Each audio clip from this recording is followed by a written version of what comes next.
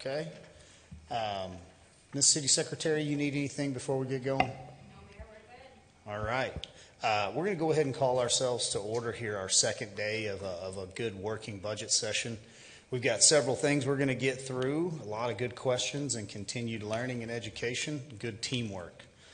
Before we do that, I'm going to hand it over to Councilman Prescott and ask if he'd go ahead and pray us up. You bet. Thank you. Everybody bow your heads. Dear Lord, just lift us up, give us wisdom, discernment, give us strength. Let us remember why we're here and who we're here for, and it's for your glory. Lift up this city. Let it be all it can be. Give us bounty to build this city the best it can be. Be with these council members and the mayor and all of the staff and all the people from the lowest level in the city to the highest. Just bless them today, keep them safe, and just thank you for your son who died on the cross for our sins and gives us this ability to live like we do. In your name we pray. Amen. Amen. Amen. Thank you, sir. Appreciate that. I'm going to go ahead and hand it back over to Mr. Path. If you guys want to take off running, we'll try to keep up today. All right, well, City Council and Mayor, we appreciate you all for being here today. And I know Councilor Simpson is going to join us here shortly, and but we'll go ahead and get started. And I'm going to turn it right over to Ms. Storrs and her team. All right, good morning, Mayor and Council. We have about 3 departments that were on our schedule for yesterday that we're going to wrap up real quick this morning, and then we'll start kind of on our schedule for day 2. So first off, we wanted to talk in a little bit more detail about My Amarillo. It's something that we touched on several times yesterday, but if you want to turn in your budget books to page 290, we will start there. As a reminder, the My Amarillo fund it's not a new thing. It has been historically referred to as 311. It started a few years ago, and it was housed inside of our utility billing department. So it started out really as a robust call center for our utility customers, and then they continued to expand and add departments to it. And so they have grown quite a bit over the last few years, and now are supporting enough departments that we really feel it would be time to pull this out and let it function as a separate internal service department. So as we look through at page 290, you're going to see that there are revenues coming in of $2.1 million. So the departments that they're supporting, the vast majority at this point in time is going still back to water and sewer by supporting our utility bill services. Of that $2.1 million, about $1.5 million of that is remaining with our utility billing group, so through our water and sewer fund. The rest of it is going through our general fund, and the total on that, if you'll give me just a second, is a little over $500,000. So it's about $570,000 are being charged to the general fund. The departments that they're currently supporting through the general fund is they are supporting animal management and welfare calls. They're working on city marshal calls. They are doing planning. They're doing vital statistics. They're doing streets. And they're doing traffic and also solid waste.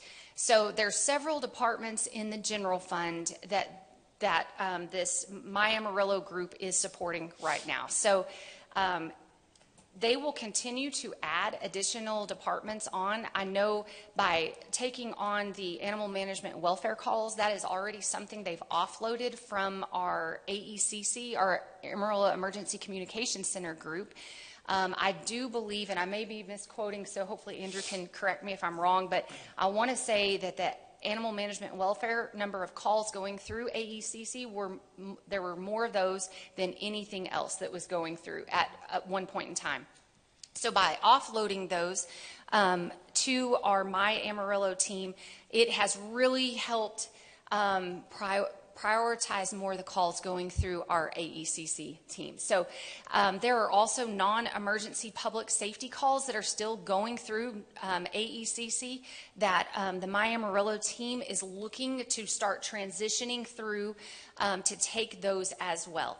We'll be talking about AECC tomorrow morning, actually, as part of our public safety team. And I do know that historically they have struggled to fill all of their positions, which has put strain on the employees that they do have, causing them to work significant overtime at certain points in time. So we're hoping to bring some balance to that team, and then also create somewhat of maybe a ladder into those positions. So Jennifer Gonzalez is the one that's running our My Amarillo team, and she's got kind of progressive steps within that call center operation. So, you know, more entry-level call center takers that do more of the basic inquiries, all the way up to they will eventually be able to promote into more of a public safety type role. So where they're handling more of those public safety calls that require a different type of background check, different kind of handling. Actually, they have to be in a locked area, which Jerry and his team facilitated through the building of the new city hall. And then, but they will still be at levels that are lower than what our team is over at AECC. So eventually, those could be feeder positions into our AECC team. And so we're hoping to kind of create, you know, maybe a career path for call takers in our organization, which might help with recruitment and retainment. So that's kind of, you know, a longer term thought process on this. But as I mentioned, they are handling quite a few general fund calls at this point in time. At this point, they have several employees. They have, let's see here, they have about 18 employees, and they're looking to add several more as they continue to build out this group. They actually have about, they have 14 new positions that they're looking at. And those are listed on page 292. So they've got a couple of informational service assistants, several, they're called 311 call center agents, so they're My Amarillo call agents, so those would be more of the entry-level positions. We have 1 lead position and 2 lead training coordinator positions. And as you can imagine, training is vitally important in these areas. As they work to onboard departments, they sit down with those departments and they go through what kind of calls do you get? What's the basic information that you share with people? If someone asks this, how do we respond? It kind of creates a flow chart of how the information is relayed back to our citizens. So as they are working with departments, they're bringing those calls over into the call center area, which is freeing up some time in our departments that they're helping with to allow their employees to work on more specialized calls or on other items needed in those departments. So what we've seen is at this point is in some of our departments that have had some of the call volumes offloaded on, they've been able to either repurpose those employees to do higher level tasks or get to certain amounts of work that have not been able to be addressed historically. So I think we've had some really good results with this My Amarillo team. I am going to just quickly throw it over to Rich to maybe talk about some of the other future visions. We are hoping to at some point have where citizens can submit maybe online information and process that through our My Amarillo team that then essentially creates work orders and goes out to the departments, and then the departments work it, and then it comes back through and communicates to the citizens the progress on that. Rich, do you want to touch on that a little bit? Sure. So, excuse me, our approach is very corporate in the way. So you can think of My Amarillo as it's a call center for the city. That's important for a couple of reasons. One, we have standard software now, so we have call center software that's allowing us to collect the data. So we're in the process now of pulling that data together, so we'll be able to report to council what people are what they're asking about. Same for Emma. It's all the same, so we can pull that back in data and start to see what people are interested in. Full transparency, we had to take a step back. You know, we looked at an app. I, in my youth at the city, underestimated how manual things were. I learned very quickly that to fill the pothole at the time took 9 pieces of paper and 4 trips. That has all been modernized now, so now that we're rolling out a work order system, we can actually start to do these things in an automated fashion. We're working right now not only with the website to be able to have citizens report issues, but to do the same thing with Emma, so you could tell Emma about something, and on the back end she can open a ticket that they can track. So you're going to see now that we've got the automation pieces going in for each of the departments, we have something that we can tie to, that we can actually start to automate some of these functions and make it easier for people to interface with us. I do have one question. Yes, sir. When we're looking at this with the new positions that are being added, okay, in this case, 410,000, is that already in as far as the salaries? Where Yes. it shows the 1,040,000? Yes, That's that is- already built into that. Yes, so it is built in, yes, on the 1,040,000, yes, it's all built in there on these numbers you're seeing. And so Okay. the way our internal service funds work for the most part is we gather stats based on actual volumes, and then or actual uses, maybe in an IT standpoint, and then we charge a future budget out to departments based on that allocation. So keep in mind, as they're adding positions, we're allocating out to the departments that they're supporting right now. That will change as we go into next year and then the year after, because as they bring more and more departments on, these allocations are going to start looking a little bit different. So right now, utility billing through the water and sewer fund is still holding the lion's share of this. I think they always will probably hold the lion's share of the cost of the call center. However, we'll start to see these allocations change as we walk forward, and these new positions will start supporting new departments as we onboard them in this new year. Yeah, and that's data-based, so we know Yes. what every call is and what the subject matter is. The same for every question that gets asked of Emma, so we can make data-based decisions and actually allocate cost based on the actual data. Yes. Are there, okay, So, just a couple on my end. Total employees under Miss Jennifer right now, utility billing. okay, give me just a second. That would be back in the utilities section. Give me just a second. And then we're adding this department underneath her, correct? This has been under her historically, so she's been managing it. She's on page 424. She's got almost 60 employees plus her vital statistics group plus this group. So Okay, and we'll just keep vital stats out, kind of separate, but then under the current 60, how many are we transferring into this new department? So the 60 are what would remain, and so right now there is 18 and we're adding, so there would be about 4 that have added. We have shared positions out of the utility billing office to support the call center at this point in time. And so by pulling these out, we need to ensure that we have dedicated positions that are not multi-purposing and being paid for out of the water and sewer fund. And for clarification, it's actually not a new department, it's just a new fund. And so we currently have existing 18 employees that she currently supervises in the My Amarillo department. We're requesting additional employees to that department and putting into its own fund. So I think maybe that's where I need a little clarification. You're requesting an additional 4 employees and taking the existing 14 that she has?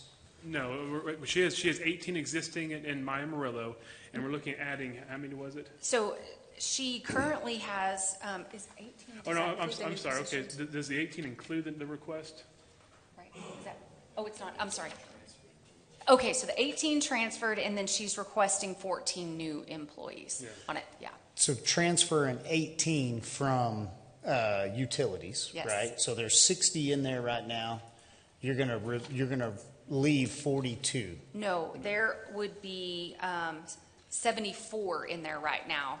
And this budget is built where 58 and a half would, I'm sorry, 61 would remain with Jennifer and in utility billing, and then the 14 would come out. 18. The 18 plus the new 14 would come out. So my Amarillo will have 32 employees, is that right, when fully staffed? Yes, at this point, yes. Okay, and it's going to do lots of different things, but eventually it's going to get to the point to where, you know, you're going to call the council, hey, I've got a problem, this trash can, no problem. Get on your app, go ahead and shoot a photo in, it'll create a work order. I'll send you the link right now. Versus, okay, go ahead and send me the email. I'll send it to the city manager.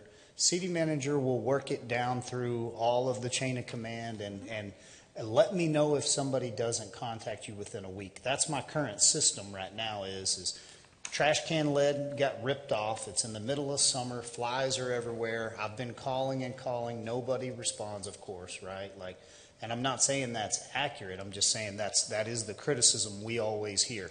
I've called, nobody calls me back. I couldn't get through. I tried to send the email, whatever it is. But then they get one of the council on the phone, and we get a great response from Grayson. So Grayson gets the email. I don't know how many you take on average per day with all 5 of us, but I bet I average 3 or 4 requests a day just in normal day-to-day usage. So this would get me to where I'd have a new system. I wouldn't push it to Grayson at all. I would send the link. They would download the app, and You just go to the website, the web page, and they would get a ticket number. And you can even today actually refer them to My Amarillo, and then our agents will open the work order, and then you're tracking a work order rather than having to send an email. do we have the ability to do all that currently right now, or are we still in the process of like, well, this department's not set up, so you'd have to know maybe that one, you know, they couldn't do on the website, but this one they could? That's it exactly. So we're transitioning departments over to My Amarillo as we speak. And that's why you're seeing them grow, because as we grow, we just keep taking more calls as we absorb more departments. When do you think you'll have this, like, everything integrated to it and ready to go? Come to the microphone. Just, there we go. We're averaging about 4 departments per year. If there's a smaller department that we can onboard, then we can do 5. We've just seen that the smaller numbers that we can onboard per year gives that quality in customer service that we need, instead of onboarding multiple departments, you know, every couple of months. So. Okay.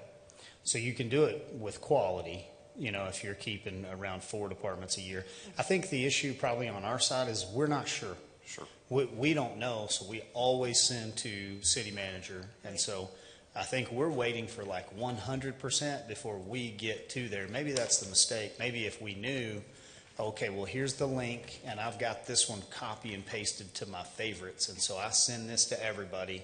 Go through the link. If you don't get a response, you don't get, you know, service by so-and-so or whatever the expected turnaround time is, send me an email. Could be my new kind of MO. Right now it's not. And I had a nice lady yesterday. She's like, look, I'm 88 years old. I am going to go down and print these photos, and I'm going to mail them to City Hall. And I'm like, great. As soon as they get here, I'll walk them into Grayson's office for you. And she's like, that's fantastic. It's been months, and I haven't gotten any response. I call and so on and so forth. So those are the things in that customer service pillar that we could really accomplish with some of these things. But like, how many departments should we be pushing through the link? Can I weigh in here real quickly? So the approach was really by call volume. So if you think about over 80% of our calls are related to water and sewer. So that's where we started. That's why we went after Public Works first. We can absolutely get you, like the council, the list of all the departments that are supported by My Amarillo right now. And bear in mind, that's kind of a multi-pronged approach. Emma's fantastic for quick answers. There's still a lot of people in Amarillo that aren't going to use her. They want to talk to a human being, and we're Amarillo, so we're always going to have a human available. So we have the call center agents, but then we also have the ability to chat. So I think from here, what we probably need to do is make sure the council is aware of everything that is supported, and I think you'll find that's almost 80% of our calls can flow through Amarillo based on the volume. And council too, if you like, if you turn to page 289, you're going to see statistics on the number of calls that My Amarillo is currently taking. And so you'll see there, just in utility billing alone, there's 145,000 calls estimated this year. So that's just utility billing. And so you go down the list from there. So looking at, obviously, one, improving the time on that, but also taking on more calls from our departments. So they're taking on a lion's share of the calls that we do. And so I think, for one thing, they're saving your phones a lot. And so I know you guys get a lot of calls, but I think they're taking a lot of it off of department heads and the council. And we could certainly work through kind of a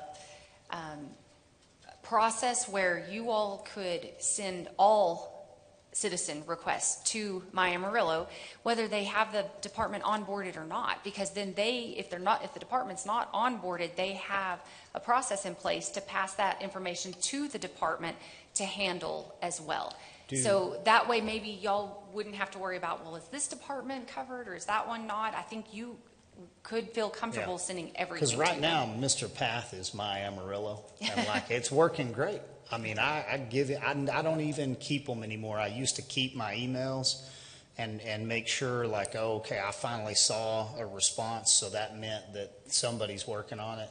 I delete them right now, and I see things that fire back and forth within the day. So I think our customer service and that type of response is great. Do you guys use My Amarillo? Like, when I send you the email, do you send it to My Amarillo, or do y'all upload it? Do you want to start doing that? Is that the goal? Like, should we have a department where no matter who we reached out to, it ends up going through that? The intent is for it being front-facing for the citizens, and so they're set up to help our citizens and visitors to our community. Knowing once it gets to my office, I don't send it through My Amarillo. I just send it straight to the department. Department head. But no, again, they too take a big load off of my email, y'all's emails, and so. But yeah, I don't send it back through their office. Would we have the ability, Rich, if you update council as kind of a new protocol and we understand more of like, okay, we've got My Amarillo ready to go, we're going to use it more. So would we have the ability to start, and I just copy Grayson, so he's not the proactive one, it would just go to My Amarillo. Would it feed back? Does it automatically feed back to where we would see, oh, there, that work order's been generated?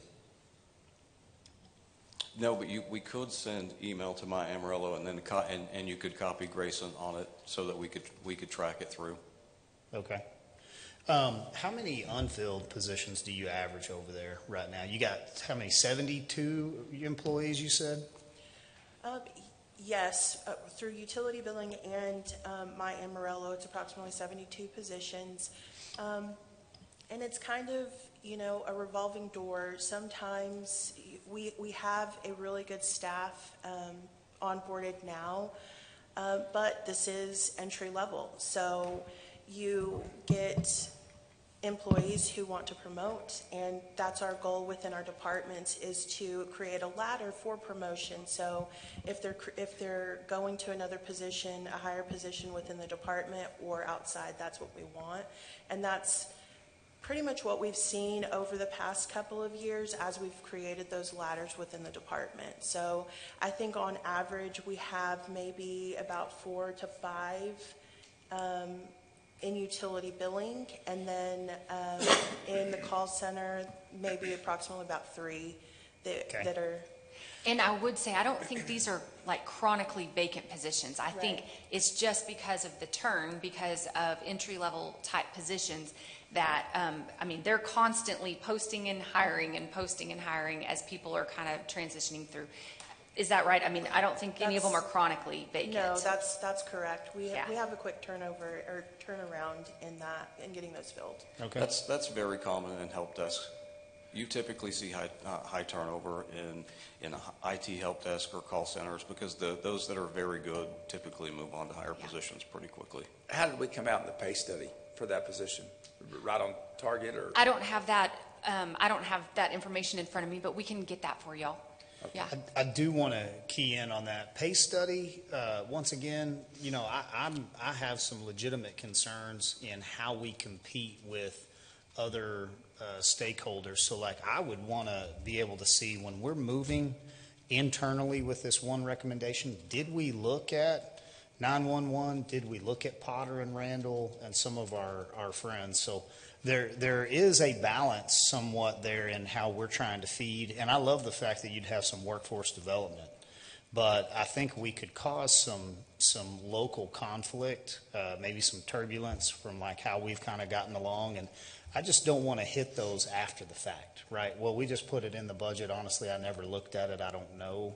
And then be sitting down with the judge and saying, oh, I do see that issue. So the pay study, not to get on top of that issue, but I think that would be something that maybe tomorrow afternoon we would want to be able to come back to.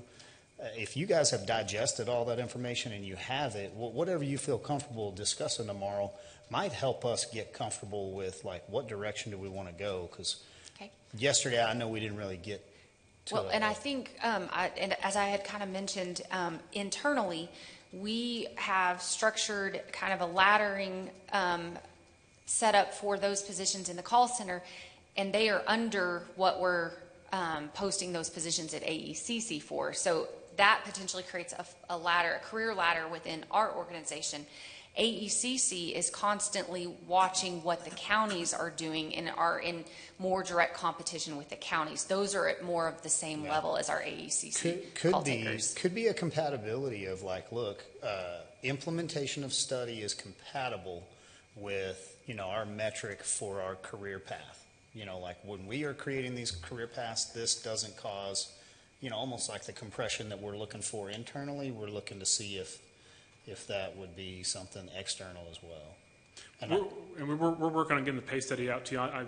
Andrew's working on packaging that to get to y'all, so we'll get it out to y'all as soon as possible. If there's time tomorrow, we can talk about it, but we can answer questions and go from there. So I don't want, Miss Jen, I don't want you to think that we don't like this or that I, you know, am opposed to it in any way. I think what I'm looking for is a breakdown on you currently have, and I want to make sure I'm understanding this right, you currently have 18 employees that are positions that are either filled or unfilled, average 3-4 of them unfilled. You're going to transition them into the My Amarillo role. Then you're wanting to add 14 more. So in discussions as we move forward tomorrow, can you, if we get tight on the budget, can you phase into this over the next 2 years? Like, why put 14 positions in if we don't have them fillable, and then not be able to look at a competitive raise or whatever other item that we're trying to prioritize? So, like, can you add 7 or 8, and then next year add another 7 or 8? How quickly would you anticipate being able to spin this up? And if you're adding 4 departments a year, you know, it just seems like a heavy ask for the 14 employees. Yes, and we can certainly work on a phased approach. We'll work on that and get that back to you guys. Does that sound like something you'd be able to work with? I would look to you as the one that would know the best. So what we don't want to do is set you up and then know like we didn't give her what she needs to be successful. Right. No, I think that definitely we can look at a phased approach. I think this is new to everybody. You know, this is created just from the ground up, and so we're still working through some of those things, adding software that we need to not only help the production within the department, but to help that expand the operation through the entire city. So those numbers for a year may change, you know, just depending on how we see all of the things line out, and more employees in there with more trainers in there.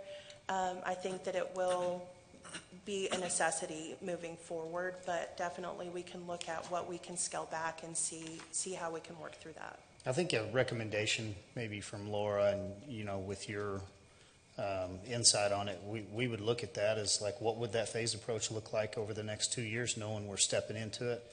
And then the other thing that I would ask Ms. Laura would be, is this an out-of-pocket in addition to existing budget of 410,000, or is it in addition to of 2.1 million?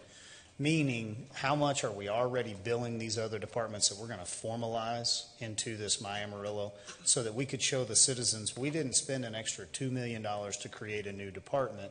We spent $410,000 by adding 14 positions that'll increase customer service. Yes, absolutely. And I can get kind of the breakdown of what came out of utility billing. All the charges to the general fund would be new. So that's about $500,000. But we can get the breakdown of what came out of utility billing versus what's going back to it, and what that looks like with the full ask and at a phased ask. So we'll work on that information. Councilman, nothing? Any other questions? Okay, thank you guys. Appreciate you, ma'am. All right. Thank you, Jennifer. Okay, so moving on, we're going to go to Civic Center next. And so if you let's turn to page 297 in your books and kind of start looking at the Civic Center departments.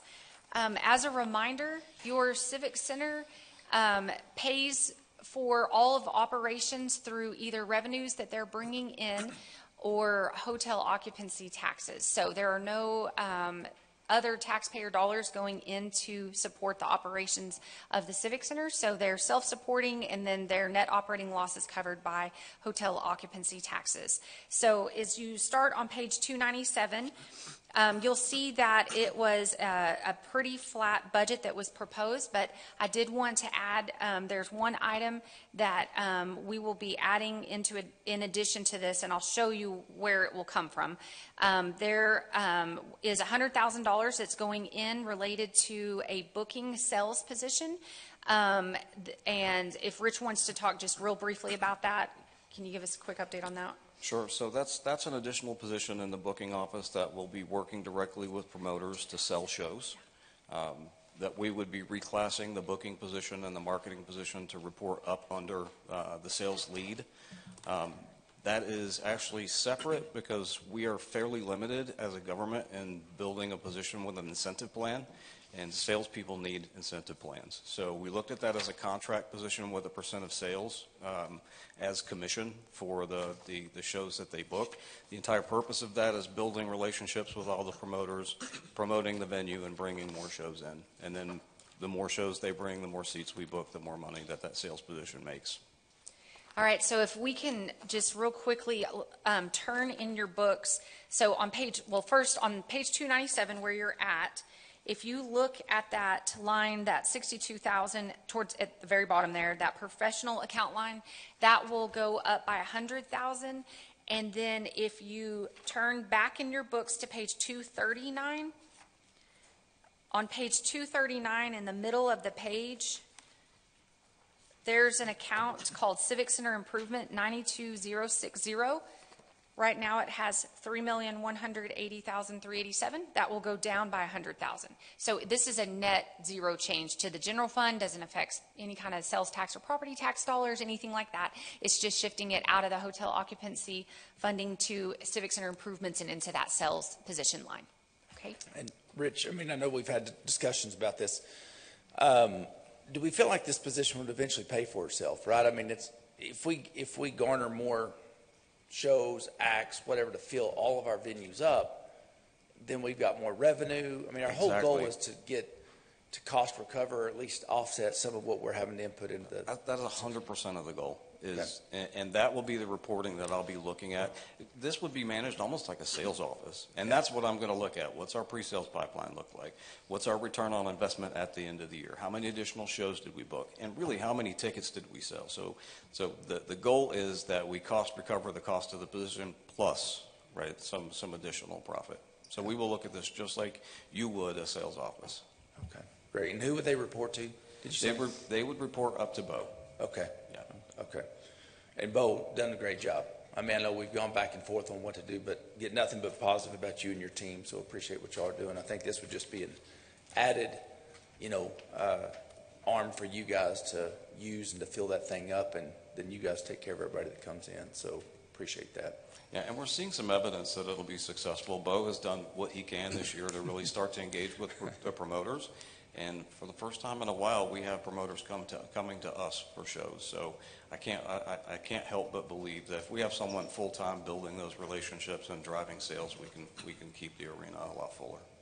Can we take the microphone for a minute and let you kind of cast the vision? Because I want to make sure we really get it. So, like, what is this individual going to look like? What are they really going to do? How much are they going to be a deal maker versus just a salesperson? Like, are they just going around all over the nation, like, hey, come to Amarillo? Or are they actually intricate in, well, we can make a better deal than that. Let us work with you on the concession issue or whatever.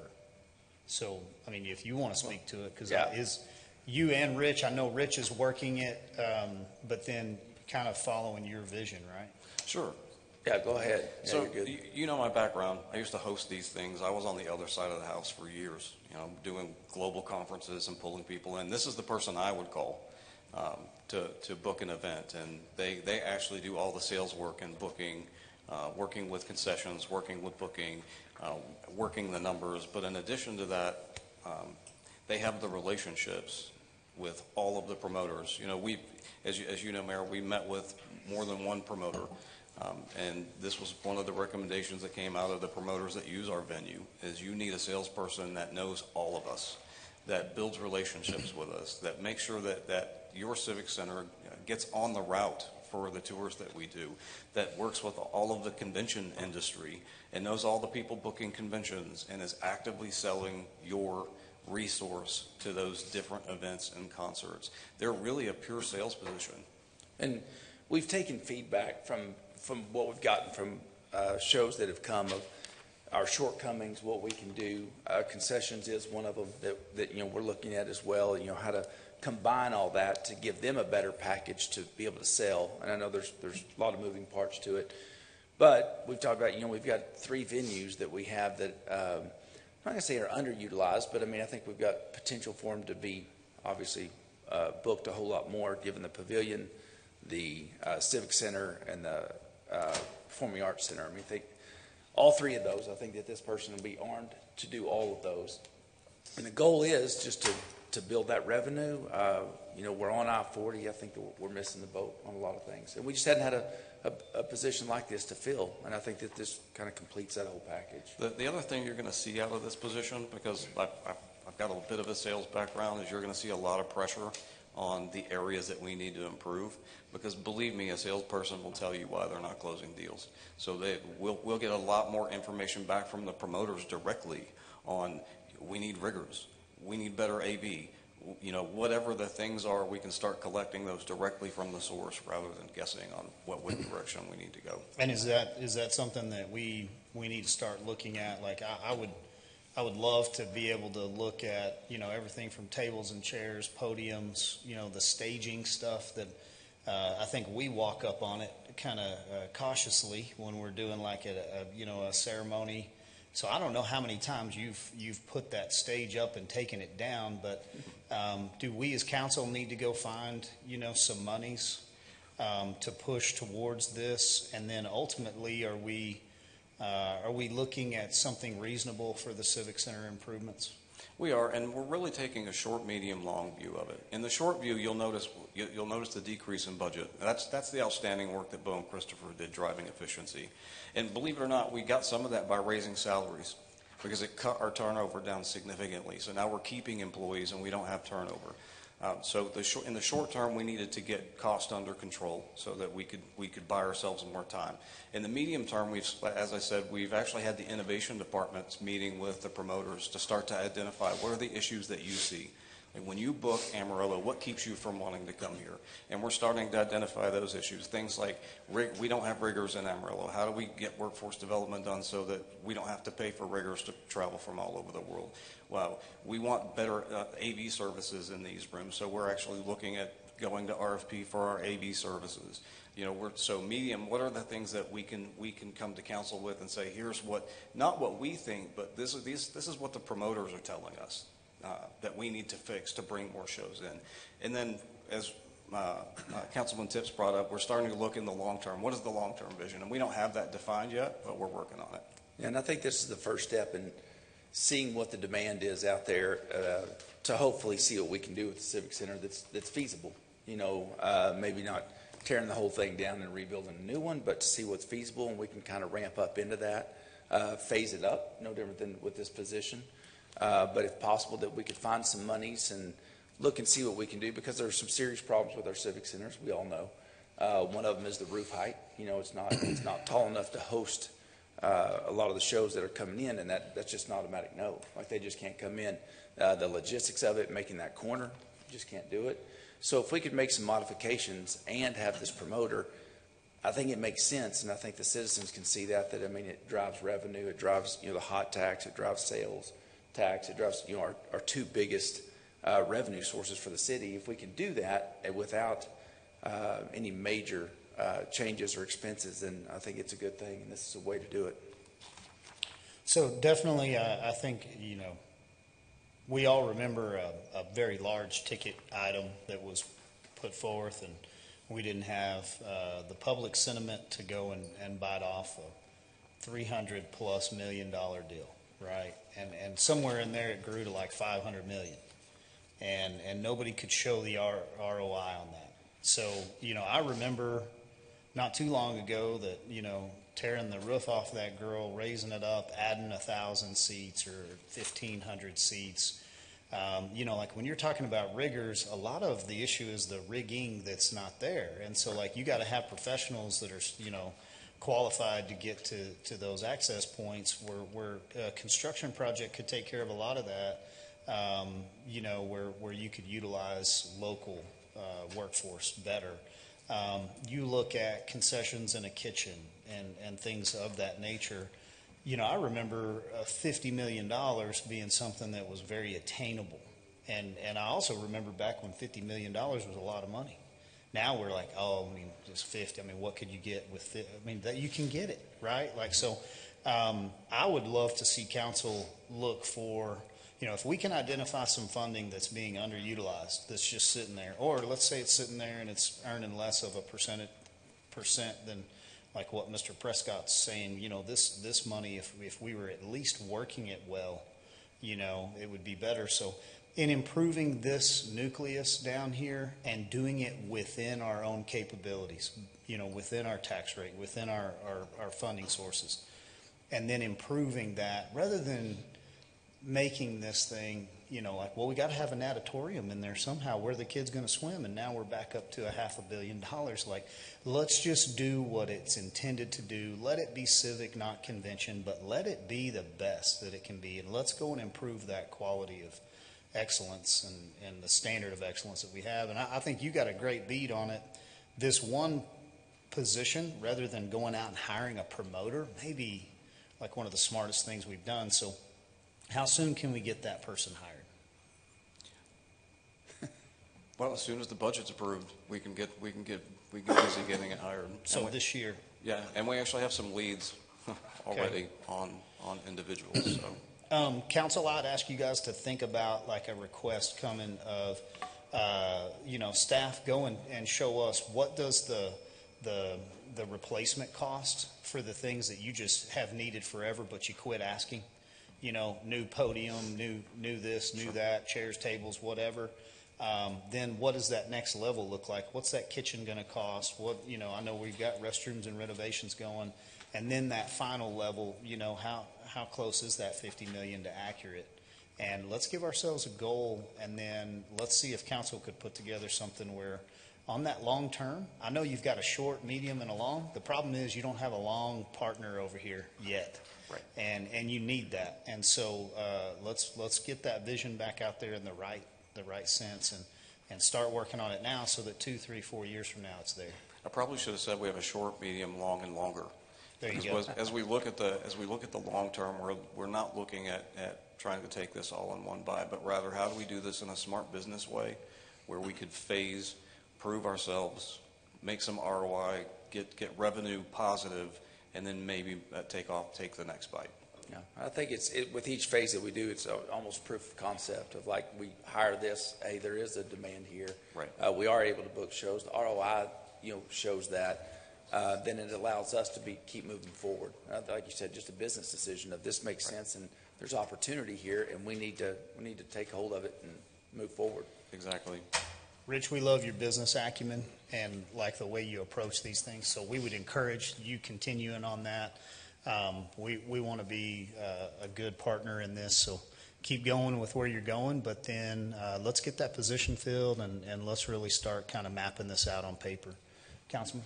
I've got just a clarification on the financials. So when we have Civic Center Administration, the 676, 670, is that a loss? What page are you on? 297 at the very top.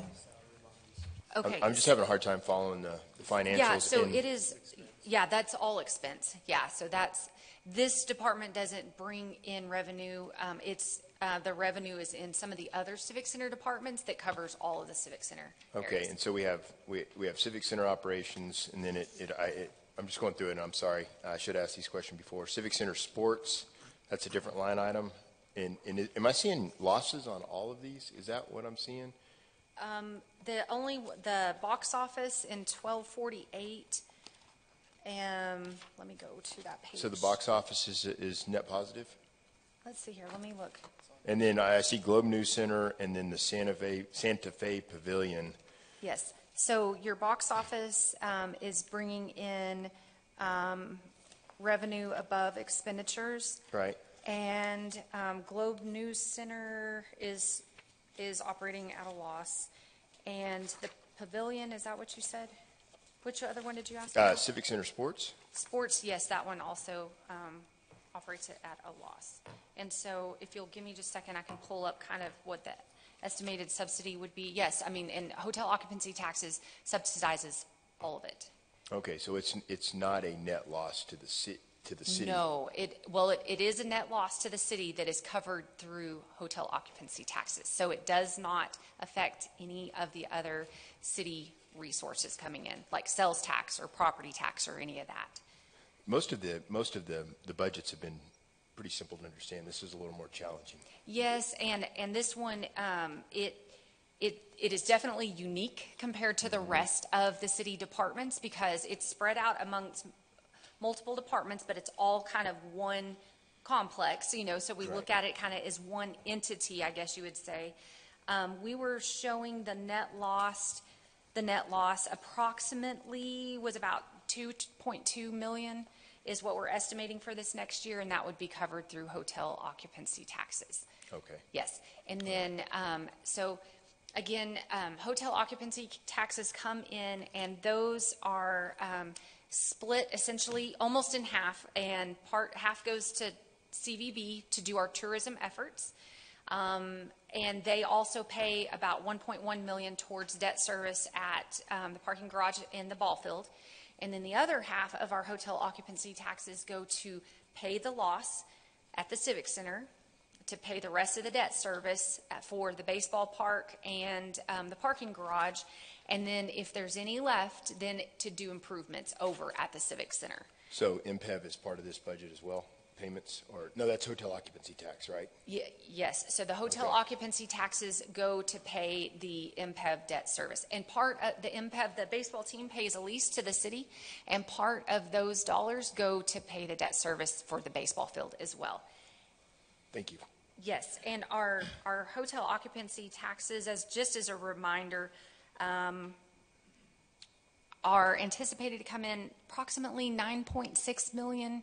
So yes, this 2.2 estimated loss for Civic Center is a large number, but we have pretty significant hotel occupancy tax collections. And also keep in mind, on the Civic Center, we do budget it very conservatively. So we budget as if all positions are filled all year long. That is not historically how that works. There's turnover, there's vacancies for maybe a few months. So we normally come in under, but we want to kind of budget kind of worst case scenario. If they spend every last penny and this is the only revenue that they collect, this is how much hotel occupancy tax will need to cover it. So we don't want to overcommit what we think can be done as improvements over at the Civic Center. So it normally comes in less than that, and then those dollars are recaptured in the next year to help do improvements at the Civic Center. Okay. Rich, I have just one question. Is the overall goal obviously to be net neutral? Yes, sir. Yes, because the other thing that we didn't even touch on, and we track through the CVB, is the economic impact that the Civic Center brings through the events. Like the rodeo, I know is over $6 million to the community in sales tax and hotel. So you have to bear that in mind. Even if we're net neutral, the impact we're having economically, if we bring in more shows, is profound. Understand. Thank you. And I support the sales position, and it should be a 3 times multiplier. Exactly. At least. Every position we bring in should be at 3 times what their salary, at a minimum. So, thank you. One final remark on this position. Is this position set up in a way where, we've got a base salary plus commission? That's it, exactly. Okay, because if you're looking at it, I mean, you really need 2 to 3 million in sales. So if I'm your salesperson and I'm making $100,000 a year plus 10%, right? I mean, I may bring home 130, and now we've gone from a net loss to a net neutral. Because your overhead is your overhead. The budget is the budget right now. And I mean, I know that's not exactly the way it is, but like your COGS are a separate item for these events anyway. When you're really talking booking and fees, like this sounds like a lot of money in $2 million, but that's a really small goal for a salesperson. I mean, I don't know how long we would fill that position if they can't sell $2-3 million worth of additional bookings every year. So I think it's a very attainable goal, but I don't know what the percentage is, but I would hope it's large enough that they're tied to that overall profit line. Yeah, we'll definitely time. We're still working out the sales structure. Typically, you have accelerators based on attainment. So at 100%, it's a certain percent. But if you hit 200% of your goals, then you make more money. I'm a real believer in incentive-based work. So I think that will drive multiplication of. Great. Anything else, Council? Ms. All Stoles? right. If you'll turn now to page 310, we're going to go through the library department. So our library team actually, they brought in almost a completely flat budget. Actually, it went down just slightly, and I think it's because some of the electricity costs, no, I'm sorry, the natural gas costs came in and a little bit lower than what we were anticipating. So that is great. No changes on library. Next, we will turn to page 316 and start going through all of our Parks and Rec departments. Can I ask a question real quick Yes, on the library? Have Yes, we sir. looked at any, especially down, who's our library person? Back How here, are you? Amanda Hello. Barrera. Hi, Amanda. Have we looked at any co-working spaces? We have a deficit in the city of co-working spaces. I know that it's fantastic co-working space. We have all this activity getting ready to occur with Fermi and all the folks coming in. They're going to need office space. Have we looked at creating co-working spaces for folks at the libraries? It really depends on the number of participants, because we do offer space within the Harrington Library Consortium that's available for for-profit groups. Most of our meeting space in the library system is for nonprofit groups or community groups only. But we do have the option in HLC for people to rent out the space to. There's an office space, there's a small conference room, and then there's a larger meeting room that are available. Mm-hmm. And it's by hourly or daily rate, depending on the needs of the renter. I would hope we would look at that as we move forward as a revenue source for the libraries. We're heating and cooling them. We have internet there. It's a very, very quick fix that could be beneficial. Council. If you were gonna give a vision on that, like, do you have any experience in that of kind of like what you would want and room size? Like, I think it's more just if you've been to a WeWork or any of those places in other cities, we have a very big deficit of that here, and there's folks constantly looking. We lost our spots downtown, and there's going to be a lot of firms coming in, especially as people are working downtown that want a space. Meeting spaces.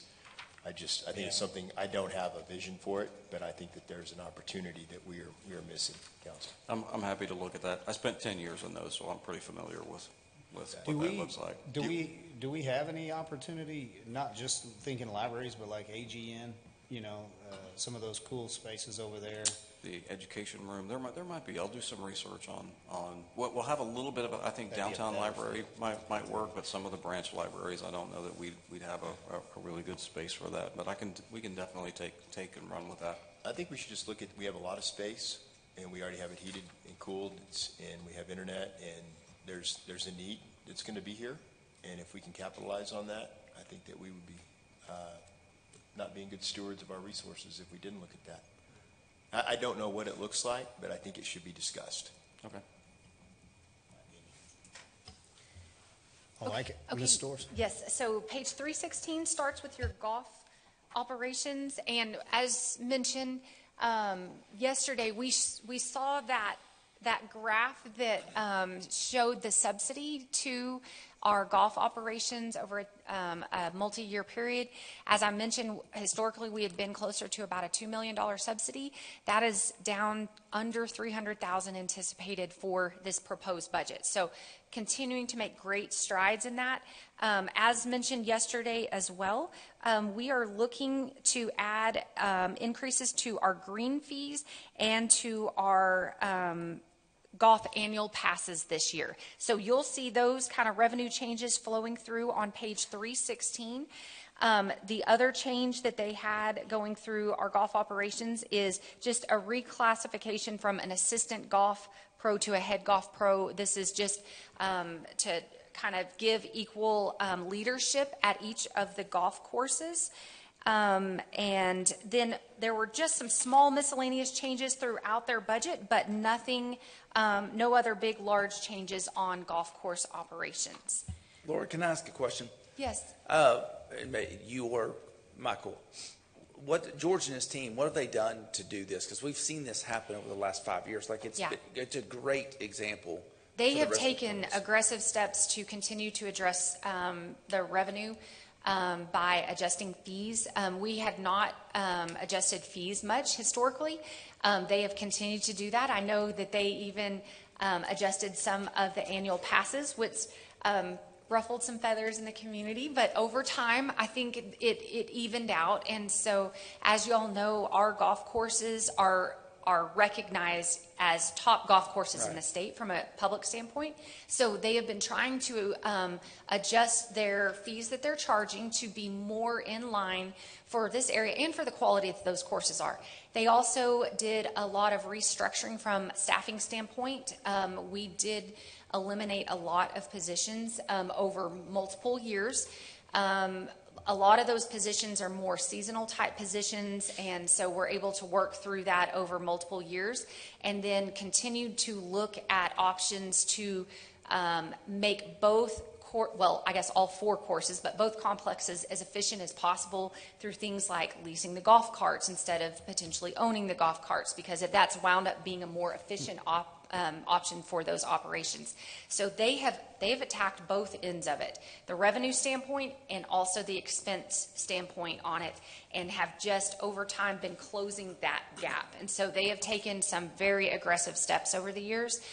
Some have been very painful at times, but as you can see, we're in a much better spot as far as subsidizing it from either property taxes or sales taxes. So yeah, that team's done an excellent job. Yeah, they've done a great job. And I guess like the pay study, I mean, we look at that as well. Yes. As far as, Yes, they are part of that group that was looked at through the pay study as well. Yes. Yeah. Exactly. I mean, I'm not talking about employment wise. I'm just talking about like green fees. Like you said, I mean, we've I see what adjusted you're it, to charge the correct amount. I see. Yeah. Like you said, they've gotten a lot of notoriety lately. That, yes. These are some of the top municipal courses we have. Yes. So are we in that sweet spot? I mean, yes, and they're constantly looking at that because it's a little tricky because we may not be in direct competition, obviously, with some of the other premier courses in the state that might be in some of the Metroplex areas because we're kind of up here in a different area. So they certainly take that into consideration, along with it is a little bit tricky to find apples to apples comparison. We do have some private clubs here locally, and I do know that they keep a pulse on that, but it's a very different revenue model than what ours is. Then if you look at the public courses in our area as well, that's a little bit different because the quality may vary greatly. So they're looking at all of those factors and taking all of it into consideration. So, and I think they have tested the waters a little bit in prior years and have seen people pull back. And then as they got used to it, start coming back on. I will say, I think COVID was one of the best things that happened for golf. It renewed, I think, a lot of enthusiasm in that sport. And then they've also done things like happy hour pricing, you know, so the times of day where maybe you weren't getting a lot of tee times, encouraging maybe newer golfers to come out at a reduced price. That's been a huge success. And then also having the flexibility to potentially reduce some rates in some of the super cold extreme days, or maybe like other weather type events, to still encourage people to come out. Just almost thinking outside of the box a little bit has, I think, really helped boost their revenue over the years. Well, they've done a great job. I think they're a great example for the other departments to look at, like you said, attacking at both sides, efficiencies and revenue. Yes. They've done a great job. So Yes, I agree. thank you. Michael, I know we spoke about this the other day. I know we have $1 raise on the fees in the budget. What is it going to take to get to net zero? How much would it be? Is it $3? Is it $4? What is it? So if we're looking at cost recovery, we're looking at about $12 a round. We've been a little bit higher than that, and I think the caution we would use moving forward is we've seen the annual rounds of golf grow significantly. What we don't want to do is raise prices to the point where now we're pushing and going back down the hill. So I'll give an example, 18-19 we had 67,000 rounds. Last year we were at 91,000, and we're growing from there. So we're seeing significant growth in the rounds of golf. We're also seeing that happy hour program grow extensively to the point where we're having to scale it a little bit because we're starting to see some challenges on the course. So I would say we're moving very positively. I think the one thing that over the last couple years, our cost recovery was a little bit lower because we had some of those pump issues and mechanical issues on the courses. With council approving those pump stations at all the courses, we think that will actually help reduce those operating costs over the next few years, because we've been having to throw money at it over the last few years to make those repairs. So, you know, a $100,000 unexpected cost, you know, obviously has a significant impact on that cost recovery. So we're continuing to work towards it. Our goal is to get cost recovery. I think, you know, we recently bumped the prices on our deli, so beer prices went from $3 to $3.50, you know, things like that. So we're continuing to monitor our golfers and move that cost recovery in a positive trend without pushing golfers away. I think we want to be very careful there because we could go back down the hill very quickly. Mm-hmm.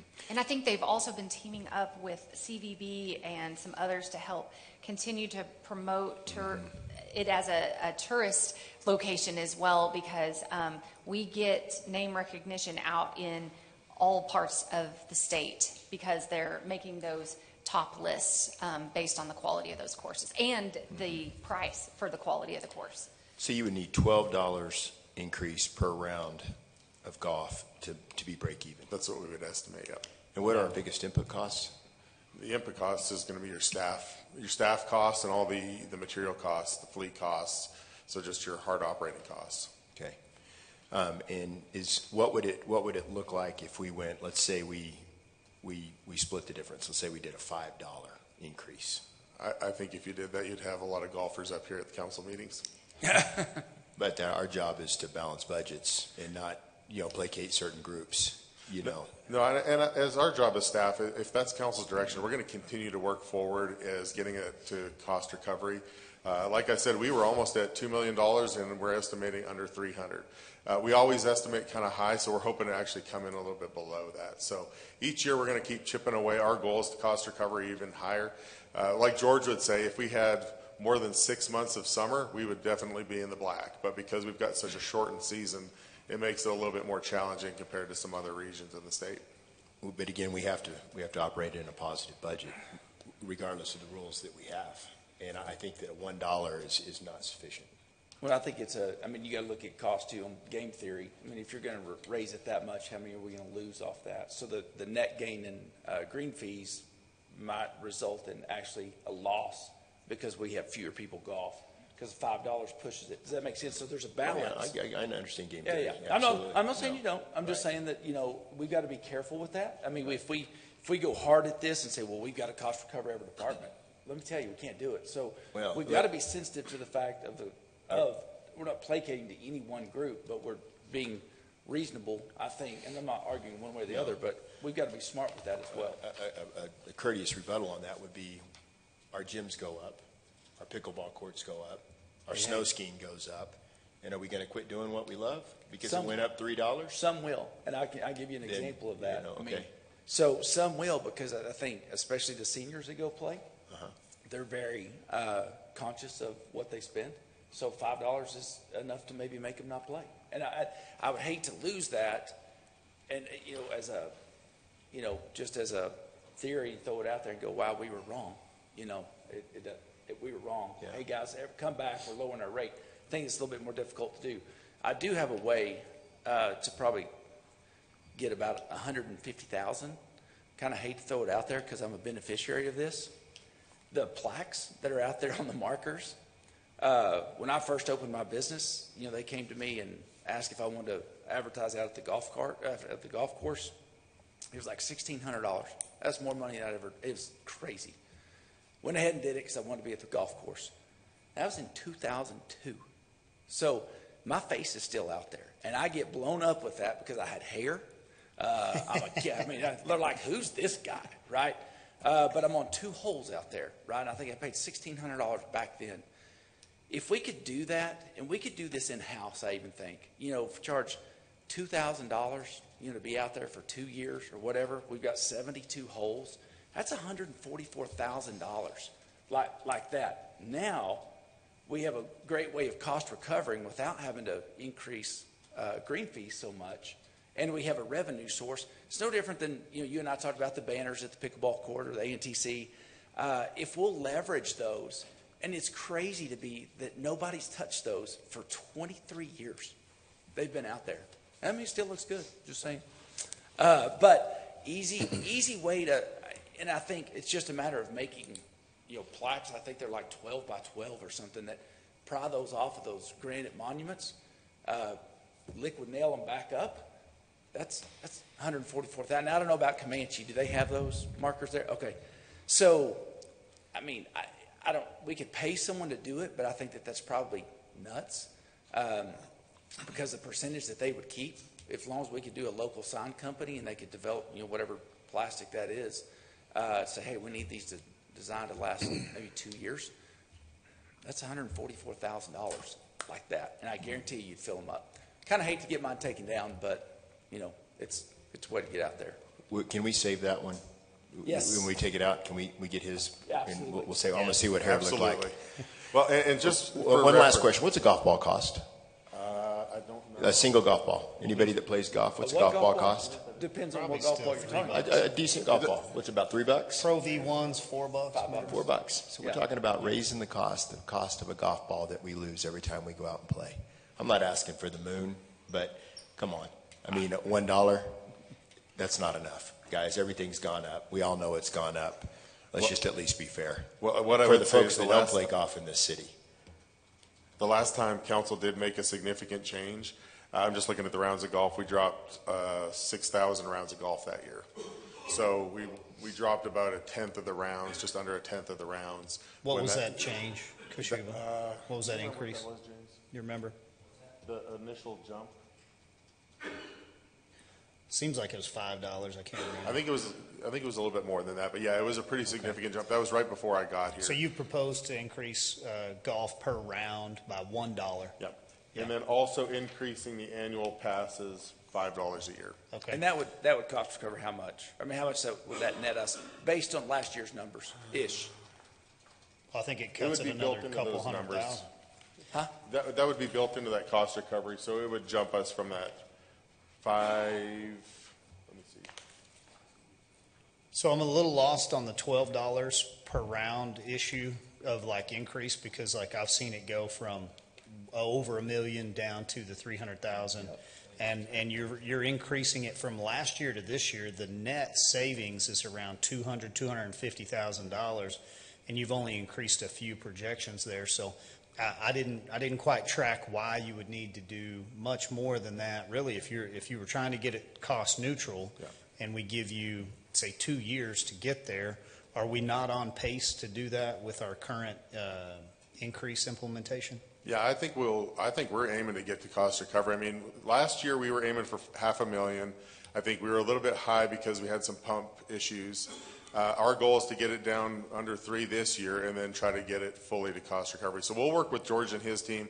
Obviously, the other thing is we generate over $1 million in charity funds each year through charity golf courses or golf events. So those don't show up on our books, but we know that different nonprofits are generating over $1 million in revenue. And I do want to give kind of the courtesy rebuttal as well. You have to look at these golf courses as assets and resources that are local to the community. So when you're bringing your company here and you have 2 of the top ranked public courses, and your average payout $60,000-$70,000 a year, and like it may be flat, but it's real pretty out there. The greens look great. The course is probably in some of its best condition that we've seen it over the past, decades. So one thing that we could do, we could partner with our golf team out there a little bit. I remember some older looking chairs, tables, and concessions that hadn't quite changed since I was probably a teenager. I think, at least the hot dogs are new, but everything else out there looks the exact same. And so, for a moderate amount of money, we could update the look, modernize some of that out there. I think the roofs got replaced not too long ago on the clubhouse.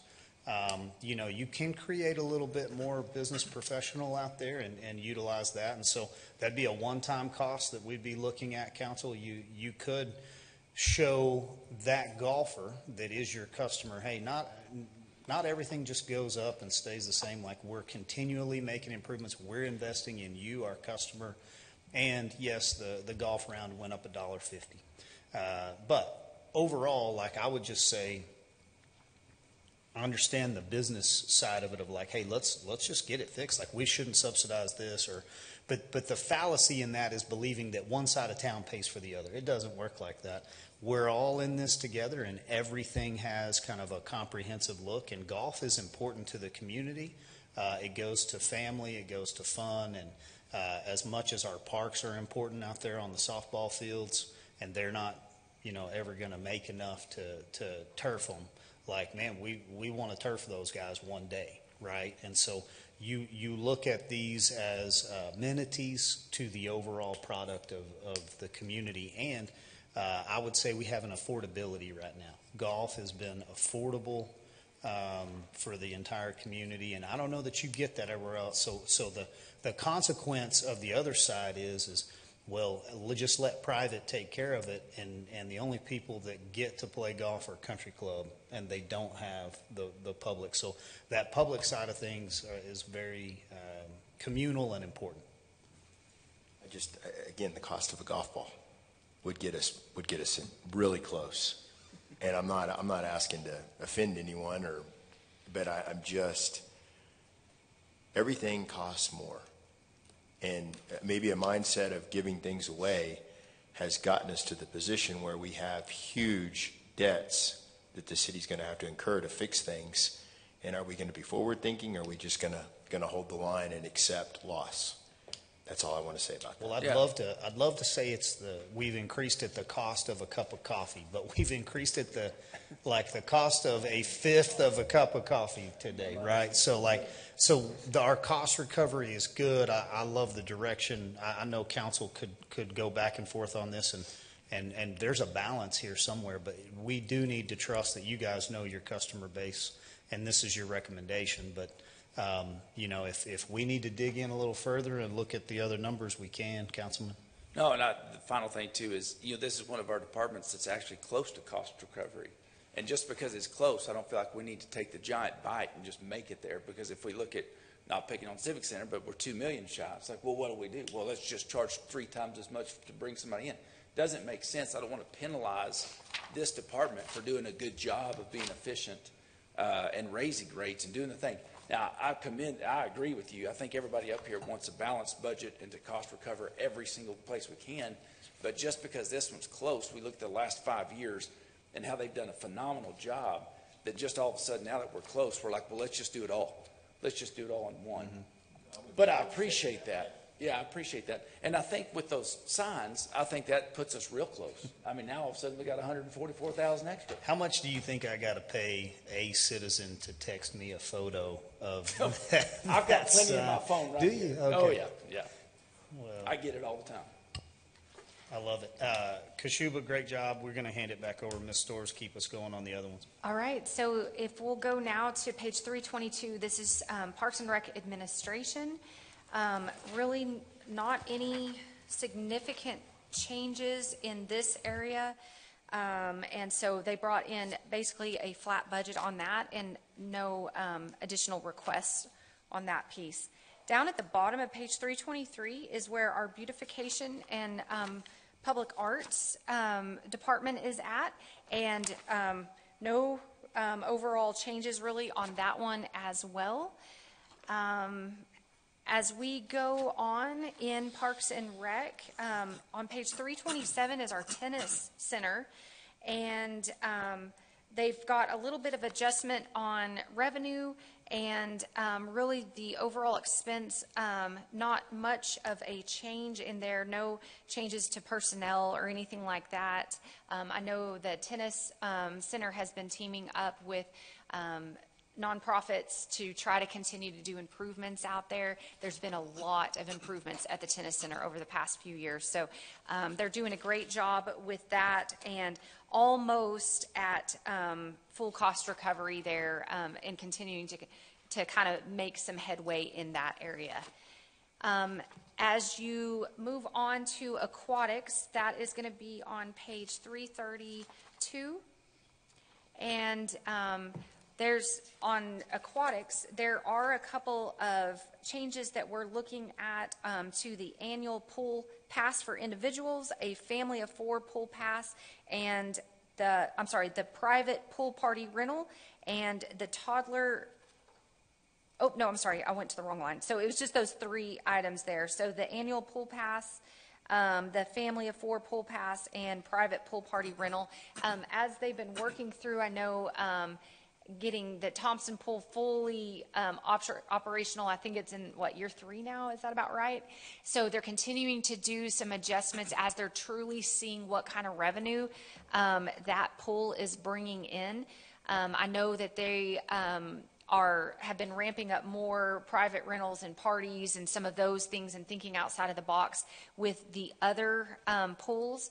I think that is something that we're going to continue to have some much needed discussions on as we go forward. Not sure that we need to in this budget year, but we will continue bringing up information about our older pools, which is our John Stiff Park, our southwest pool, and our southeast pool. Those are aging very quickly, and so we've been having to do some minor and more major repairs to keep those things functional, but we will need to be talking more about long-term strategy in the near future. But I think they've got more information that'll be coming out soon, I think, related to that. So pools, no other major changes on that, just kind of adjustments to how we're actually seeing the revenues come through. As you keep turning in your book to page 336, you're going to see your Parks and Recreation programs. In those areas, we do not have any proposed really changes for this year. Those things are in full swing right now. They are very functional in our summer months. They do function throughout the year, but on a smaller scale, but very active in our summer months as kids are out of school, and they're providing a lot of summer programming to our younger citizens.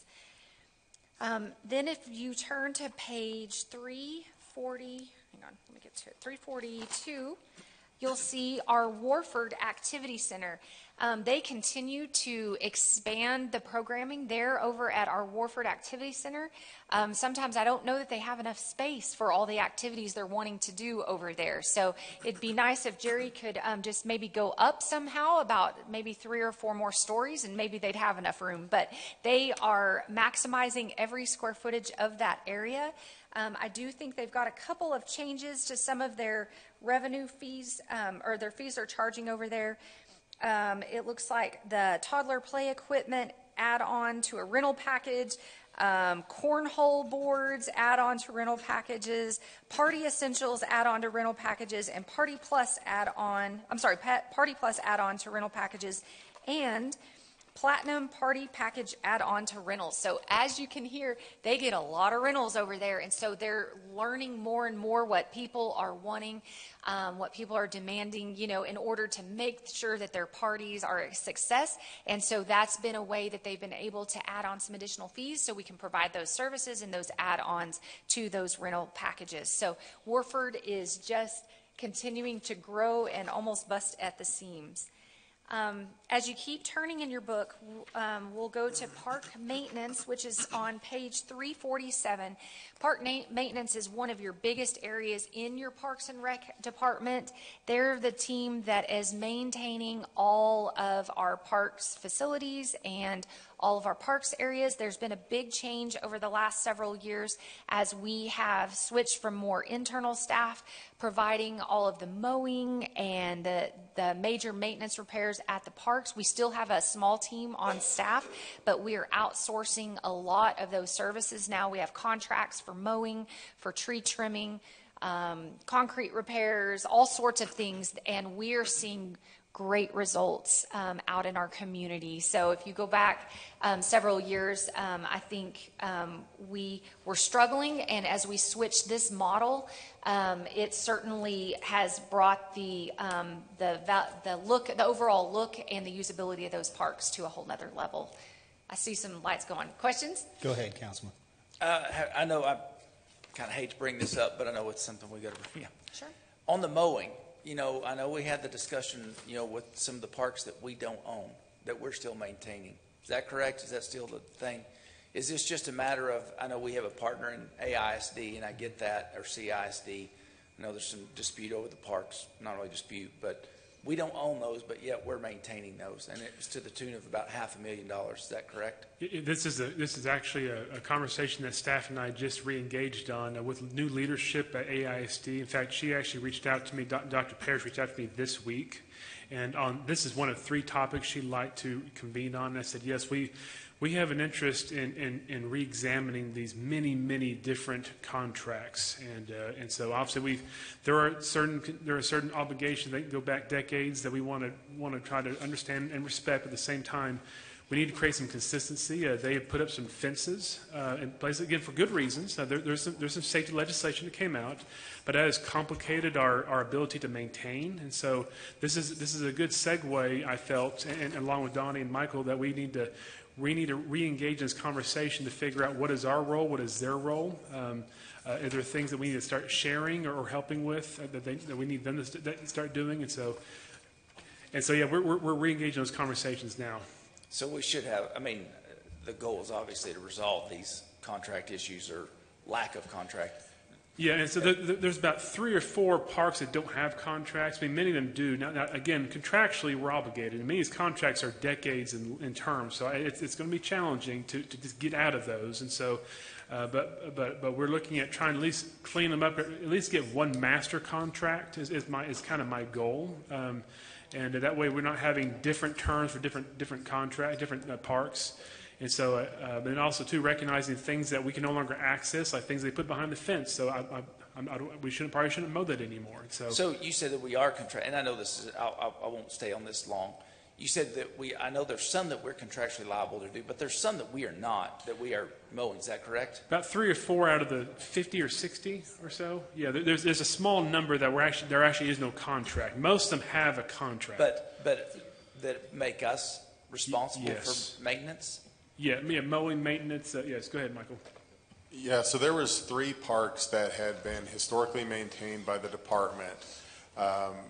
that we have no contracts in place. Now, out of being a good partner, one of the things that we wanted to do is, while we work towards a master agreement, continue to maintain those three as we work towards an end solution. So I think there are three that currently have no agreement.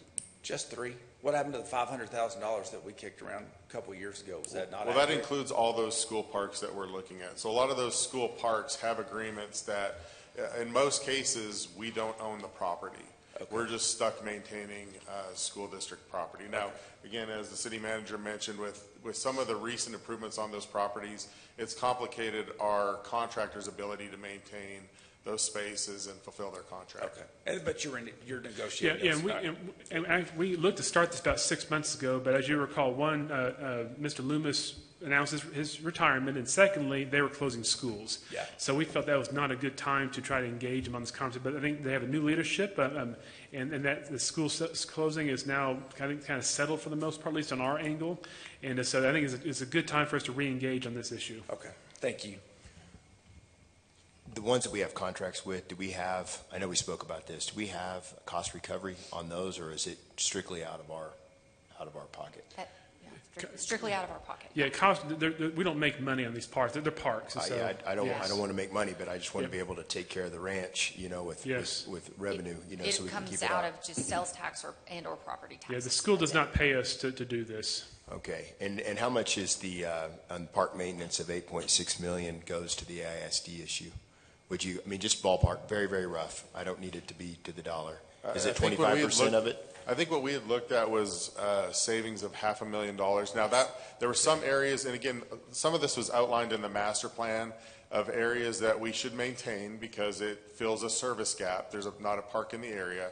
There's some where it was duplicated services, and so we should probably let that go back to the school district. And then there were some where we already owned a piece and they owned a piece, so we would continue to maintain our piece. So there's three different scenarios that were outlined in the master plan, and we based it off of that.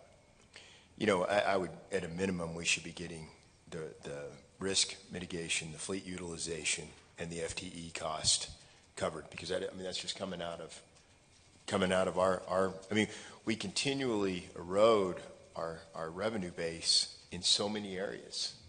And it's pennies, but pennies, a death by 1,000 cuts. And I'm running a business for 28 years. I look at this and I'm like, man, some of the issues we have, it's pretty relevant. So, thank you. And I'm not picking on you today. I hope you don't think that. Do we pick winners with tennis folks? Do we pick winners with golfers? Do we pick winners with aquatics? They all got to row in the same direction. Well, I think what we definitely are going for is relational with our AISD partner, and they say fences make good neighbors, right? Well, the fence is a good example of how we need to relate to each other. We can't just keep doing what we've been doing with no relationship because you put a fence up now. And honestly, the $500,000 estimate was 2 years ago, and things continue to deteriorate. So, the more sprinkler heads that need to be replaced, and the equipment and the age of the equipment. So you can't look at this we're just mowing their grass because we want to be friendly. You do have to look at this. This is liability. We're on their property. We're now behind a fence. What they do for a living is different than what we do. So maybe we don't have instructional videos on, elementary age children and our protocols in mowing around them. And so we have liability issues that we've got to consider. And then you also have the equipment of, if we don't own the equipment, but we're being asked to maintain it, is that an asset or a liability for us in the community? So the last thing we want to do is see somebody get hurt. And so I think without a good conversation, we're going to fall short once again in another budget cycle. I'm encouraged that we do have a good conversation, and we want to give that time. So we, as a body, we don't want to get involved until you need us involved. And I know you need an opportunity to develop the relationship, look at all options, come together as a team and a good stakeholder, community member, and then bring that back. But we definitely want to engage in that, hopefully this year. So the only major change that they're looking to do on park maintenance, and I wouldn't say major, it's minor, but they're wanting to add some utility carts that they can use to drive through the parks areas instead of driving trucks and potentially damaging the grass and, sprinkler heads and all those kind of things. So they have added that into the budget to get some utility carts to help be more efficient in their operations. So with that, let's move on to zoo. Zoo operations on page 353, zoo maintenance.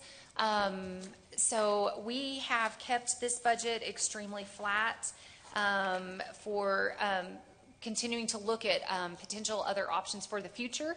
But at this point in time, we are just proposing a flat budget on zoo maintenance overall. Going on. Just real quick. Mayor, Yes, sir. did you want to sell the zoo? I couldn't remember. Man. No. So let's put that out there so that everybody that is paying attention. So the zoo is never for sale and was never for sale.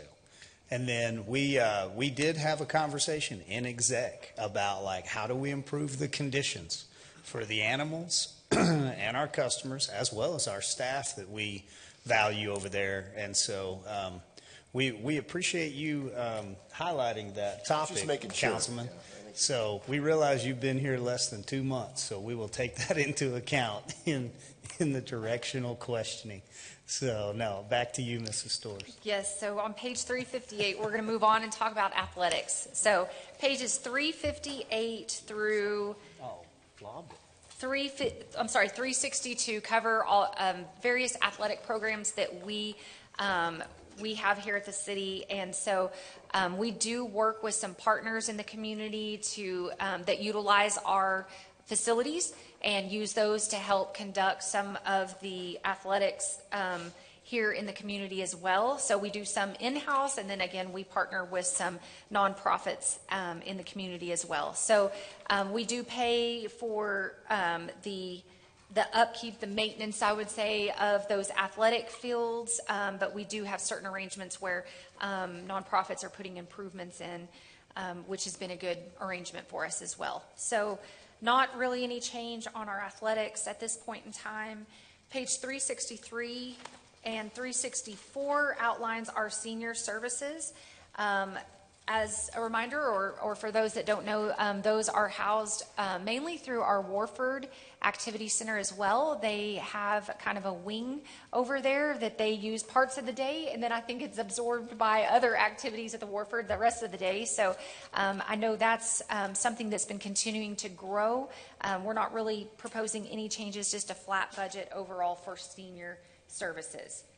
So with that, that wraps up Parks and Rec for us. So I would like to talk a little bit about, though I never will have an intention to sell the zoo, I do have an intention to promote and benefit our senior community. And so I want to highlight this budget item right here under senior services. Looks like we have $109,000 in expenditures, right? Yes, sir. So, council, you have an opportunity, I believe, over the next year to try to look to, if you look at Mr. Kashuba and what he's done with Outdoor Amarillo, and you look at the integration of kind of bringing back family events, let's say you're once a quarter, almost like a holiday type outdoor park community. When you really get to it, Amarillo is kind of at that critical point where we are a really big small town.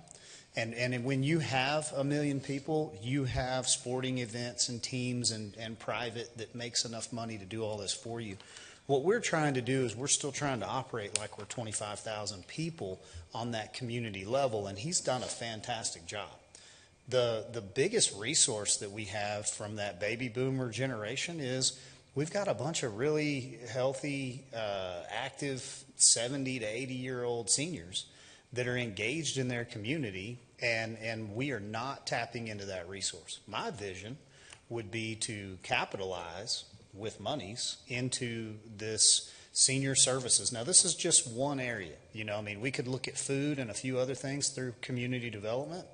But if we, council, could push this out just with developing a couple conversations, working with that senior community, There's so much more that we could get out of Parks and Rec, and it will take some funding, but it is what we should be doing in putting the longest standing taxpayer for our community who've invested the most in their community. They have the most ownership of these parks, right? I don't take too many 18 to 20-year-old phone calls of like, hey, the park looks really bad. It didn't look like you trimmed up the trees on this side. You did the ones on the other side.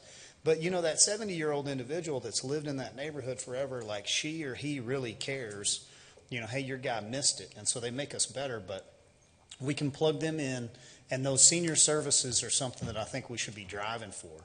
And I know the budgets are always tight, but we have the money. And if we'll push it that way, what you'll see overall, that vision is not just to help a senior. That vision is to take north side, south side, east, west, put it all together in the way in which, like, where are we currently living and playing around each other, and how do we do better?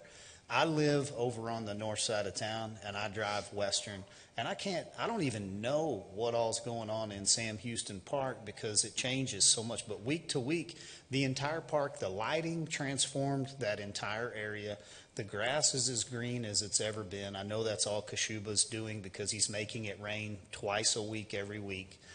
But the park looks great, and people are hanging out there, and like, I don't see the mosquitoes as a problem. The flies aren't bad. I'm just telling you, like, it is the community feel when you drive over there. You're like, I don't know if this is Amarillo the way I remember it, right? And so everything that you need from mental health, right, is found in our seniors. And if you look at the connectivity that we need from our youth growing up with those good mentors and those good people that speak into their life, you just got to get people outside of their house and out of their cell phone. That is Parks and Rec. Like, ultimately, we're not subsidizing anything. We are creating and defining our own culture through Parks and Rec. And so council would love to see us drive some money into that. And then I'm asking right now, these seniors that are listening, like, you guys engage with us, bring us those ideas and those visions. We didn't go to Outdoor Amarillo, they came to us, and they were willing to do the work. And now we put on the 4th of July event with them, and they're also taking on gazebos and all sorts of other stuff that's cool. So invitation's open. I'll offer my time to you, and I think the rest of council would as well. So, yes, sir. I just want to reiterate that. I fully support what you're doing. Just want to make it great. There's never been a time when people need to be outside, families need to be outside, and leave the damn phones in the car, and just reconnect and get outside. So I support you 100%. So please don't think any of my comments were negative towards you or your staff. Well, speaking of seniors, welcome to the meeting, Les. I don't want to let that go in there. Thanks for your concern, Councilmember Tips. You're welcome. Okay, right. with that, are we ready to go on a transit? Are we? Yes. We're going to take a quick break. Okay. We'll do 10 minutes. We'll come right back in here. Are we doing good on your overall time schedule? We're going to need to pick up the pace a little bit, but I think we can get through, I think we can make up I some didn't ground. know if Councilman Simpson could get on board that quick. He just sat down. We want to get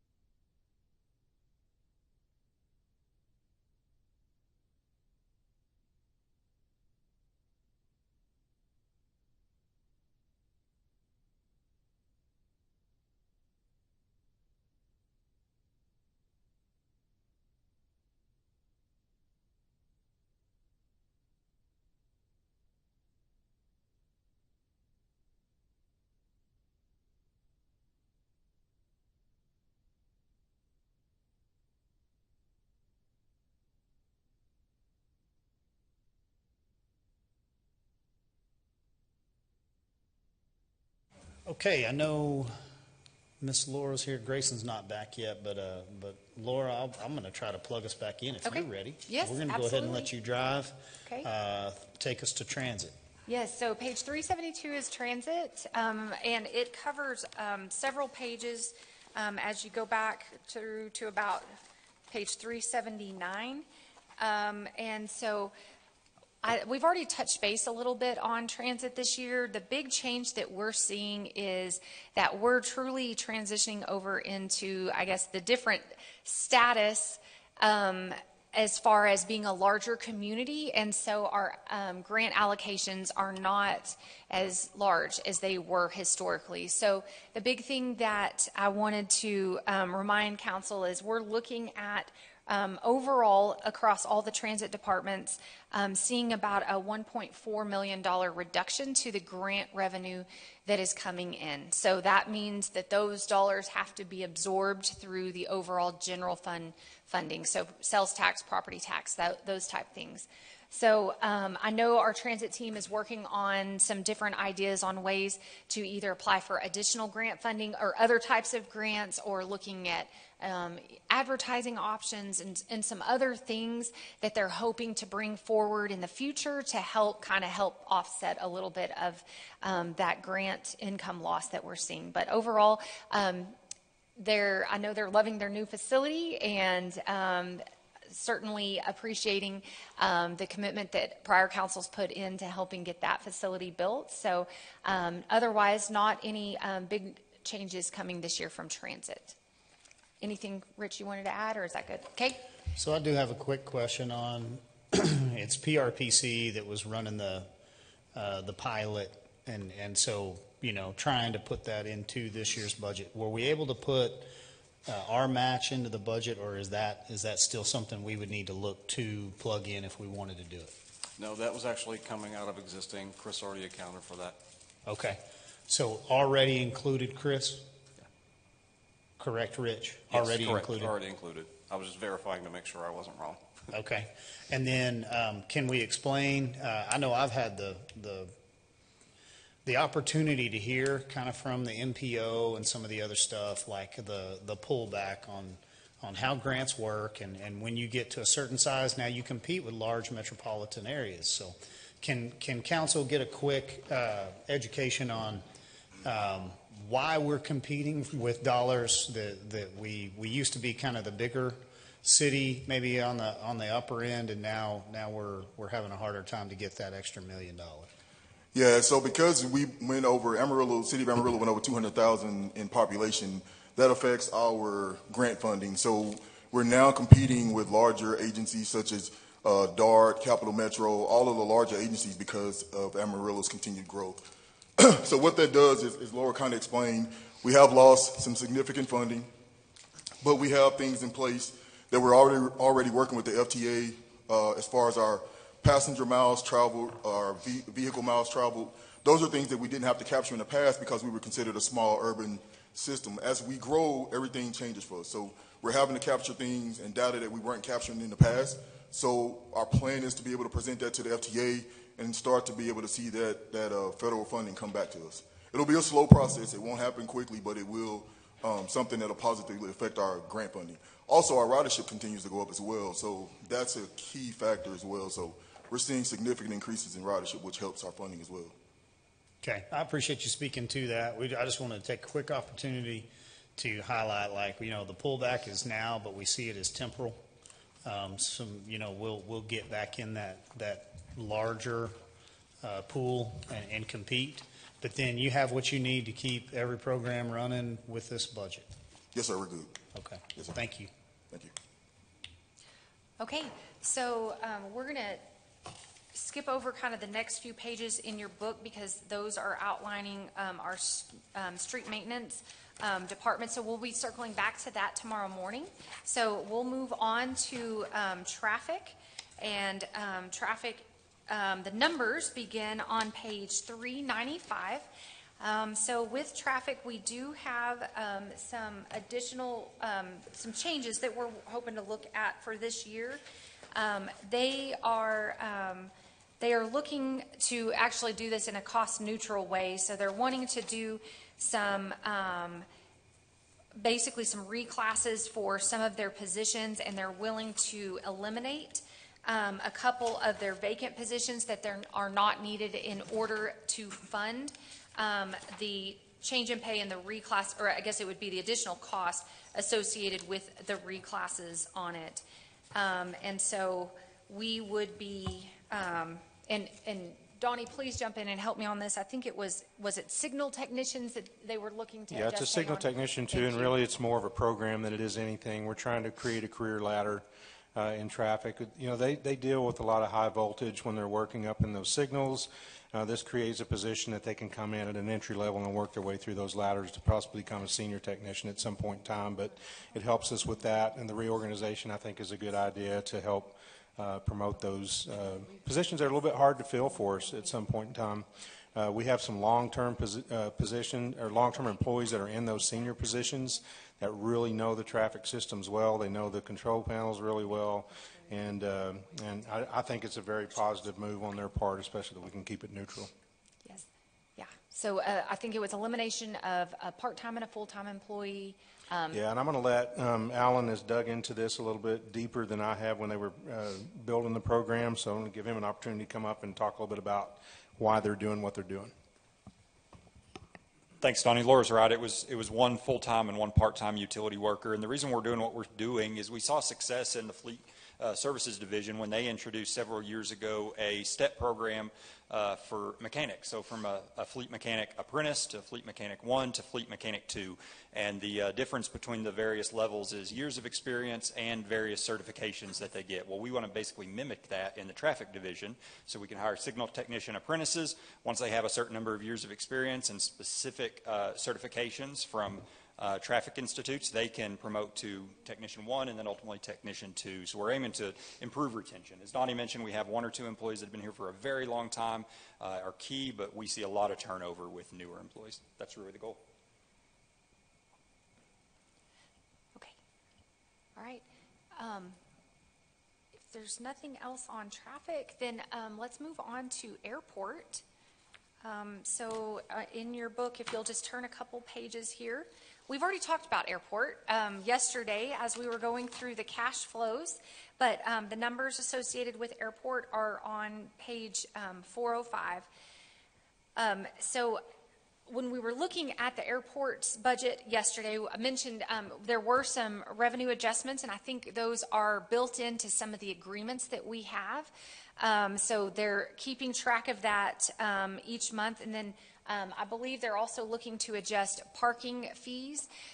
They have that strategically planned out over several years, and it's not adjusting parking fees every year. It's strategically, I think, every 2 to 3 years. And so this upcoming year would be a year that we would be looking to adjust those parking fees.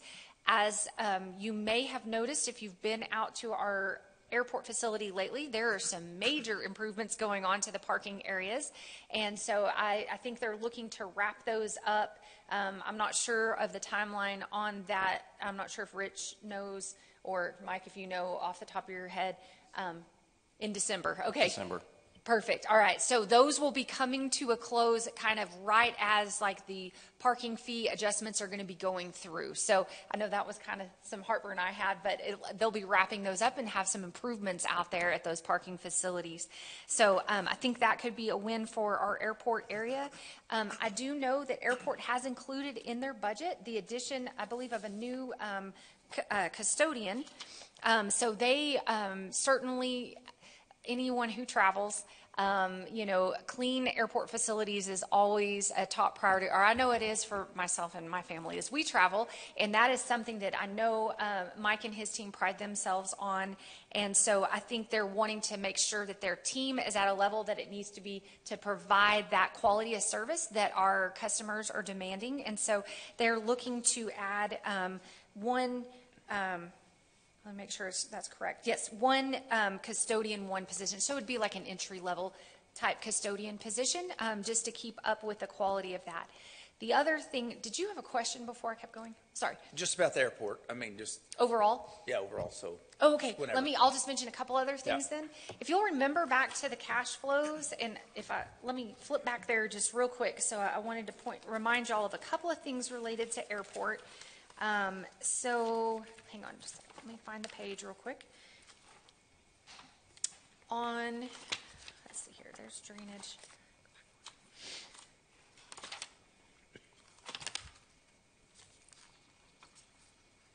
Okay, if you go back to page 41 in your books, it showed your airport fund cash flows.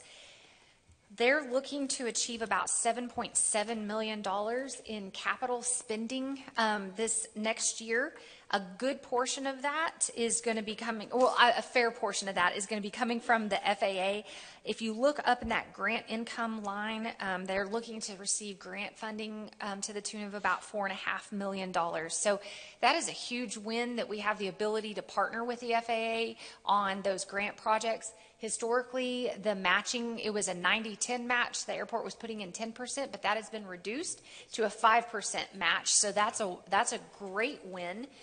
So they're able to achieve a significant amount of continued capital out at the airport. And if you are curious of what they are planning to do this year, if you flip back to page 655, and we'll talk a little bit more about this later. On page 655 at the bottom, there's a section towards the bottom there that outlines, and I hope everybody has their reading glasses on because this print is a little bit small. But you'll see an outline of what that $7.7 million is going to go towards. And of that, about 4.8 is going to come out of the airport, out of their funds. And the biggest two projects is they have terminal air handlers design and construction of 1.2, and then they have a parking facility expansion of 2.8. So as they're rolling or finishing up some of these parking changes that they're working on, parking improvements that they're working on, there's another phase that they're hoping to achieve through this. And I believe, and I always get this wrong, but it's those pay terminals as you're going through. I can't remember what the correct term is on that, but they're wanting to do improvements to that.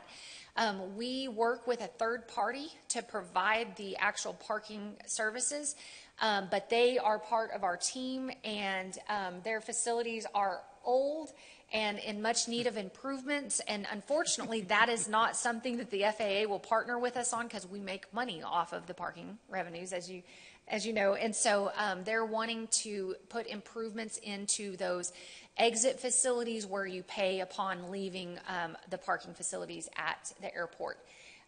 So that's probably one of the other big projects. And I know they were trying to find a way to put it through the budget in prior years and hadn't been able to. So I think this is a huge win from the airport standpoint to get this approved, hopefully, in the budget this year.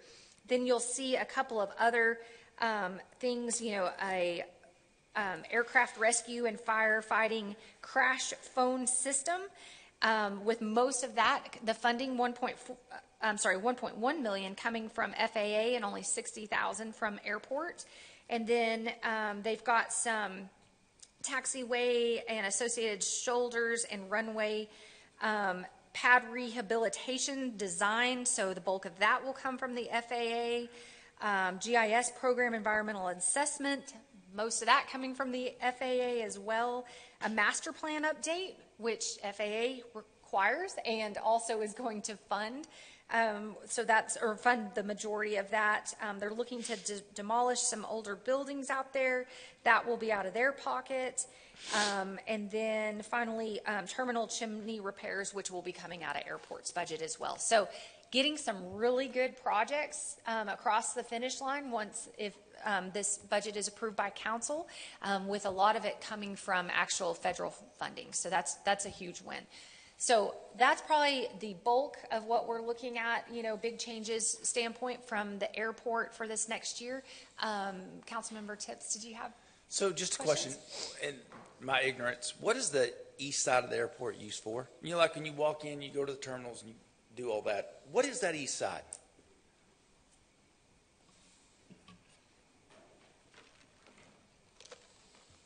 So So the east side is not used at all. So to Councilman Prescott's great suggestion is. I'm sorry, the east side or the west side are you talking about? Like, just thinking like about it. by I the guess it's control east, it's tower, not west, right? Like by the control tower, that side's not used at all. Is it finished out? No, that's where the old terminal is currently. Are you talking about the Are you land talking or about the are you actual talking about building land? of the airport? The building Of itself. the airport, inside Yeah, the not airport. not the, yeah, the building itself. So is that I mean, it all- looks like is that that all there's- administrative offices, Mike? Like there's looks like there's conference space Yeah. and there's that kind of thing. Is it utilized? Oh, yes. That's it is. That's Mike's office space. That's your office space. For administration. That's where you and your staff are. Sir, yes. Okay, would y'all want to rent that out and make some money? Just kidding. Okay, Well, well, I do rent the conference rooms out occasionally, so. okay. I was just curious. I didn't know how much space we had over there that was utilized and wasn't. Oh, yeah. Because, the shared workspace, I thought, well, that might be, a place that we do. So, okay, well, thank you. So it's utilized, conference rooms, okay. Right. All right, thanks, Mike. Appreciate it. Mike, while we got you, so the the airport improvements are great, and we all see them, and they, you hate to say long overdue, but I mean, you worked for a long time to get to where you can get an elevator that you can get up and down, and some stuff that's good, and then all the terminals on the inside. I mean, it looks good. So, in the projection, the forecast that we're going to have some good business travel coming here. We're going to see more travel. Where are you guys with attracting that next airline? What does it look like for you? Can we get that Sandpiper airline that meets that niche market that's more business travel? What do you need from us that could kind of help prepare for that over the next couple of years? Sure. Well, a lot of what the airlines do is look at, past data. So it's very difficult to get, data that we don't have, on what's coming. So we are communicating with the airlines right now to tell them, listen, this is what's coming, this is what we're expecting. So now, with the advent of the data center and everything, I think we're going to see some additional traffic from that, and maybe significantly. And so we're definitely talking to them. They'll react pretty quickly if they're seeing some new uptick in the actual amount of travelers. So I think we'll fare pretty well with that. As for new airlines, the industry right now is not conducive to getting new airlines in most locations unless there's a very specific need. We did look at a couple airlines that y'all have suggested recently, and I've had conversations with them, and we've given them a lot of data that we have and told them what's coming. So, right now there's nothing I can say that we need specifically. However, in the future, some of those airlines, if we're trying to be really on the cutting edge of things, are going to request things like revenue guarantees and other things that we, as the airport, may not be able to weather the storm of that request. How the city is involved in that, has yet to be seen and, negotiated out. The community may have to put some money in or some guarantees in as well. So depends on what the service is, what the airline is, and what exactly we're requesting. So. Okay, so just market driven. But then in the way of being prepped and ready, you're prepped, you're ready. I mean, when that market drives that next piece, you can handle that. Yes, sir. Okay. Yeah. Especially, since a lot of that is dependent upon terminal space and things like that, and we have the space to handle that, so yes. Okay. Thank you, Mike. So the 2.8 million for a parking facility, so that's not to add new parking, it's just to reconfigure when you exit from the paid parking? Yes, it's basically a new pay plaza. The old pay plaza that's there now is very, very old, and it's been falling apart for a long time. So been trying to replace it for the past couple of years, and so we're looking to replace that whole piece. And that's part of the original design of the new parking lot, the rehab of the parking lots. So that's all, like I said, it's all part of that basic project and design. It's already been designed out. It's just a matter of getting it actually constructed. And I know during the construction we've had some overflow during the summer. Once we get this completed, how are we on parking spaces to be able to handle even the peak times? Right. So peak times, once the construction's done, we should be very good with that. However, we are already planning for an additional outdoor parking lot to handle any overflow. So, and we'll have another approximately, in phase one of that, it'll be about 100 spots. So we'll be good with that, because even during our Thanksgiving and Christmas holiday this last year, the overflow lot that we kind of created from some other areas ended up only taking a few cars during those holiday periods. So I think we'll be fine. And is it often that the parking garage gets 100% full? Well, right now it is. Okay. Usually it's, maybe once a week during the summer, but right now during the construction, it's almost every day. So. Yeah. And the other thing is, obviously we're spoiled because most people have got it down to the minute mark that they can get out there, so they push it all the way there so that they can still board. But when they get out there and they find that there's parking situations, then they have to adjust and they get mad at you.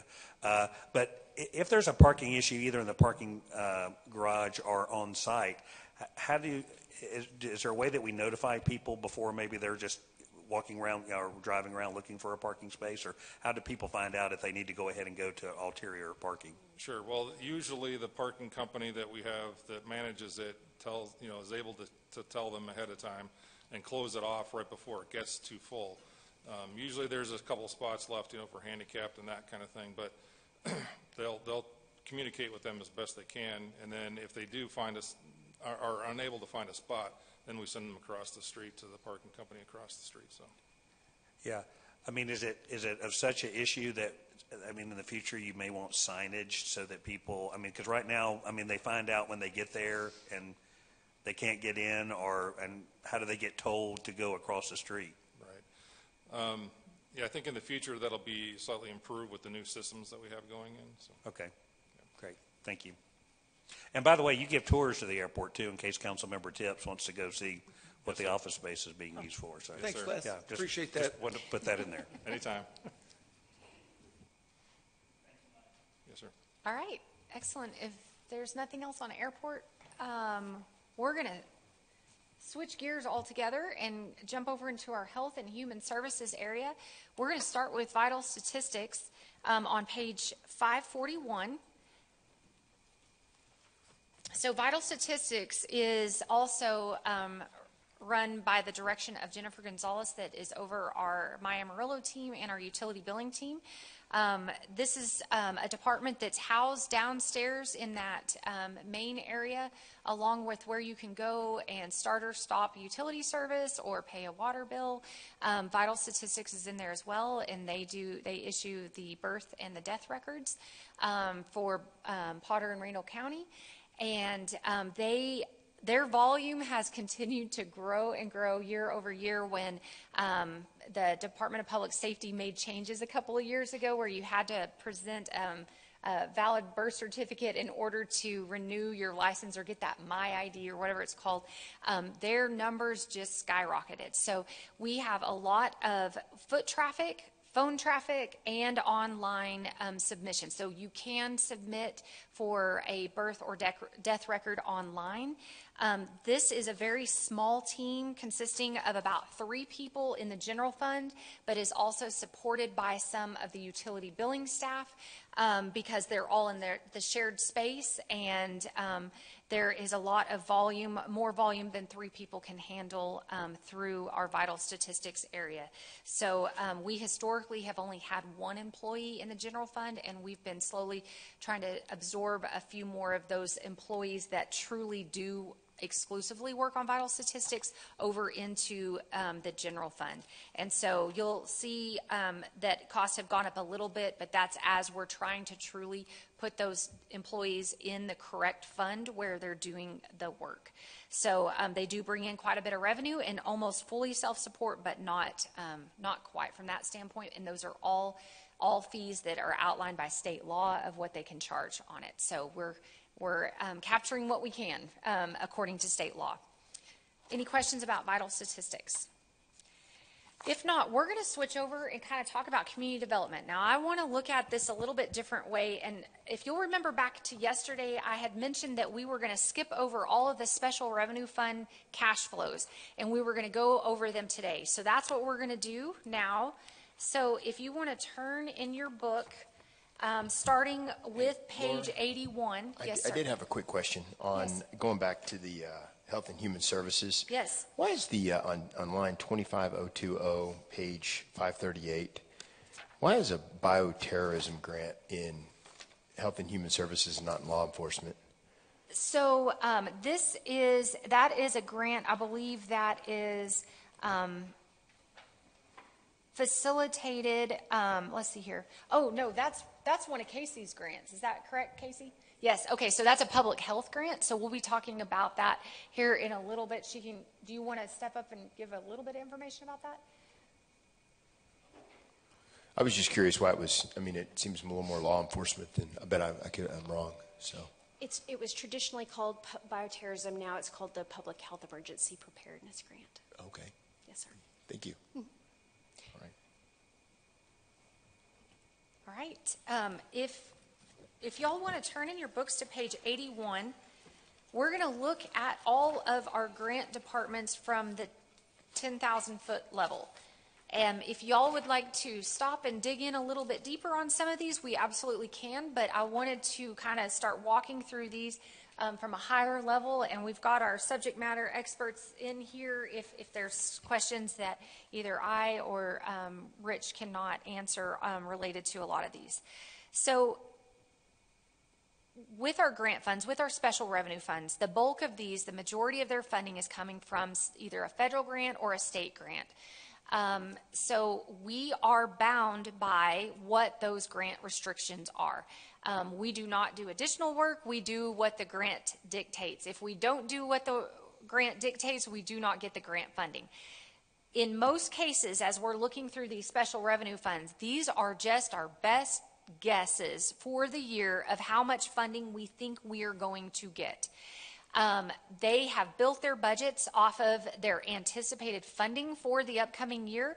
However, as those grants start coming in and we get those actual awards, they will adjust their operations as needed. Hopefully, they will expand operations, but it doesn't always work that way. Sometimes we have grant cuts. We have been in a world of a little bit uncertainty from the grant standpoint, just with some changes in administration. And so our teams are very good to pay attention to what's going on at the federal level to ensure that they can make modifications quickly in case grant funding is reduced or potentially eliminated. They are not wanting to put any burden back on the general fund where possible. And so our teams have been very innovative in the way they are stretching their grant dollars and the way that they also reallocate personnel to other areas that do have funding if we start feeling a squeeze on a grant, a particular grant. So in our community development area, on page 81, you will see that we are anticipating about just under $1.5 million of funding for the year. So there's a lot of programs that are running through your community development area. And again, these are our estimates for the year. And they will provide operations based on what the actual grant award comes in. So community development, we're anticipating a little bit pullback on some of the grant funding, but still remaining a very good grant funding source to our community. The next one over is our housing assistance program. That is one of our largest grants that we receive here at the city. You'll see that we're anticipating about a little over $12.5 million coming in through HUD to help support housing assistance here in our community. That is one that they run a vouchers program through there, and they are always looking for ways as funding is available to increase the number of vouchers that are going out in our community. My understanding is there's usually a pretty significant wait list, so we never have a shortage of people needing to utilize those services, but we are contingent on how much grant funding comes through on housing assistance. If you'll turn the page to page 82, our Home Investment Partnership Program. Another strong grant funding source that we receive at about $1.5 million. This is a grant that requires a match to come in from the general fund. So we are looking to match the grant funding to the tune of about $319,000 for this next year. So that has been included, and we talked about that yesterday when we were talking about the general fund transfers department. We talked about the grant program, the match for the grant program in our home department. One thing I wanted to go back real quick on, if you'll go back to page 81, in your community development fund, this is where we would look at shifting that lease payment to the GSRC for the day center through this area. So you would see a transfer out of general fund, a transfer coming into this community development department, and then a payment going out of this community development department to the Guyon Sanders Resource Center. I think it may be called something else now for the lease payment. And that's how that would be facilitated based on the recommendation that council made yesterday. The next one over on page 82 is Transformation Park. So we do have funding that we are required to provide based on our memo of understanding. And so Transformation Park, the city owns the facilities there at the night shelter, and we are required to according to the MOU, to provide all of the utilities there at that facility, and also the basic repairs and maintenance at that facility. So we are planning to run those through this new fund, this Transformation Park Fund of 2035, so we can keep track of it and kind of set it apart so we can easily report on how much funding is going through to Transformation Park. And these are estimates for next year, our best estimates, as that facility's only been in operation for a few months, so we haven't seen a full year of operations yet from that standpoint. And also looking to bring Mark Zimmerman to the August 26th council meeting to do an update to council. He wants to tell you how the first, 90 days or so of operations have gone, where they're at right now, what successes they've had, what challenges they've seen, and then discuss potentially some requests for some additional security measures. So I've got him earmarked on your agenda for August 26th to discuss that. The next one over on page 82 is our Shelter Plus Care program, and that one also is fully grant funded. As we go on through the grants, page 83, a housing stability services, that grant is no longer really an active grant at this point. We have our COC planning grant in the middle there. We get some grant funding some grant funding in, and then expend some of those dollars out in the community based on those grant funds coming in. We have our Coming Home project there on page 83. So the city of Amarillo does put in a set amount each year, and I believe it's around $168,000, if I remember correctly off the top of my head, that is going to help with basically like a grant match, I believe, through the Coming Home project. We kind of had to put the first dollars towards that Coming Home program, and then they were able to go out and start securing some other resources to help that program. That one's been in existence now, over 5 years, I know for sure at this point in time, and I think it's been very successful. As you turn the page, on page 84, we've got our Texas Emergency Solution Grant. Again, this one is fully grant funded, providing resources out in the community there just from grant dollars with no general fund or sales tax or property tax dollars going in there as well. The next one over is our HMIS grant. This is one that is used to help track a lot of the information related to our homeless population. It is basically a software, or I'm probably saying it wrong, but it's something that's used, I believe, across the country to help track statistics about who we're serving in our communities, so we can share some of that information resources across the country. And so we get grant funding to help maintain that system and to help with input into that system. So that's what's running through that HMIS grant. We're going to quickly talk about court technology and court security. We did actually briefly touch on that yesterday.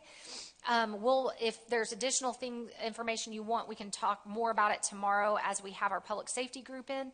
This is over at your municipal court. We are allowed by state law to collect a fee for court technology and a fee for court security as we are working through citations that are issued in our community. We collect a fee, and it helps provide for our municipal court software and then also for our security over at municipal court, which includes our bailiffs. Each of those fees are set by state law, and we're capturing the maximum amount we can. Those ebb and flow based on what we're collecting from citations.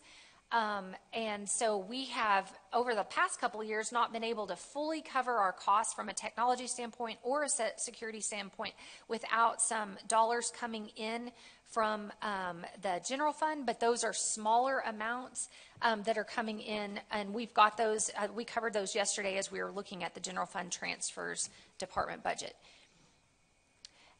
Next one over is our pool safety grant. This is actually a grant that is newer. It's maybe a couple years old, and that's actually facilitated through our environmental health department, and they are providing some good training programs and informational programs through the dollars that they receive on this pool safety grant.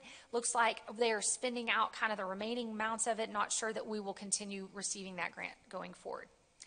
The second to right on page 85 is our opioid settlement. We have participated through the state of Texas on several opioid settlement cases, and we are starting to see those dollars come in. So we have a little under $390,000 that have already come in related to that. Those do have very specific uses that we can use those dollars towards. And there is going to start being a reporting mechanism that we have to report back to the state on how we're using those, and that it's essentially complying with the requirements that they have put forth in those settlements. So what we're proposing in this upcoming year is we are looking to actually partner some of this settlement money with public health to get some education out in our community related to opioids. Public health already is engaging with a lot of those citizens through some of the work that they're doing through, I believe it's their HIV prevention program. So they are already, that's kind of a captured audience that they're already working with. And so this is a way that they can take those settlement proceeds and start pushing out even more education to this portion of the community related to the safety concerns related with opioids. They also are able to get, Narcan. Yes, Narcan. I believe that's the drug that can be administered if there's an overdose of opioids. Public health already purchases it, but can use some of the settlement proceeds to purchase more of that. Make sure we get that out into the most important areas in our community to some of our partners across the community. So that Narcan is available if needed in those emergency situations. That can be a life-saving mechanism there. Next grant over is our Police Safe and Sober TxDOT grant. We get some grant funding in for certain times of the year for our police department to do certain operations, to put some additional officers out on the streets to kind of look for any kind of suspicious driving that could be related to driving under the influence. And so the way those grants work is they will pay like the overtime cost or the salary cost that we have for those officers conducting these programs, and the city puts in the match to cover the fringe benefits. So they cover the bulk of it, and then we add in a match to cover the fringe benefits on it. These have been long-standing grants that we've had in place and have been very useful out in our community. As you turn the page to page 86, we're going to talk a little bit more about this later today, but this is our Photo Traffic Enforcement Fund, or also known as Red Light Camera Fund. This program ended a few years ago. State law actually eliminated the ability for communities to utilize red light cameras anymore. Several years ago, we were under contract and we were allowed to continue finishing out our contract related to red light cameras. And you can see we still have about $2.2 million left in funding. The funding is restricted and can only be used for traffic safety purposes. So we're looking to spend about $1.2 million of that in this upcoming proposed budget. Half of it we're looking to use to do new signals in the community. The other half of it, we're looking to do other traffic safety measures, everything from, I think, stop signs and certain signage out in the community to keep people safe. Or if, Donnie, you want to throw in anything else on that? Some traffic performance measures that we have on existing signals will be one use for that. And then we also have, of course, we have certain locations in town that have met or are about to meet specific warrants that would require them to have a traffic signal. So this is money that we were going to use for that, and we also have plans for that. Some of this money in next year's CIP as well to be able to use for that as well. Yes, for a couple of new signals. So, I have a quick question. Yes, sir. Is this money, is this only in city limits, or can it be for TxDOT, i.e. the West Plains issue? Can we use any of this money to help it? It would just be for us in our right of way. Yeah. Okay, that's so my this wouldn't be understanding, a solution to help out there? No, and they have long-term solutions in place for that intersection itself. Okay, thank you. So just for a heads up on this, that money is in and it's earning interest, but it is running out. And so it will be depleted over the next couple of years. We will continue to need traffic safety measures and new signals as our community grows. Those will have to start coming out of our general fund dollars in the future, in the next couple of years. We've had over a decade of all those almost every new signal in Amarillo has been paid out of this red light camera money or this photo traffic enforcement money. But as I mentioned, program's over, money is being depleted. So within the next couple of years, all the money will be spent, and we will have to start funding all of those new signals and those traffic safety measures out of either property taxes or sales taxes. So just something to be thinking about over the next couple of years.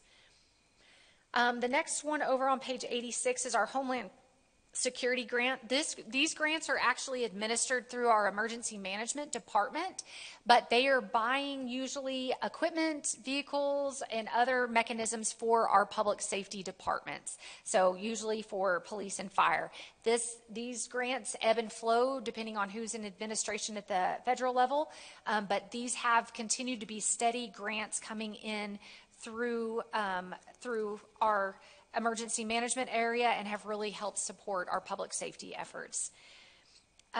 If you go also to the last one on page 86, COVID-19, that's actually our American Rescue Plan Act funding that is being spent down. All of those monies have been committed and are tied to projects that are actively being completed as we speak, and everything will be spent prior to December 31st of 2026.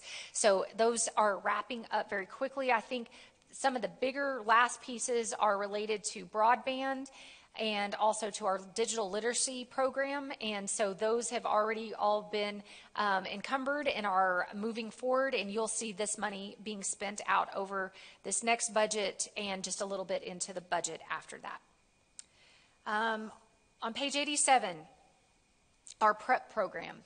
So our PREP program has been our program that has tried to help our homeless population step back into the workforce.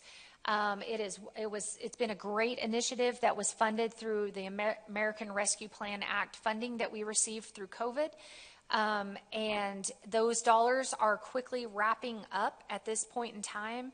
And for that program to continue, we would have to look at putting general fund dollars in to support that program. And at this point, we do not have the budget built that way.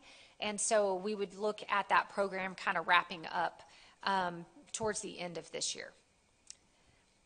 The next one on page 87 is public health. So public health has 3 funding sources. Historically, they have been mostly funded by grants that cover a wide variety of things related to our public health. And then anything that was not covered by grants was picked up and covered by the Amarillo Hospital District. So Amarillo Hospital District, the past couple of years, has been funding up to not to exceed $2 million. We will be working with them on their budget here in a couple of weeks, and we're hoping to maybe grow that $2 million by about a 2 to 3% kind of CPI growth factor going forward. They do have limited funds as well, and so working with them to help, because a lot of the efforts that public health is doing through their grant programs is actually addressing the same population that Amarillo Hospital District works with, which is our indigents out in our community. So that's been a great partnership over the years with our hospital district. And then this council approved just under $1.4 million in funding for the first time this budget year to start a women's health clinic. And so that is up and running at this point, and I'm guessing y'all may have some questions or maybe want an update from Casey on that. We can certainly bring her up on that, but she is looking to continue utilizing that just under $1.4 million in general fund dollars to help that continue to grow and expand. She's been able to secure some grant dollars now to team up with the funding that's coming from the general fund. So now they're looking, I think, to maybe start looking at expanding some operations. Casey, do you want to maybe give them a quick update on what some of that looks like?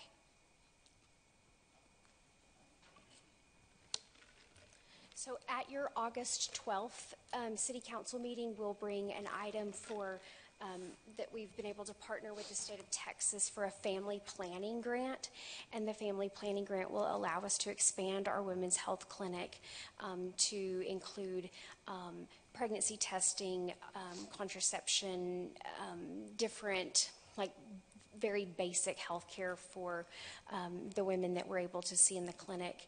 And so that is a different type of grant than what we've ever participated in before. Typically our grants are straight reimbursement grants, but this one is a fee-for-service grant, and so there's a small portion of the grant that is reimbursement, and then the larger portion of the grant is fee-for-service. So as clients are coming into public health and being seen, then we will bill the state of Texas for the care that they receive at public health. So we're really excited about that, and it'll allow us to expand services through the women's health clinic. So that'll be an exciting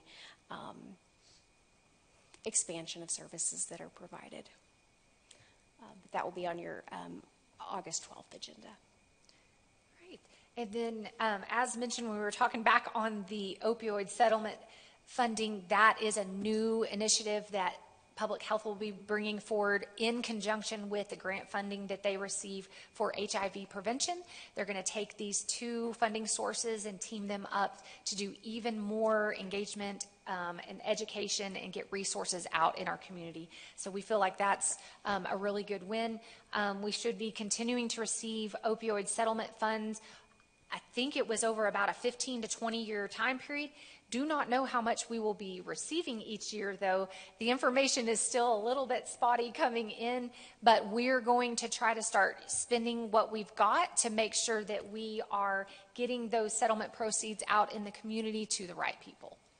Other than that, I think those were the big changes related to public health. I do believe maybe they had some additional requests built in with the funding that they have in place, and I believe it was a position related to your CMHG grant. I don't know what that is. Yes, that was a reclass in our community mental health grant program. That is our lost team. Okay, yes, so just a small amount needed to get that position to the proper level there.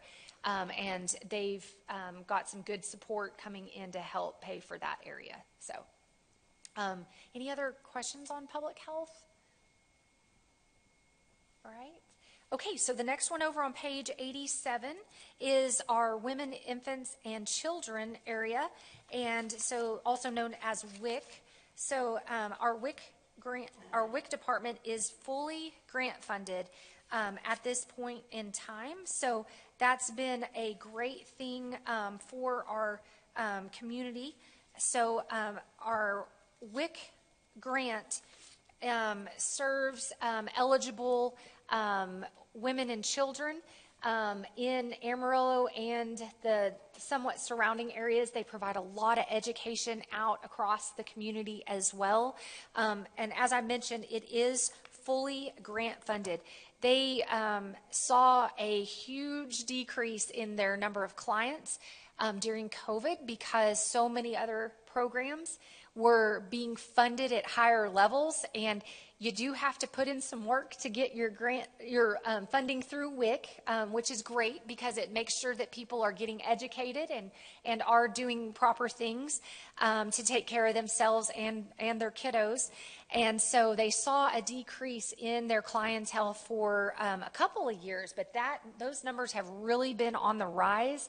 And I know we are stretching that staff very thin over at the WIC department, but at this point still maintaining within our levels to be able to be fully covered by those state grant dollars. They also do have a couple of reclasses in the budget to get some of our dietitian positions up to a competitive level so we can make sure that we can hire in those positions properly. They are essential to running these grants, and there is quite a bit of competition for them out in the community. And so, and there's also, I believe, some changes to the requirements needed for the education levels, I believe, for dietitians. And so I know Margaret's been really good to try to make sure we're addressing to get to a more competitive salary based on those additional education requirements that are being required to be in these type of positions. So again, that's probably some of the biggest changes that we have coming through our WIC department, but they are continuing to seek additional grant funding sources when they can to continue to expand their program as much as possible. Any questions on WIC? All right. With that, if you'll turn the page, let's go to page 88. On page 88, we've got our Police Justice Assistance Grants. These are known as our JAG grants. We've gotten these for several years, and the way these come in, we partner with the counties on this, and a portion of these grants go to the county. We're on page 88. A portion of these go to the county, and the rest of it stays here and supports our police department. Some years it is helping out with some overtime, and a lot of years it is helping with various equipment that we're not having to buy through our general fund because we have grant dollars supporting it. So these have been great programs over the years. I do think they're anticipating a slight funding decrease on these going forward. These are additional grants that kind of ebb and flow depending on who's in the federal administration. As you look on page 88, the middle column, the last column, and the first column on page 89 are all of our seized property funds. So we have our local one, our state one, and our federal one. As APD is working through their processes and seizing property, there are a lot of restrictions on that property. And so they have to work through a process. Some are tied through at the local level, some at the state, and some at the federal level. And so there are certain restrictions on each of those. And so they work through those processes. And as some of the seized either property or funding becomes available, they start utilizing that to help supplement the police department funding as well. Over on page 89 is our LEOS training program. So this is some grant funding that we get in to help support some training, I think for our airport officers, police officers, and our fire personnel. These grant dollars have been smaller over the years. And so I think they've actually kind of gone down over the years. And so those are utilized as they become available by those various departments to ensure that they're spending those for the training, for the much needed training that they need across all those areas. Page 89, into page 89 is our AIP Pantex project grant. This is facilitated through our emergency management area. And so there is only a small amount that the general fund puts in related to this. Most of this is fully covered by grant funding, and this is the coordination efforts and the planning efforts that we put in place related to the Pantex facility being in our area to make sure we have proper emergency procedures and coordination between the city and them in our area. And then if you will turn to page 90, we're going to wrap up the special revenue funds. These are your public improvement districts. So we've already touched base a little bit on these. I wanted to point out that, well, a couple of things. So these are dictated by state law. We also have PID petitions that are in place. We're up to about 9-ish, maybe 10 PIDs at this point. I'm losing count a little bit. But we have several PIDs. We have a couple of very long-standing PIDs, and then we have some newer ones that have been coming on. So what these PIDs are required to do, these public improvement districts, they are required, they have an advisory board. The advisory board meets and develops a budget. They also then develop what level of assessments need to go out to the people that live in those public improvement districts. They set those assessments at a level to maintain the infrastructure and the area that is covered by the public improvement district. In almost all cases in Amarillo, those are park amenities. So you might think of, colonies and greenways are kind of our classic examples of public improvement districts. If you go to those neighborhoods, they have very different park amenities than other neighborhoods across the city. That is because their residents are assessed an additional amount on their property tax bill to cover the cost of those additional park amenities and the maintenance of those park amenities. So we have, our finance team has worked very closely with each of those advisory boards to develop budgets and 5-year plans. So they have to show that their assessments are set at a level that they can self-support their maintenance, any outstanding debt, and a proper 90-day reserve for each of the upcoming 5 years. They have worked to balance their budget, set their assessments. And in 2 cases, the colonies and in the Pinnacle PIDs, they are each proposing $1 million debt issuance. We touched on this yesterday. What that would look like is it would be a certificate of obligation. So it is backed by the credit rating of our property tax. So it gets a high AAA rating, which is wonderful, which helps keep the interest rates down. However, the assessments from the Public Improvement District pay every bit of the debt service associated with those debt issuances. So no property tax dollars, no sales tax dollars, no city resources go towards paying the debt service on these debt issuances. They are fully supported by the individuals that live in those public improvement districts. So our finance team has worked with them. They're each looking at doing $1 million debt issuance, and I have heard that the Vineyards PID potentially may be bringing one right before we bring y'all the final proposed budget, either a $250,000 or a $500,000 debt issuance to help pay for some of their park amenities. And so I will keep you all updated as that. I think they're meeting next week, early next week, and so I will let you know if there's a change on that. Again, no effect on the city's budget other than we include them in here. We are their fiscal agents. We have a full-time individual that helps facilitate all of the inner workings of the PIDs. And as a reminder, our finance department has asked for another administrative type position to help facilitate all the meetings, all the payment vouchers and invoices and everything that we facilitate through on behalf of these PIDs. But that cost would be charged back to the public improvement districts. So this is just a high-level summary of each of your PIDs. And we will be bringing, you have to approve their budgets through an ordinance, so it's 2 readings. And those are going to come, I believe it's the last meeting in August and maybe first meeting in September, or it may be the first or the first 2 meetings in September. So you will be seeing those as well. I'm sure our mayor remembers those because there's a lot of them, and it's quite a process to do over a 2-meeting period, but it's all outlined by state law. So any questions on our public improvement districts? Okay.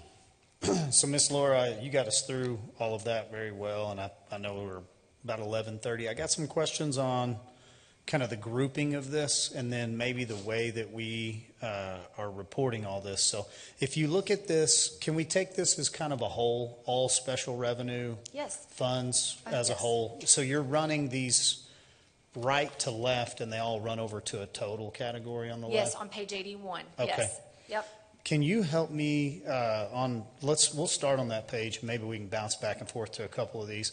So I don't quite understand, I guess, the math problem and how it's categorized. And I think with a little bit of education, we'll understand here if we have anything that we could identify as available monies. It says available funds, right? Yes. So I think we as council, we see that, we go, oh, well, that means money that's available.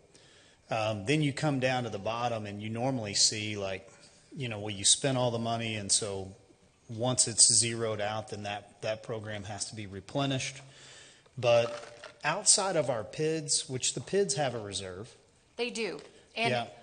and all of the money that they collect from assessments have to be used in those public improvement districts. So anything that is available has to stay and Stay be with used them. in that PID. And, Yes, and that's they'll correct. direct those. Yes. Is everything else categorically restricted? Yes, sir. That is Okay. correct. And that is an excellent question, and I apologize because I didn't really touch on that as we walked through there. But we do have certain most of our grants, not all of them, but most of them are more on a reimbursement basis. So we have to spend the money, and then we bill the granting agency, and then they pay us back for it, essentially. There are some that actually do hold some available funds that only can be used for very restricted purposes associated with that grant or that special Okay. revenue fund area. But then in their goal is to implement those monies into the community on an annualized basis, and then they get more additional grants that come. Yes, and it kind of varies from one area to the next, but some kind of hold more balances over a multi-year period. Some, they're trying to push them back out into the community within maybe the next budget cycle. Okay. And with the idea of a little education here, but also trying to see, do we have any monies that we can use to replenish some of these programs? So cash and investments, like down on the bottom there, what are assets to be converted to cash, and what are cash and investments? What does that mean? So cash and investments is all in each one of these columns. Let's just take the first one on page 81. That might be the easiest. So the second column there, community development. So as of September 30th, 2024, when our audit occurred, our audited financial statements that are posted online, if you go look for community development, you will see that they had cash and investments of $95,956. That is all the money that they had in the bank accounts, in money market accounts, and potentially in like a CD or other type of investment. Okay. Then, if you go down, you'll see assets to be converted to cash. What that is, those are short-term receivables. So community development, this is a great example of one of our grants where we have to spend the money and then we bill the granting agency and they reimburse us back. So at the end of the year, we were owed $404,000 in grant money back. So we anticipate that will be converted to cash within probably 30 to 60 days tops. So we add that into our available funds because it's going to be converting into the bank accounts essentially in a very short term period. Okay. And then explain liabilities and encumbrances below that. Yes. So liabilities and encumbrances would be any of our short term payables. So that could be anything from outstanding invoices at year end. So let's say that we had, we had bought office supplies And we have the invoice on hand, but the check had not been cut at the end of the year. So it's sitting in an accounts payable at end of year, but we will be turning around and paying that very soon. So it's going to be coming out of the bank account.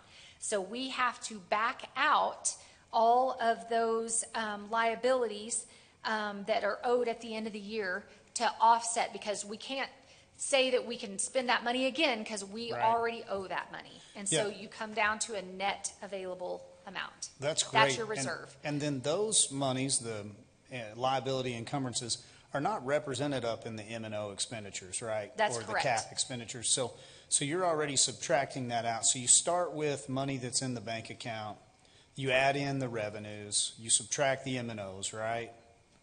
So you're showing on this one two separate years, right? So you're not doing Yes. it twice, but that's year over year. Yes. But then when you get down here to the bottom, these monies are inclusive of those represented above or not inclusive? I guess that's where I get lost in the math problem. So the 12 million on this line item, or actually, you know what? Let's take the 418,000 from community. That's going to be easier to identify. Okay. That is not represented in the 1.4 above it of total expenditures. That's correct. So you're taking that in addition to, so the cash and investments and the assets, the cash that's coming in, those are not represented in the revenues above either. That's correct. So Okay. the way this works is there at the bottom, that reserve or available funds calculation comes down to a total of $81,000, $81,387. You take that $81,387, go to the top of the middle of page 81, and that's where we start this 2-year period looking.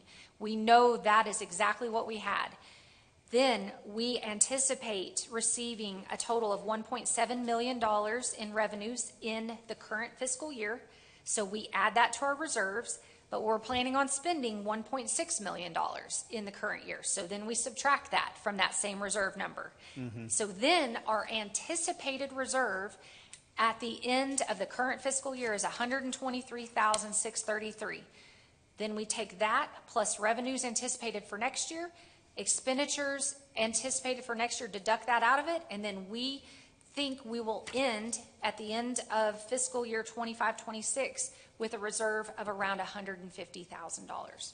Okay. That's how the math problem works. That's very helpful. So is there any overlap in some of these fundings? So like, let's take our PrEP program, right?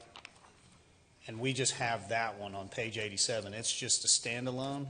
Yes. Do we have, because it says available funds, right? So, I mean, do we have the available funds that are, that can overlap from there from like other monies? What's the restriction? How would we identify the restrictions? Is staff currently, looking to spend down any of the monies that are there? Yes. Okay. We will, and again, on this one, we probably should have had the expenditures on page 87 towards the top, closer to that 100,000. It's just, we're not sure if we'll spend it all in the current fiscal year, or some of it may get finished out being spent next year. There will not be, that is all restricted ARPA funds, and it will all be spent before December 31st of 2026. So I think if we go back to like our public health, which has done good, we're funding this 1.4 million to kind of get it going. But then if you look, public health is sitting on available funds of 7.7 million. Yes. So, if we had a different outcome, should we treat that as money that can be spent within public health? Yes, that's correct. Yeah, public health that's all restricted to public health use, but those are dollars that could be spent within public health. So if we, I'm just throwing out an idea. I'm not saying this is a good idea, but if we had an outcome for health and wellness of the community, say with dental, unaffordable children's dental or just community dental that would improve health outcomes long term, that maybe we're seeing on that hospital district offsetting whatever their costs are. Like, is that something that, do we ever identify this money as like, well, we could look at that, or we could look at this? So like, what's the restriction on that 7.7 million? So my understanding is it has to be used for a public health purpose. So potentially something like a community dental health program could be funded from it. We would just want to monitor it very closely because that is a finite amount of money, so it's not an incoming revenue stream each year, so the money would eventually run out. But yes, Mayor, that is something that potentially we could look Okay, at. because that money's just going to sit in there, right? If we don't do that, it'll just sit and turn over year after year? Yes, and it is earning interest, and so it's not sitting idle or anything like that. It is earning. I do know that I think some of those funds were used to secure the second facility that public health occupies without having to ask for any funding from general fund. So that was a huge win that was done a few years back, I guess. And so I know that Casey watches that funding very closely and tries to strategically determine what would be the best use for those resources. But I do think that something like a dental program could be something that her and her team could explore. How would we have monies that are transferable? Meaning, who sets those restrictions? So let's look at the PrEP program. Like, well, we really want to fund this, but then the monies aren't coming into it. But we've seen a really good outcome on our community, and we don't want to go into the general fund to do this. But we identify millions of dollars that are sitting here, and all they're going to do is earn a little bit of interest. Can we take some of those monies and show, well, that money right there is not allowable because of this restriction, but this money over here is? Well, and I don't know that we could fund the PrEP program because the PrEP program's more workforce development and doesn't really fall into the category of public health. So I'm not sure that would be an eligible use. Most of this funding came from state restricted programs for public health. So, I mean, we can't really use it however we want to. It has to be in that public health. Yeah, we would have to go back to our contract, but also too, we can always talk with the agency that provides the funds and have a conversation with them. And so I'm sure that Casey and her team, I'm sure they have conversations about different ideas that do come up year after year about, can we do this, can we do that? Because I mean, there's always those negotiation conversation that can happen. So that's how we can do that. We can look at that. But from my knowledge of public health, the homeless program would be a bit of a stretch for that, unless it's health related. Right, but like our dental outreach, not a stretch, would definitely fit within. Yeah, I think it would fit. I think that could fit. Yes, I mean, I say that we'd have to go back and look at the contracts and talk to the agencies. But yes, and Casey's already been exploring a lot of options related to a public health dental program. And I don't know, do you have anything you want to share at this point, or since that topic's come up? Yeah, Casey might be able to expand a little bit on it. So I've been working with Diane Gilmore at the Downtown Women's Center, and she and I have put together a proposal. So happy to talk about the details whenever that time is appropriate, and Okay. it would certainly be an appropriate use of this funding. Yeah, and Okay. it's up to you, Mayor and Council, but I mean, she could certainly, if you have them ready. I mean, Yes. So she and I talked about. So they do work through dental care and dental services, and so she and I had talked about $45,000 to expand those services, and so then we would partner with Downtown Women's Clinic or Downtown Women's Center and her team to increase those services. They're just temporary services, right? It's not like an ongoing thing. It's Correct. It would be like an outreach. very expensive to open a dental clinic. right. We're just talking about like an outreach program, certain times of the year, I guess. Right. So she partners with local dentists, and so we would be able to expand those services and refer to local existing dentists. Okay. Okay, well, I just would encourage like the continued education, because I think for us, when we're reading these, we hopefully are taking it very literally. When it says available funds, $17 million, I want to assume, well, there's $17 million sitting in there. Now, I know just enough to know, well, the PIDs need the reserves, but outside of the $3.6 million reserve there, then the rest of that money is available. Well, like, what are the restrictions for availability? And then, is staff actively trying to spend those down, knowing that if we don't do that, we're not getting that money into the community as well as I think council would like. The nice thing, given these funds, these are little silos, and so you can't, unlike the general fund where if you pull this lever, that one pops over. This is public health, this is community development. So yes, as we have ideas mid-year, as things come up, please bring that to my office, and so we'll explore whether it's dental, whether it's another type of prep, whatever it is, and we can explore those. Some of these funds we have to amend because we do have to adopt a budget. We have to approve a budget for the agencies, but we can amend those. So the nice thing, again, given there's available funds in some of these programs, we can do mid-year activities and mid-year ideas. And so you don't have to decide that this month. If you want to come back 2 months, 3 months, 4 months from now, we can try to make something happen. Okay, thank you. I appreciate the education on it.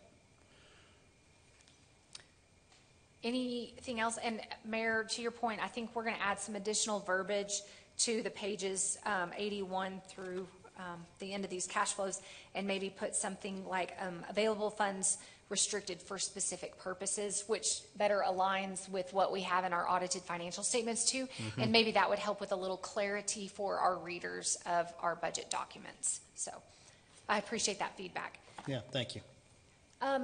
So with that, I have no idea if we're getting close to lunch, Stephanie, or if, I was just texting. Okay, perfect. Jason's is running about 10 minutes late, so they're not quite here yet. Okay. So we should have to around noon. All right, so the plan was to start with our utility services, development services, and then do capital improvement program this afternoon. We could get started on that, or if y'all want to take a break and have lunch coming in pretty quick, whatever you want to do. So Mayor. we want to maximize our time here. I know we're doing pretty good. Like, to run on schedule is not normal. And I think we're going to get through our afternoon and still have time to take a lunch. Let me ask council, what time do you guys need to be out of here today? Does anybody need to be gone before 5? Are you good to, if we work till 4:45-ish? Everybody good? Okay. And then CIP, Yes. just kind of an overview Yes. would be nice if we want to burn up 10 minutes here. So, in previous years, we've had the books that are And photoed and all sorts we of are stuff. bringing those. Donnie, do you have an update on those? I don't, but I can get one. Okay, that we had planned on doing it towards the end of today, and so they were planning on bringing those Yeah. books with that. Well, I was hopeful because I'm looking at our capital projects here at the back, and I probably have said it wrong several times. CIP stands for Capital Improvement Projects.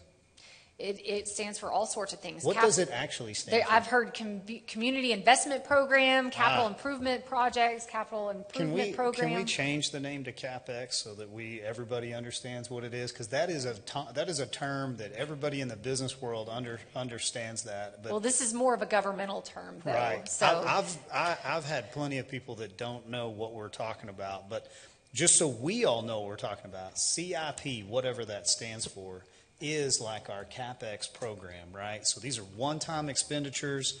And staff, do we still have a 5-year CIP plan? Yes.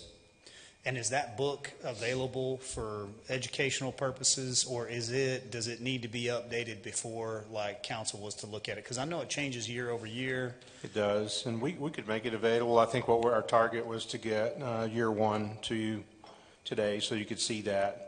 Because that 5-year plan does shift around based on needs every year when we go back and reanalyze that. Yeah, and I know every year up until now, and I don't know if we're trying to change or if we'll get to it in the conversation, council has always looked at CIP as, any monies that were revenued that weren't paid out during the previous year. As an example, some years were $3 or $4 million, right? Other years have been $20 million, right?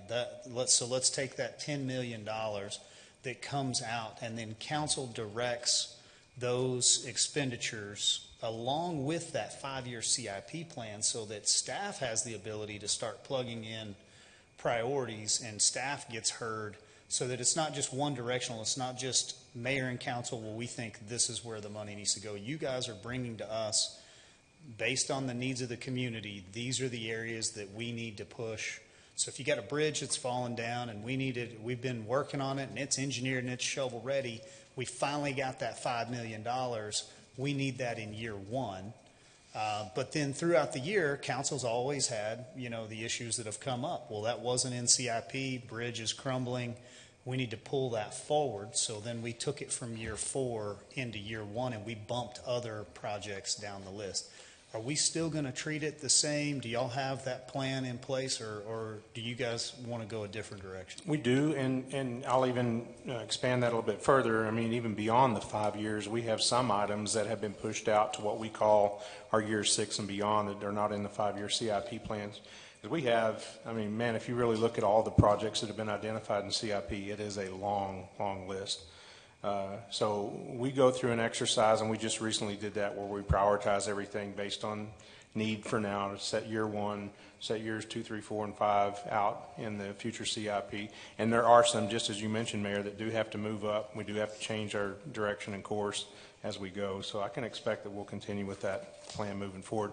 We are trying to kind of revise how we're looking at CIP. And by the way, I do call it a capital improvement plan. That's what I've always called it instead of a community investment plan. But in the government world, that's what we generally call it. But we're making some changes, I think, for the good as to how we're approaching those lists. ACMs have a lot of say in what gets prioritized, and they have in the past too.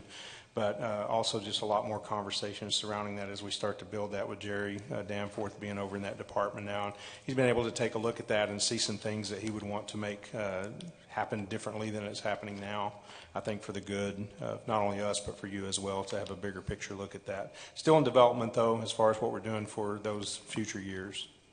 The $10 million that's in construction budget, is that included in our CIP as it's identified, or is that a totally separate item that's in our line item? So there is a transfer out of general fund for just under $10 million that is in your year 1 of your CIP plan. So are we taking $10 million out of our current year budget and putting it into CIP in that transfer? I Yes. couldn't follow how that was.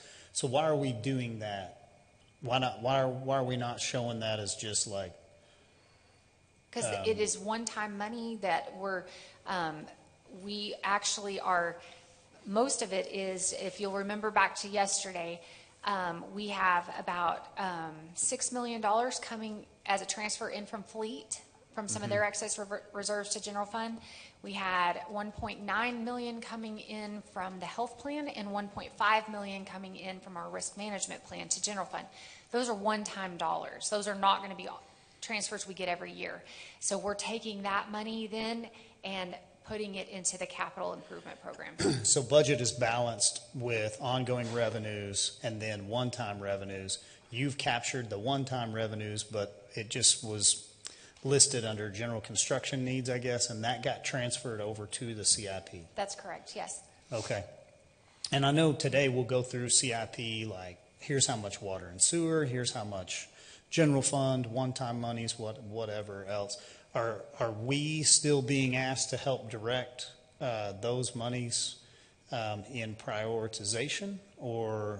We have built a plan that is proposed, and as always, would take feedback from City Council on that. But we do have a prioritization put into this built budget. Yes, staff, they've met very thoroughly on this, so because we have a lengthy list of projects that could be done, but also very limited funds. And so I know Donnie and his teams, I've moved all of the capital departments under Donnie for public works, utilities, CP&D facilities, and so he's met with his team very thoroughly and tried to figure out which projects appear in our opinion to be the highest priority projects that we need to get done the fastest, and those are the ones we brought forward to you. Okay. And to kind of add to that, just so you have a good picture of the magnitude of that, we literally have over $1 billion, and I'm not talking about wastewater treatment plants, I'm talking about over $1 billion in capital improvement projects that have been identified, whether that's through master plans, whether that's through current needs, et cetera. We have to go through, it's pretty painful to go through that list and say, well, we have, for example, $11 million to work with. We have to go through and figure out what those current needs are, working with all of our directors and all of their staff to figure out what can give now, what can push out a year, what repairs can we make in the process to keep something going before we have to make that big capital investment. So it is a large process, and I think it would, when that's in our hands, we have a lot of time that we can spend on that, especially with all of the staff that we have working on those items. I think to give you that list would be pretty overwhelming for you to start choosing what we were going to be prioritizing for year one. We have to also analyze what are we capable of getting done in a single year with Yeah. our staffing and with our timing, and which projects make sense together or which ones. So there's a lot of things. I mean, learning from lessons in the past, we have to learn from those and recognize what if we say we're going to do a project, can we actually get that project done? So not we identify a project and then we can't get to it. So that's one of the big lessons learned from recent years on proposing projects that we know we have a reasonable assurance we can get done and accomplished. Councilman, I saw you. Donnie, on the 5-year plan, does that include the purchase of the land and the next fire stations that are going to be needed? Does it include like the animal shelter that needs to be upgraded? Are those items that would be on that? Sure. And I don't have the list in front of me now, but yeah, absolutely. Okay, thank you. So I want to help balance that. I mean, we want it to be collaborative for sure, and we definitely value your expertise, and we see and we know shovel ready. I think we always try to do a good job of identifying additional funds. So like the reserves that were being calculated on existing reserves, how much did that free up? Was it 8 million or 12 million? I didn't follow the math yesterday. It was 12, a little over 12, yes. So that $12 million, we didn't have accessible last year because we felt like our financial policy was restricting that money to a reserve capacity. This year, we freed up $12 million to go to CIP. Is that right? No, it didn't work out quite that way. And the reason for that was when we calculate our 90-day reserve, we do it off of our estimated spending in the current year, not the full budget, because we normally don't spend our entire budget. So that would be an ultra conservative 90-day reserve. So we kind of do it off of what we have referred to in prior years like as a revised estimate. And so last year, when we were calculating our 90-day reserve in the general fund, we were calculating it off of the 23-24 revised spending for that year. And so because we did such large increases for public safety into the new year, it would have pushed our 90-day reserve requirement up significantly. And by making the change with the financial policy, we didn't have to make our reserve go up near as much. So we would have had to take all that one-time funding coming from the other funds just to build up a reserve.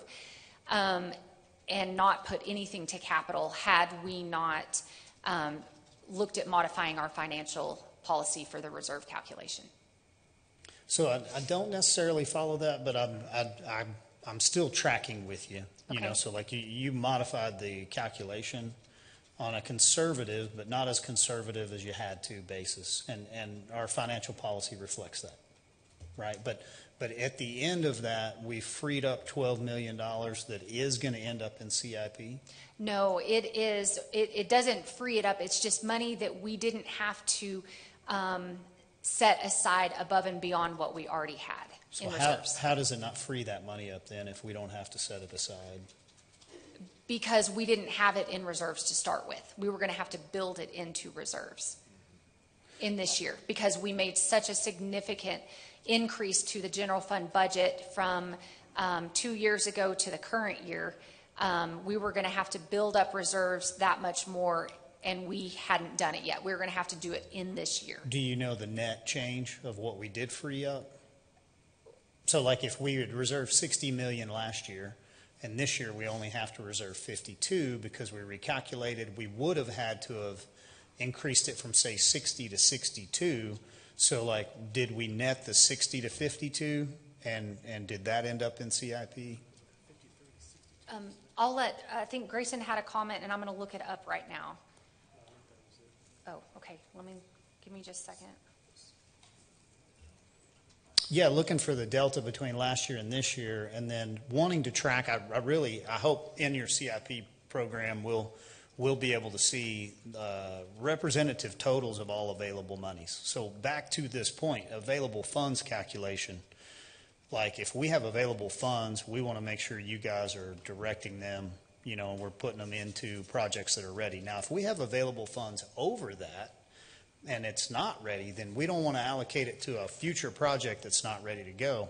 But we would want to identify that, just like our Civic Center, discussion earlier. And so we as council definitely feel like that is visionary and that is part of, our role in leading the city. So if we have monies that are sitting there, we don't want to just let them sit. Kind of like in this example, they're restricted in the special revenues. But general fund, once we meet our reserve totals, we definitely want to have an accounting of what is available. So our anticipated reserves to at the start of this year, what we built in last year is our target reserve was 57 million. And so our target reserve is now about 53 million. And had we not backed out the 12 million, we would be at 65 million. And so we would have been. So we were going to go from 57 to 65 target reserve. That's money you would have had to find. It's not money you freed up, it's money you would have to have found in order to make it happen. So we freed up the 57 to 53. Yes. Well, Okay. we were at 57 and our target reserve now is at 53, yes. But that doesn't necessarily mean we only had 57 million. We had 74 million sitting there, right? According to page 1, So available balance at the beginning. Yes, to start the year. Yeah, so I mean, that's really what the reserves Oh, and there's come your from. 57 million. I'm sorry. It's all right there on page 4. Right. Yeah, so our target reserve was 57 million, and now it's changing to the 53 million. So but then the capex comes from the 74 down to the 53. That's where you're moving those monies. Yes, over. and that was the $10 million, $10.5 million that we did last year, or I'm sorry, that we're doing in the current year for CIP. Well, in the 74, that was our beginning available balance. But then as the year went on, we had revenues, expenses, and then we ended up ending at 57 or so. And so it's. And those are, on this page, those are both estimates. Yeah, and I thought we ended at 74. No, we started the beginning of the current year at 74, and we're anticipating we were gonna end around 57 million. Right. So then that's what we would have starting into next year. Is the 50. But we're anticipating we're actually going to be closer to about 54 million, 53.5 million. Yes. Yeah, so going to the overall understanding so that we as council are doing a good job for y'all, you guys are bringing the 1 year next step, and it'll be a booklet that we'll get after lunch here today. We can go through all that. We get to see all the good things that are going to the community. But you've identified all of the monies that you have that you can push into year 1. And then you're going to recommend to us on that. Then we, kind of on that checks and balances, if we have any needs that we see, or if we can modify the budget requests in order to phase into another deal or do something different, then any of those monies that are freed up then could go to different priorities that council and staff agrees on, right? Still doing all the same Yeah, work. correct. Yeah, again, the whole budget is a proposal or recommendation. So yes, if the council wanted to identify more funds for capital, yes, you would then need to revisit the things we talked about today, yesterday, and tomorrow morning to figure out how do I cut that to put this over there. Right. Same way with pay raises. If we were to implement a different merit, COLA, that would change maybe what you're allotting for police and fire. Or if you have your pay study increase versus like a phase-in approach, like we talked with maybe Amarillo. If you were to choose to cut the pay increase from 5 to 3, or cut the fire from 4 to 2, or civilian from 4 to 3, those are things you can look at doing, and in order to free up funds for whether you want to add a new health program, or you want to increase to parks, or if you want to do capital. Yeah, those are all part of the process here. Well, I think we've made a great deal of progress just in really like a short day and a half so far. So I don't know if we've talked around it enough that Jason's Deli is here, but if not, like, we could keep going. They are here.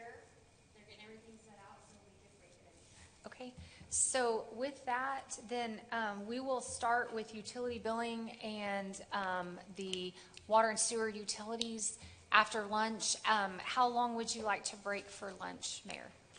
You know, since everybody's good working until right at 5, I think we can go ahead and take a lunch break. Let's do like 45 minutes. We'll be back in here around 12:45. That way we really take off running right at 1. Sound good? Great. Okay, we'll see you back here. Thank you.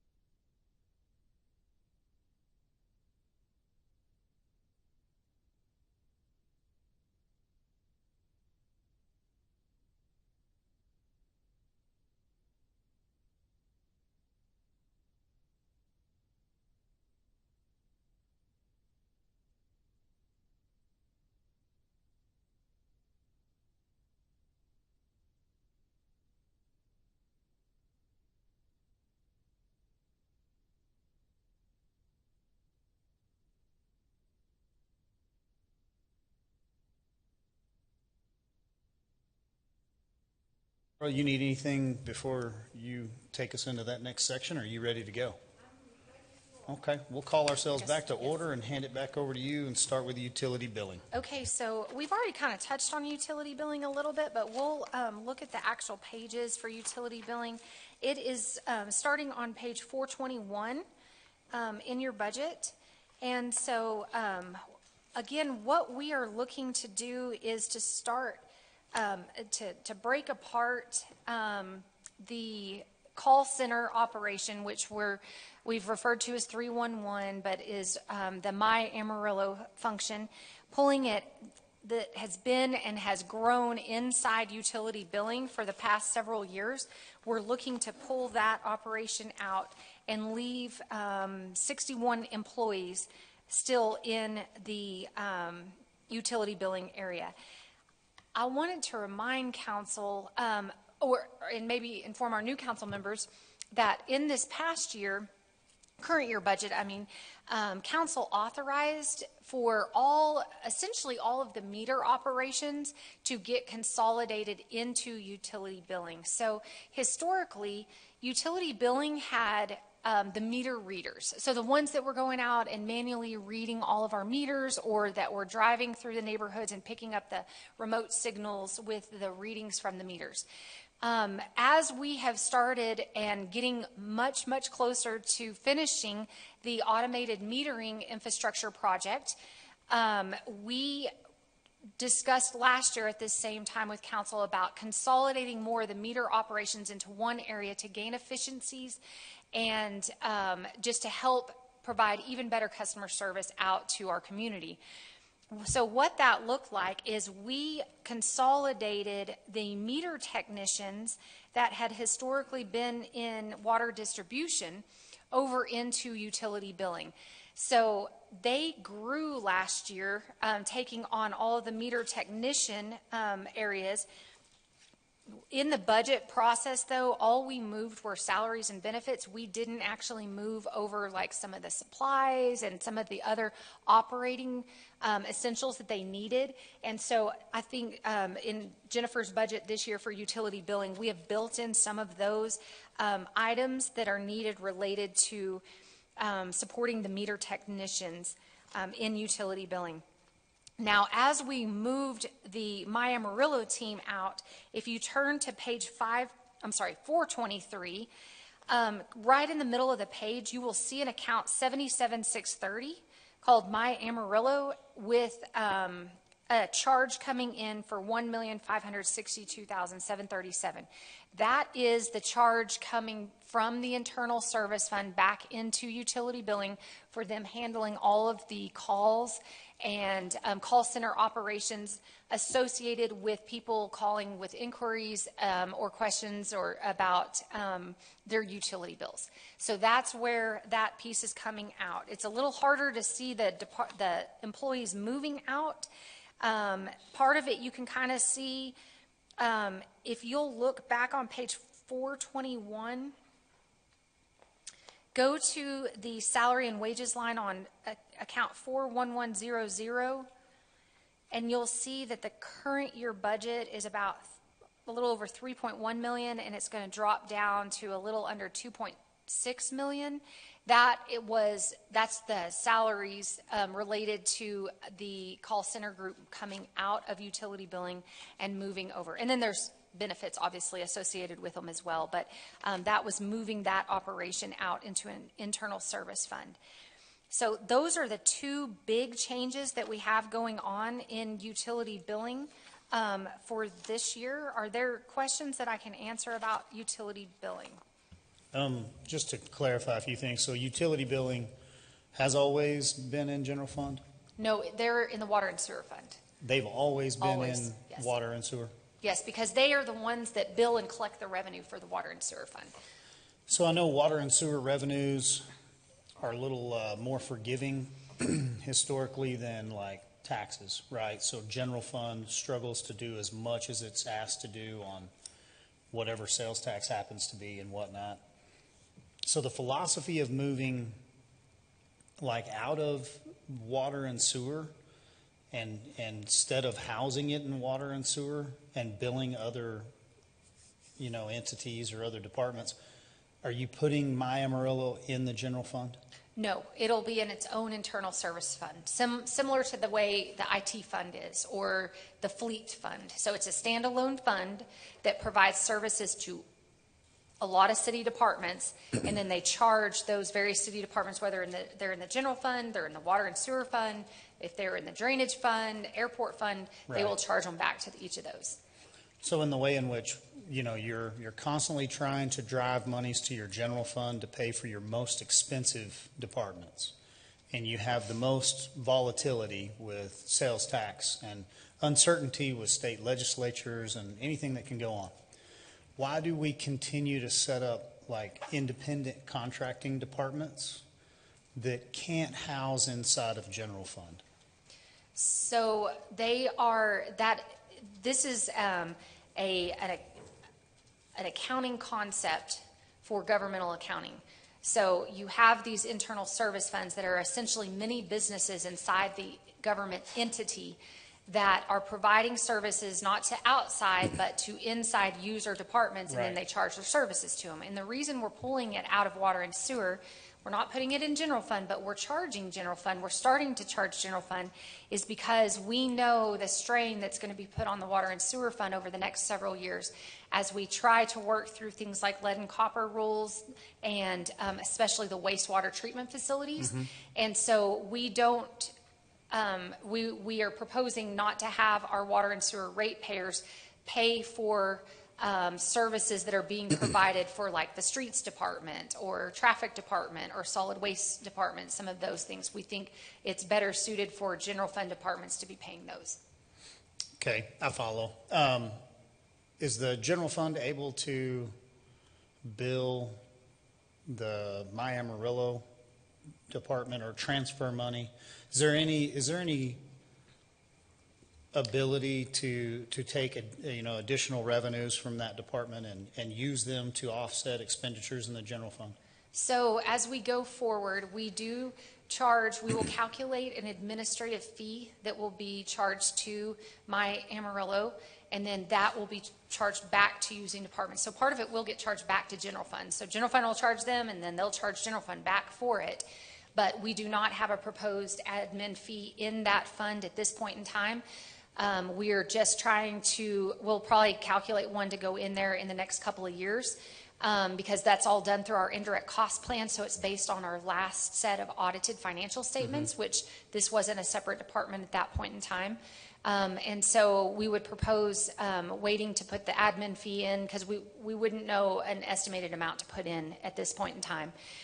And so at some point you will see a charge coming from the general fund because they'll have to pay the general fund for services like finance and HR, payroll, those type things. Would it make sense to house the My Amarillo inside of the general fund?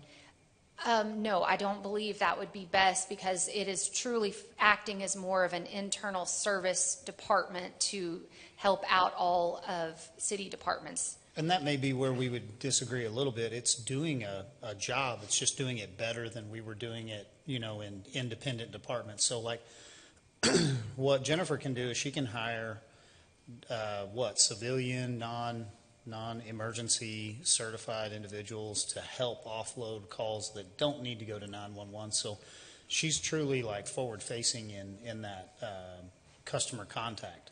So, animal management phone calls and things like that. So she's providing a service, just on behalf of these other departments, but she's providing their service. So all we're doing is just creating a better structure, I think, inside of the flow chart. But then my curiosity would be we've gotten several of these interdepartmental funds that are set up. They stand on their own. They've historically revenued more monies. Their reserves have been in excess, but then we're not pulling that money back over into the general fund for cost of doing business. So we're tighter on the general fund than what we would like to be. But these are general fund departments that are now being stood outside of general fund. IT is a general fund department. No, it is not. It is a city department that serves the general fund, but it also serves the water and sewer fund, the airport fund, the drainage fund, all the other funds at the city of Amarillo. And so I think to your question on My Amarillo being a part of the general fund is 3/4 of their costs are truly related to water and sewer at this point, and 1/4 is related to the general fund. So I don't feel that it would probably be appropriate for them to be moved from water and sewer over into the general fund, because water and sewer will probably always have at least half, if not over half, probably of the volume that's running through My Amarillo. So again, this is a best practices way to handle this type of an operation inside of a governmental entity. So our recommendation is a separate standalone fund. However, if the council wishes to put it back into an existing fund, we can look at this. Our recommendation would be water and sewer, not general fund. I would just say, I mean, what you're talking about is an extremely common practice in corporate business. And the term it uses there is shared services. I mean, if you have a corporate business that has a lot of different entities, in many cases they're spread all over the country, but they're managed in one location. It allows better management, and it allows a more equitable distribution to each of the business units to be able to pay for the part of the share that they use. I mean, and again, I see fleet services, IT, those types of things are the same. So I don't have any problem with the concept. I mean, I think it is like you say, it's a best practice. A couple of questions I have as it relates to, so it looks like on the expenditure side, the department, so we're transferring employees out, correct? Yes. But our expenses are going up. So the budget, and I don't know what the actual finish, but if, I'm up expenditures on page 421.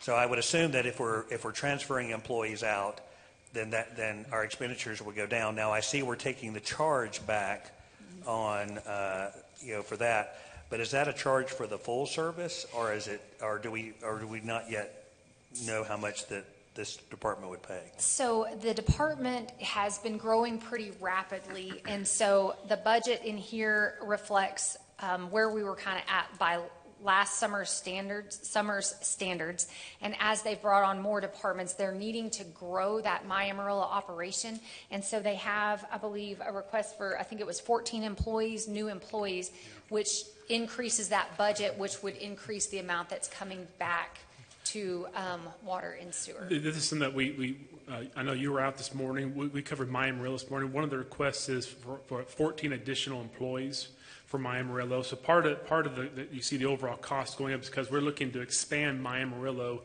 beyond the existing 18 employees.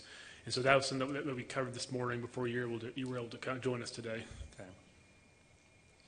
So then for the My Amarillo, we're going from 18 people doing that right now to 32. About 32, yes.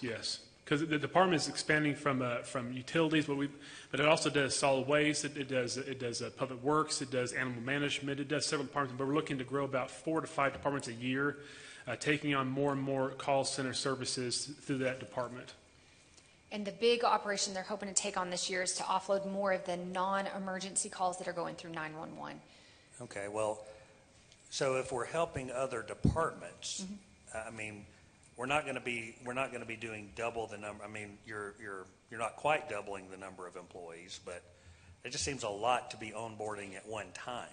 And the other part of that is Jennifer has been stretching her team very thin and utilizing some of her utility billing staff to assist the call center because their volumes are way too high for them right now. And so this is right sizing this call center team based on their current volume and on bringing on some additional departments in this next year. And one of the thoughts today was from council was that we might, as you're looking at budget changes, you might request that we phase that in. Instead of doing 14, maybe do something less next year, and then the next year and the next year. So that was one of the suggestions the council may be looking at for our follow-ups next week. And we could certainly do that. I just know that we would probably have to look at slowing down the pace of phasing departments in.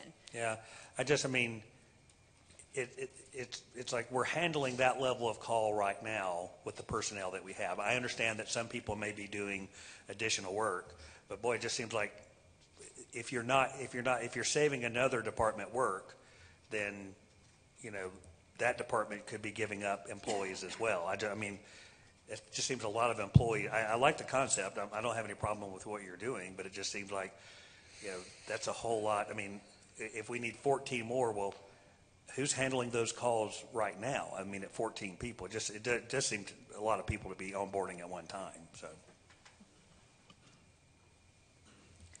So I guess my consideration would be for council to consider, if you're going to create a new department, the My Amarillo department, and you're going to add employees and give it its own budget and give it its own revenue share, right? So it's going to, staff's going to decide how much it's doing for each, inter-department and bill them. It does seem advantageous with, the general fund is tax-based. It's volatile sometimes in the taxes. Your enterprise funds are enterprise. They're rate-based. So it does seem like if you were to house it in the general fund, you would have the ability to charge adequately to those based on the services you're providing and the quality of the services and the amount of savings that you would have on the general fund, you wouldn't have to pay yourself. So like animal management, if we're trying to go look for monies in AMW to improve it, and then general fund is going to write a check to My Amarillo to handle AMW, like we're kind of double dipping ourselves at that point and struggling to manage our own budget. So if we left it, if we moved it to the general fund, then we would not have a revenue source coming into My Amarillo, but we would have to use sales tax or property tax dollars to cover over $500,000 of the cost of that department. So it's one and the same. But the billables are 2.1 million. Yes, and so we would charge 1.5 to water and sewer, which is what the plan is, and general fund would have to absorb the rest of the cost of the department. But general fund is going to absorb that already in writing a check to My Amarillo. That is correct, but this is just a best practice setup to put it, it's truly a department that just serves the internal departments, and so this is the proper way to account for a fund like that. Yeah, so again, the council has three options to consider. Our recommendation is a standalone fund which is best practices. Second option is to keep it in water and sewer and then have a transfer from general fund to water and sewer. Third option is to put it in general fund and have a transfer from water and sewer to general fund. Yeah. So that's something you all can consider and it's among yourselves, and then maybe next week we can come back with a decision on that. So I would like council to consider maybe where to house that in the options and for staff to be able to tell us like pros and cons of each. Legal would be a good example, right? We don't do this with legal. Legal is housed in general fund. Yes. Now, we do, through indirect cost, charge a piece of legal out to other funds, but they do, if they are hiring outside counsel, working with that, those automatically get charged to other funds. So it works a little bit different. Same concept as if we spun up a $2 million legal department, set it outside as an independent, used it to bill back to the general fund. We're now overheading more on ourselves on our tax rate rather than in-housing our own legal department and using it in that. So I'm not recommending anything that we're not already doing. Okay. So My Amarillo could house in the general fund the same way legal does. Okay. There's no cost benefit either way, so we can do whatever council decides. Okay. Thank you, ma'am. All right, so the next one will go on to Director of Utilities. And so we'll walk through all of the water and sewer utility departments. If you'll remember back, we went through the cash flows yesterday, and some big takeaways from water and sewer for the current year is we are proposing a 5% rate increase to both our water and sewer rates. That is to fund about $5 million in one-time capital projects, and then we would relook at that same amount that's already built into the rates next year to determine if we want to do another year of one-time capital projects or if we need to start potentially issuing debt to help with our wastewater facilities, and we could use that rate that's already in place so we don't have to increase the rate as much for our customers at that point in time. There's also $6 million of already built-in cash-funded capital for water and sewer. And then as a reminder, we talked a lot yesterday about how their revenues are coming in quite a bit behind our budget projections for this year. We budget based on normal as Amarillo can get from a weather standpoint, and we have had a lot of rain, and I think maybe even today is maybe the first day of the summer that we hit 100. I don't know if we're still planning to. And so those revenues are trailing behind, and what that does is we are looking to make that up in the new year by not being able or not funding as much cash-funded capital as we would in a normal year.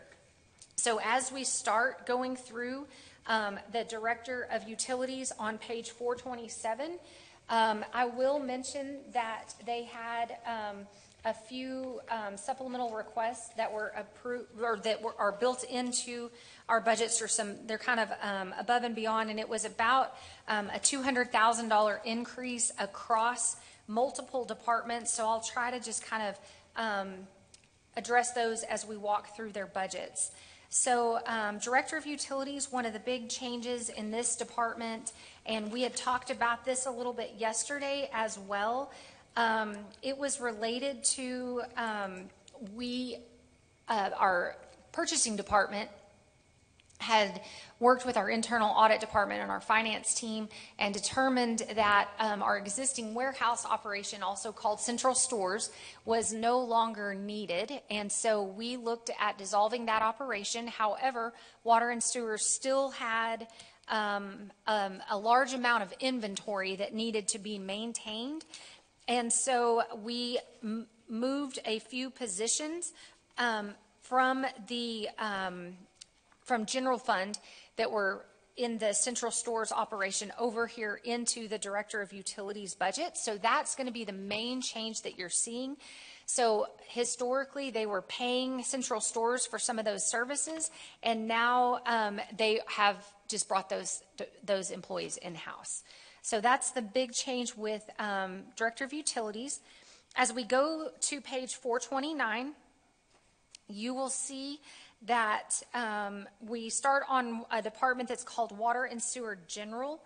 And so as we go through the next couple of departments, these are kind of your big revenue generating departments. We capture a lot of our water revenues, sewer revenues, and then we pay out.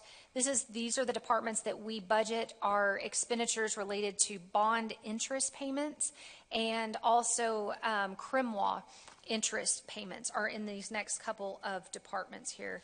So as you go through I think one thing to note on page 430 is our interest income numbers are coming down significantly.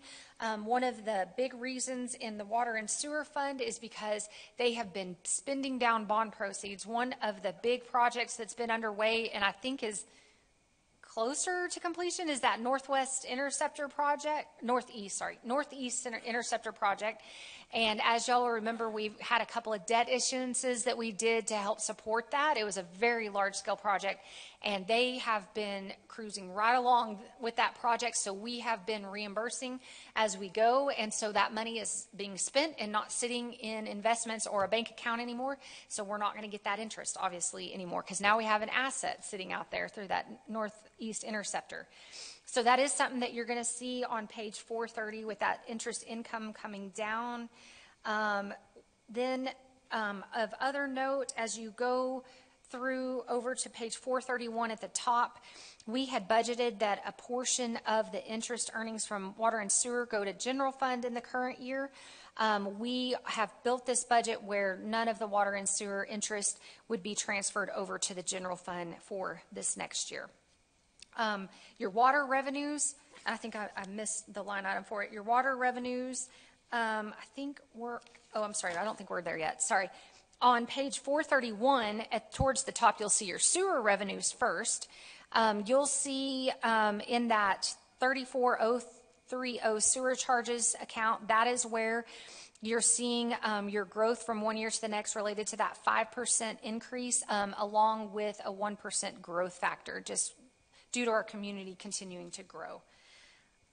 As you come down the page, some other things of note is towards the bottom of 431 in account 77,840, you'll see your administrative charge related to sewer that is paid back to the general fund at a little over $1 million.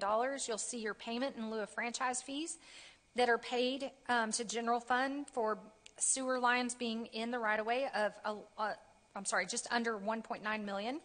And then you'll see a payment in lieu of property taxes related to all the assets that are owned by the sewer part of water and sewer fund. That payment in lieu of property tax going back to the general fund is at 2.4 million for next year. Then as you turn the page. Do you mind to total that up for us real quick? I know we're covering a lot of ground. What's the total right now that's going from water and sewer back to general fund? I know there's the three big items, but I'm not sure if there's others. There will be more here on the next page. If you want to go through the next page, and then we can go back and total them all. Okay. The next page you'll see is at the top. These are your interest payments related to your water and sewer revenue bonds of $7.8 million. And then you'll see a transfer to debt service of $2.5 million. What that is related to is we took out tax notes in 2020 related to City Hall, and property taxes are paying for half of the debt service, and water and sewer is paying for the other half because we have a significant piece of the water and sewer operations through utility billing sitting right here in City Hall. So that is where water and sewer is paying their half of the debt service payment. That debt, I believe, matures within the next 2 to 3 years. So City Hall will be paid off. You'll see that payment go away. As you continue coming down on page 432, you'll see your water metered sales of 78.8 million. I'm sorry, I was on the wrong line, of 74.5 million. And that is where we have worked to normalize based on a normal year the water billing amounts, and then adding in a 5% rate increase. Brings us up to the $74.5 million. As you come down that page, oh, hang on, it's actually on the top of the next page, sorry, page 433 at the top, you're going to start seeing the water side of the payments going back to general fund. You see your administrative charge there on the water side of $1,184,082. You'll see your payment in lieu of franchise fee. This is related to your water lines being in the right of way, and then you will see your payment in lieu of property taxes. And so that is for all the assets owned that are water related, and they are being paid back to the general fund. And so here in a second, I'll add those all up. It's just under 14 million in total that's going back to general fund. So currently we have roughly 14 million from water and sewer that's being paid back to the general fund for fees and usage and all of those things. Now that doesn't have to do with admin costs that are shared or anything like that, or that includes it all? It includes admin fees as well, yes. Okay. And then the interest was 2.8 million that we paid back to general fund last year. We had ran a number to see what legally we could do. Yeah, that was estimated. It's going to come in much lower than that this year. So let me look back and I can tell you. But this year we don't have anything budgeted. Nothing budgeted for this year, yeah. And it was considered a good idea last budget session to move the 2.8 million, and that was the recommendation from council. Yes. Was that done? We're doing it this year, yes, sir. So we do have the 2.8 million in the general fund? Not the full 2.8. Their unrestricted interest earnings it doesn't look like it's going to achieve the full 2.8 this year. We can only transfer unrestricted interest income. So due to some legal statutes that kind of describe what's restricted, what's unrestricted. Our bond right? covenants, yes. Yeah. And so, like, do you know, I don't know, I hate to put out a number, but I mean, there's a high amount of money that hasn't been spent in those borrowed monies for water and sewer, right? But it's only revenuing $5 million a year?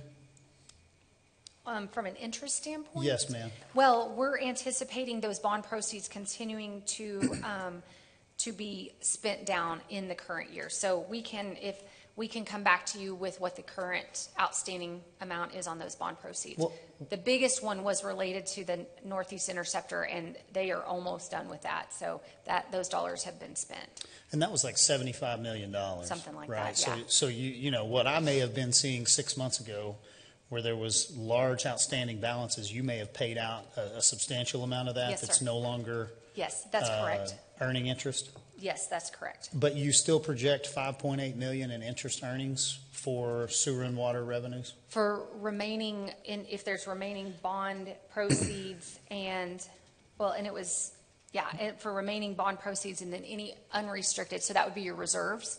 Mm-hmm. And then any money that comes in prior to us spending it out. Correct, yeah. So I think what I would ask is, you've budgeted for zero. Would staff consider to do the unrestricted again and push that back over to general fund? It was my request that we not do that because we have some large costs coming up in water and sewer. This year, water and sewer has struggled revenue-wise. So hopefully that will normalize next year, but given on the forecast, we have a very large plant project coming up here. It was my recommendation that we try to keep as much funding in the water and sewer as possible and not move it into other funds because they're going to need all the funds they can get. Okay. So 14 million total is what's expected to be paid in the 25-26? Yes, sir. Okay. All right. Thank you. All right. As we continue going through on page 433, item I've talked about a couple of times and I wanted to mention, right there in the middle, you'll see a revenue from other agencies. What that is, that's grant income that we're anticipating. Now, that number we talked about yesterday may be closer to 21 million. So that would be the ones from the funding from that Representative Fairley and Congressman Jackson potentially have available for us to start design related to the wastewater facility. So at the time we were developing this budget, it was closer, we thought it was going to be closer to 25 million. So that may be a little bit less. However, we will anticipate spending whatever amount comes in. So, and then the rest will work through the next year's budget process. Then as you continue turning pages, go to page 438. 437 is where our water production team is at. And you will see that their expenditures have actually gone down a little bit. And I believe, let me check real quick. Part was just kind of the normalizing, because this was where, oh, I'm sorry. Thank you, Grayson. I appreciate it. So the largest one there was our electricity costs. I think we had our estimate a little bit high in the current year's budget, so we relook at those every single year. We were anticipating potentially the fuel factor popping up a little more than I think it did, and so we are pulling back just a little bit on our budget for our electricity costs in this department. Then I wanted to point out, because we talked a little bit about this yesterday, because I'm seeing it right here on the top of page 440. You've got a depreciation line item and an amortization of water rights. That's one of those items that is in the budget. We budget for it, but when we get to the cash flow standpoint, we back those out, because those are non-cash transactions, and we touched a little bit on that yesterday. As you keep coming down the page on 440, you're going to see your water transmission department, and they brought in essentially a flat budget. So there's only about less than a 2% variance year over year in that department. And as you look over on page 441, you'll actually see on their electricity budget, we adjusted that down a little bit as well, bringing it down to what we're seeing the trend and allowing a little bit of an increase for this next year. As you continue going, go to the next page on page 442, starts our surface water treatment group, and they have a relatively flat budget. It looks like it has a slight increase of just about 3% in there. As we go down, it looks like we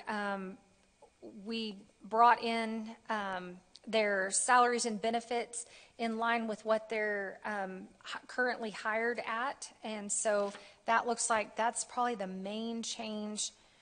I'm skimming through their budget real quick. Oh, and then their CRMWA payments. So yes, thank you, Grayson. So if you go to page 445 and you look towards the bottom, it's closer to the bottom. The account is 78000, payment to CRMWA M&O. So what this is since the city of Amarillo is part of CRMWA, we do take a certain allocation of water from CRMWA and we have to pay them for it. So each year as CRMWA is developing their budget and going through their budget approval process, they calculate an anticipated portion that could be our portion for our allocation. Normally, we come in below this budget, but we do budget. We have hit the budget right on before, but normally we come in a little bit below this budget. But this number right here in that 78000 account ties directly to CRMWA's approved budget for Amarillo's portion of it. So just to make sure I'm following along, CRMWA, we own 40% of CRMWA. Can we say it that way?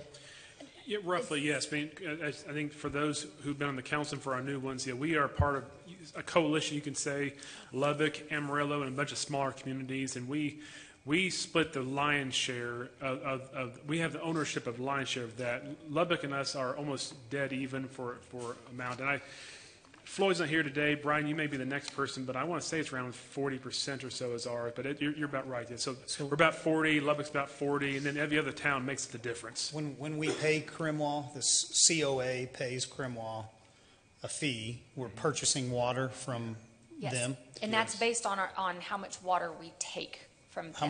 How much we want to purchase from them versus pumping out of our own well. Yes.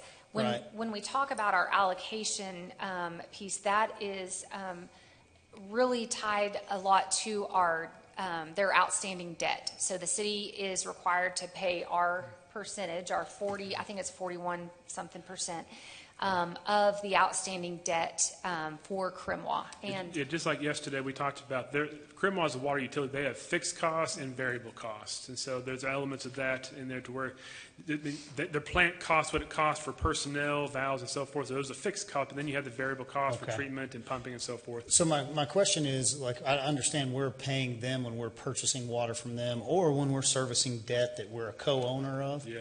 Kind of on that in-house, and the accounting may be something we'd need to see, but do they write us a check back, as kind of a No, they bill us monthly for how much we use.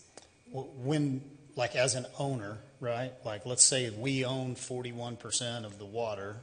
Am I saying that wrong? I don't know that it's technically set up as like a true ownership. Well, if we're servicing the debt to the water rights and we're pumping water, but we're paying for the water, do they pay us a dividend back? Like, are we getting, our share as an owner back to the COA? The contract's not set up that way, no. So that's where and they're not a for-profit entity, so they're not making a profit off of the water that they're selling. That's definitely been a part in that arrangement where I've always been curious. Like, we have our own water rights, our own well field. We have our costs derived from that, but then we're buying water from CRMWA, which we are also a part of. I get the co-op, but I just never saw the monies ever coming back from CRMWA back to COA when we pay them. Yeah, right? They don't pay us anything. No, that's not the arrangement. Yeah, it's pretty normal for a lot of entities. A lot of small towns, they don't, like Canyon, they don't produce their own water. We sell it to them, so we don't pay them dividends back. They're a meter for us, and we're like a meter for CRMWA. Okay, so I'm probably just misunderstanding. I thought we had to service debt to Cremwall. We do. That's part of their expenses, yes, and so they pass that on to us via the formulas and the contract, and so it's kind of like what we do for as we raise debt, we pass it on to our ratepayers, and we adjust rates accordingly, whether we want to apply it more to residential, commercial, and so it's similar to that process. Definitely, maybe when Floyd has a minute, we could get council up to speed on that, and here's why. We are the second largest water rights holder, I think, in the state of Texas, right behind the state. And then we have business entities that are coming this way. We are being more educated now on water usage, water rights, longevity, how good we are here sustained. I think it'd be good for council to know, what is that relationship with Cremwall? What are we servicing in debt and still paying for in MGDs? Yeah, we can set that up, and plus, we are the second largest water right producer, but we don't have the infrastructure to utilize that, and so that's part of the issue. Cremwall, it's there, so I have to defer to Floyd, maybe Donnie, but possibly we could service ourselves, but then we have to do infrastructure to get to all of our well fields. Okay. And so we're not set up for that. Okay. Yeah, and we have an allocation from Cremwall. All 11 member cities have an allocation how much water they have. What they're billing you for is the pumping costs and all the delivery of that every month. So if it doesn't meet their estimate, there's no refund. You're just paying as you go. Yes. For the pumping costs and They're for the just saying, expenses of that. based on how much they think they're going to provide to all users next year, here's our allocation of it. That's their best estimate, but then we only pay for what we actually And we can revisit the contract. And there could be a true up at the end. I mean, there could be. It's been a little while since I've read that, and so, but it'd be minuscule versus what we pay them. So if you look on page 433. Yeah, I think we've verified. Oh, I'm sorry. A couple questions. So I think you said that we sell water to Canyon? Yes. So we're paying on the front end to Cremwall, and then we off-sell. Well, again, part of it, we do produce our own water through our well fields. It's a mixture, and there's a whole process. I can defer to Michael Price and Donnie, but there's a process. But yeah, Canyon, I think they have some well fields, I think, but they're primarily serviced through us. So they're like a meter that's like you would your home. Right. Okay. Are there any other towns that we service that way? I don't know if there are. No, there's not. It's just Canyon? But there's other things that can happen with that. If you don't use all your allocation, and I can say this from back when I was in Pampa, wouldn't use all of our allocation, some of the other member cities may need more of the allocation because they use more water, and you can actually sell to that entity as well, your portion of the water plus your pumping costs and everything else. So it's a big pool. Everybody has their allocations, but you can do with it what you wish in that process, whether you want to choose to sell to another city or however you want to manage that.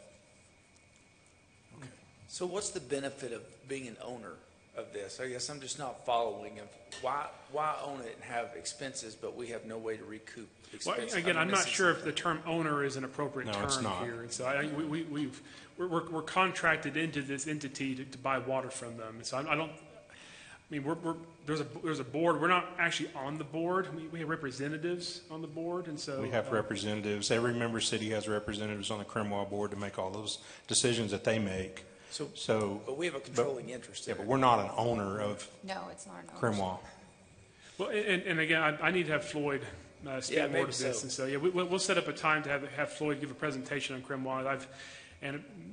I can see what you're saying about ownership. I've never really thought of it that way, and but we can have Floyd speak to that. Councilman? It's almost like a co-op type situation. They put in the infrastructure, we help with the infrastructure, and then we go in and we get our allocation. So it would be interesting to see if the allocation from Cremwall on what's already been paid is a less expensive product per acre foot than it would be to extract our own. But the critical component we all need to be thinking about is we do have the second largest amount of water rights in the state, but that is only going to become more valuable. And so as long as we can extract from Lake Meredith and not rely on our water resources, it's a much better strategic position for the city of Amarillo. So if we can continue to allow that to stay and mature, I mean, is it $5 an acre foot? Now I'm just throwing a number out there. Will it be $250 in 15 years? So from a strategic spot, it's fantastic. But we do have, a $500 million connection to get it down here. So while we can use Meredith's water on beneficial years, we're at 80 foot right now at Lake Meredith. So that's where that would be the strategic advantage. in my opinion. Yeah, good point. So, thank you for doing that. Just a few questions, and then I think if we could get some of that back from Floyd and understand maybe the history, because I don't know if we've been, one of the 11 for, has it been 30 years now, or is it longer? I think we were one of the founding entities that came together to form this. So. Okay. And I know I've done a bad job of explaining. Floyd did a much better job of explaining CRMWA to y'all. Well, If we gave up our allocation, I promise you, Lubbock, Brownfield, Tahoka, they would all take it all. I'm sure, yeah. They'd take it in a heartbeat. So that would not be the spot to be in. So not trying to get us too derailed there, but I know you were going back to, Well, I was actually going to expand upon that same conversation. If you turn to page 660, which is in your debt portion of your book, I'll show you our outstanding piece related to the CRMWA debt. It's towards the bottom. It's the very bottom section on page 660, and you'll see that currently, for our portion of the outstanding CRMWA debt, there's a little over $14.2 million left that we would have to pay. That's our piece of the total. And for this next year, we're looking to pay about $4.3 million between principal and interest to CRMWA. And there are times that we are paying our bond interest payments, and if they decide to do like an advanced refunding or something like that, and it creates some sort of savings, at times we will get a credit back on a future bond payment, essentially, because they bill us each month for our bond payments. They make the actual bond payment, but we have to pay our piece along with the other participating cities. And so that's how it works from the debt side. If you turn back to page 433, you will see in the top section almost towards the middle there's a 89,200 bond interest account of $665,000. That is the CRMWA interest payment that we're making in this next year. That ties back to that page 660 that we were just on.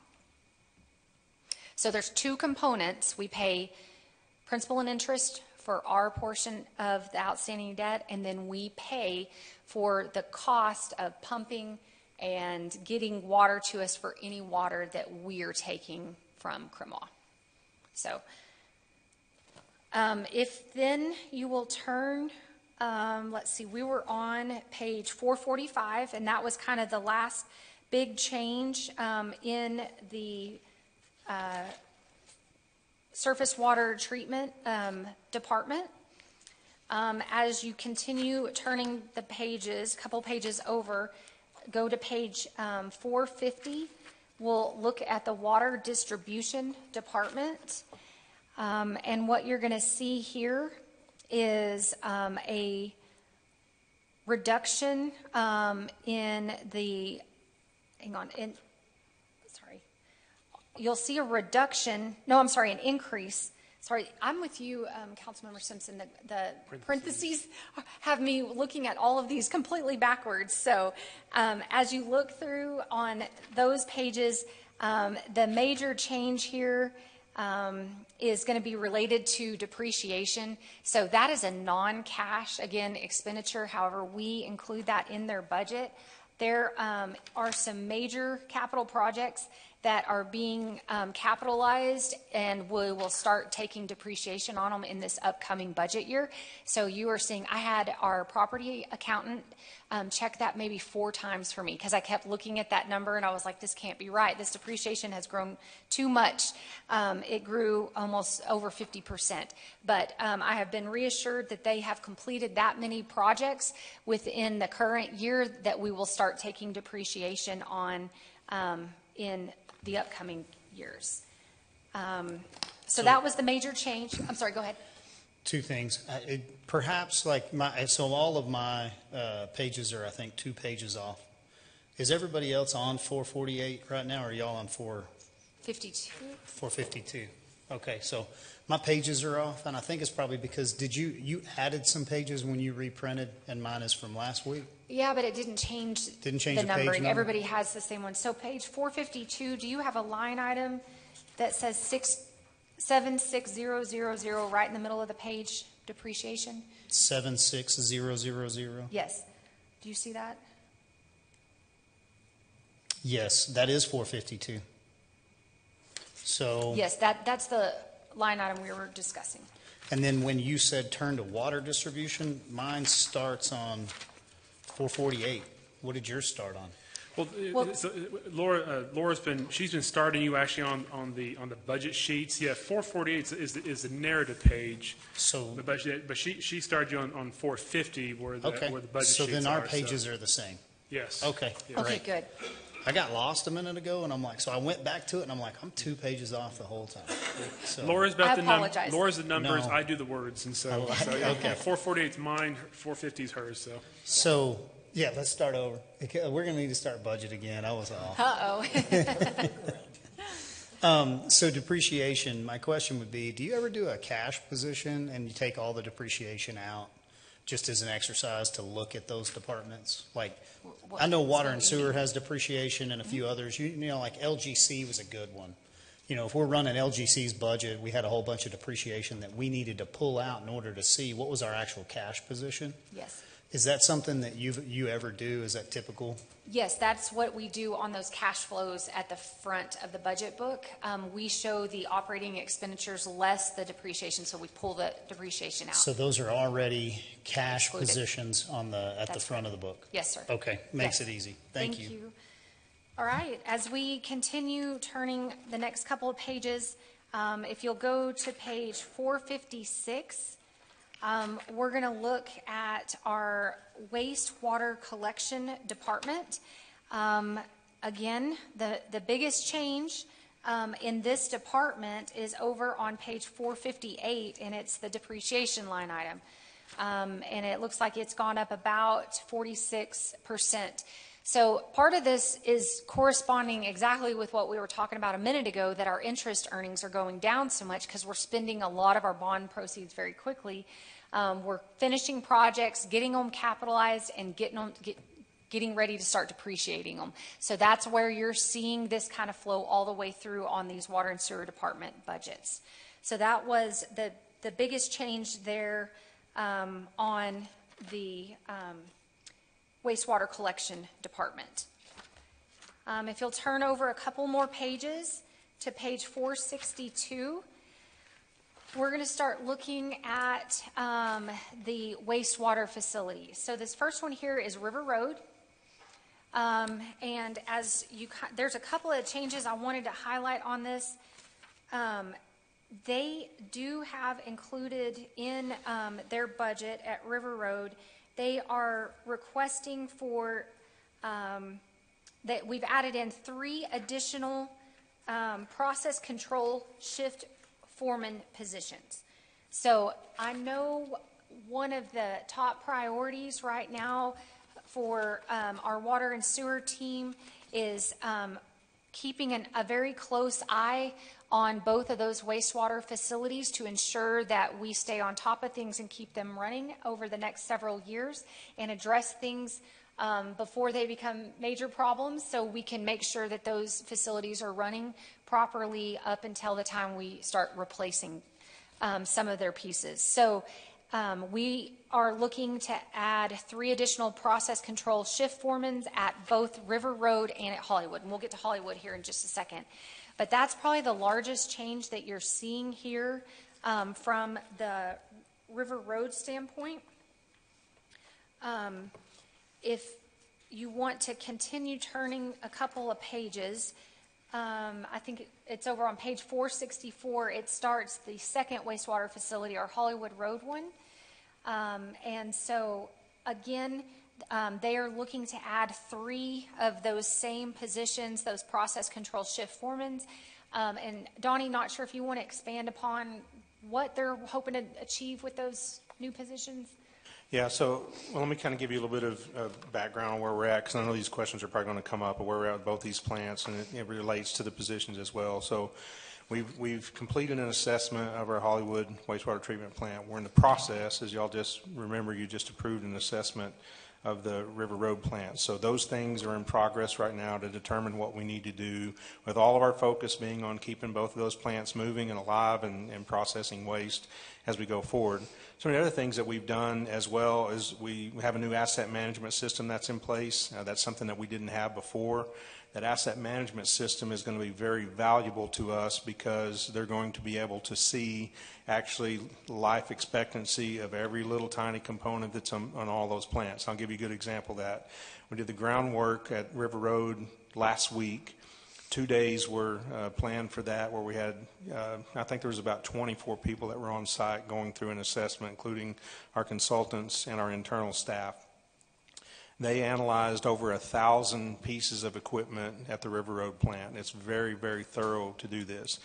Once we get those assessments back, that goes into our internal assessment management program so that we can continue to manage these things as we move forward. So a lot of the positions are moving toward that, managing some of the risks that we have in place at both of those facilities. It's much needed. I think it's going to be very valuable to that. We have a lot of projects that are underway, and I'll kind of touch back on what she was talking about with the 5% as well. So we have a lot of projects that are ongoing right now at both of these facilities that you're probably aware of, including clarifier rehab or belt press rehab, blower overhauls, all the different things that we've identified in some of those assessments, and even the assessment that's to come is going to identify more that we need to have money setting aside so that we can address those projects as they come up. Again, with the goal being to keep those plants moving, processing waste, where we can continue to get through this 5-year period or 4-year period, whatever that ends up being, where we can have new facilities in place or expanded facilities in place to handle that. Some of the projects that are currently ongoing, we have headworks improvements. It's a $4.7 million project. It should start in November, so we're just about finished with the engineering on that. That's at the Hollywood plant. Dewatering improvements, another big $6.5 million project that is very important for the processing at the Hollywood plant. SCADA system improvements, just to name a few of the things that we're doing. All keep in mind too, and you may even ask yourself the question, well, why would we make all these improvements right now when we're looking at doing something different? These things are going to be crucial even moving forward past rehab and all that. That headworks facility that we're rebuilding is probably going to be something of high use to us as we start going through the process of expanding. So all these things, keeping in mind what we have coming in front of us, taking care of what we have right now, and making sure that we have the people in place to address all those issues that are in front of us. And it's quite a load. And I will say that I always try to give credit where credit is due, but Michael Price and his team have done a fantastic job, and I've only been in this role over them for a couple of months, but from what I've seen, they've done a fantastic job of analyzing everything that we have, being very critical about what we have to do to get from point A to point Z, and they should be commended for what they're doing to keep everything moving with the goal too of making our processes where we're not having to go out and just work on things and wrench on them every single day, where we're actually putting logical processes in place to get us to that next step. So I think they should be credited for that. We're looking at all kinds of things like load increases with development. We don't want to hamper any new developments that are coming our way. We've already analyzed what Fermi will do to us as far as if we do receive some population growth and how that's going to affect our plants. So we're continually just moving forward with all these processes. All to say that sometimes when you do that, you have to also analyze your positions and realize that you may not have enough, and that's the 6 positions we're talking about. Hope that's a good enough explanation for you. Can you give us an update on the trip to Austin? And there was some really good news in recon that came out of that. Can you give us an update on that? So we have a presentation that's going to come to you on the second meeting in August. It's going to be a little bit more detailed. At a high level, I'll tell you what we did. Jerry Danforth and I made a trip to Austin. The reason that we did is because they're expanding their Walnut Creek facility there. It's quite a large expansion. It's about a 25 MGD expansion, but it matched a lot of the criteria that we had at our wastewater facility here. It's a 50-year-old plant. Ours, Hollywood's a 60-year-old plant.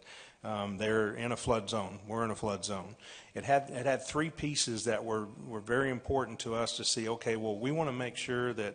And let me back up a step. Jerry and I did some analyzing, and we spent a lot of time together just saying, I'm not comfortable with the direction we're really headed right now. Let's really take a deeper look.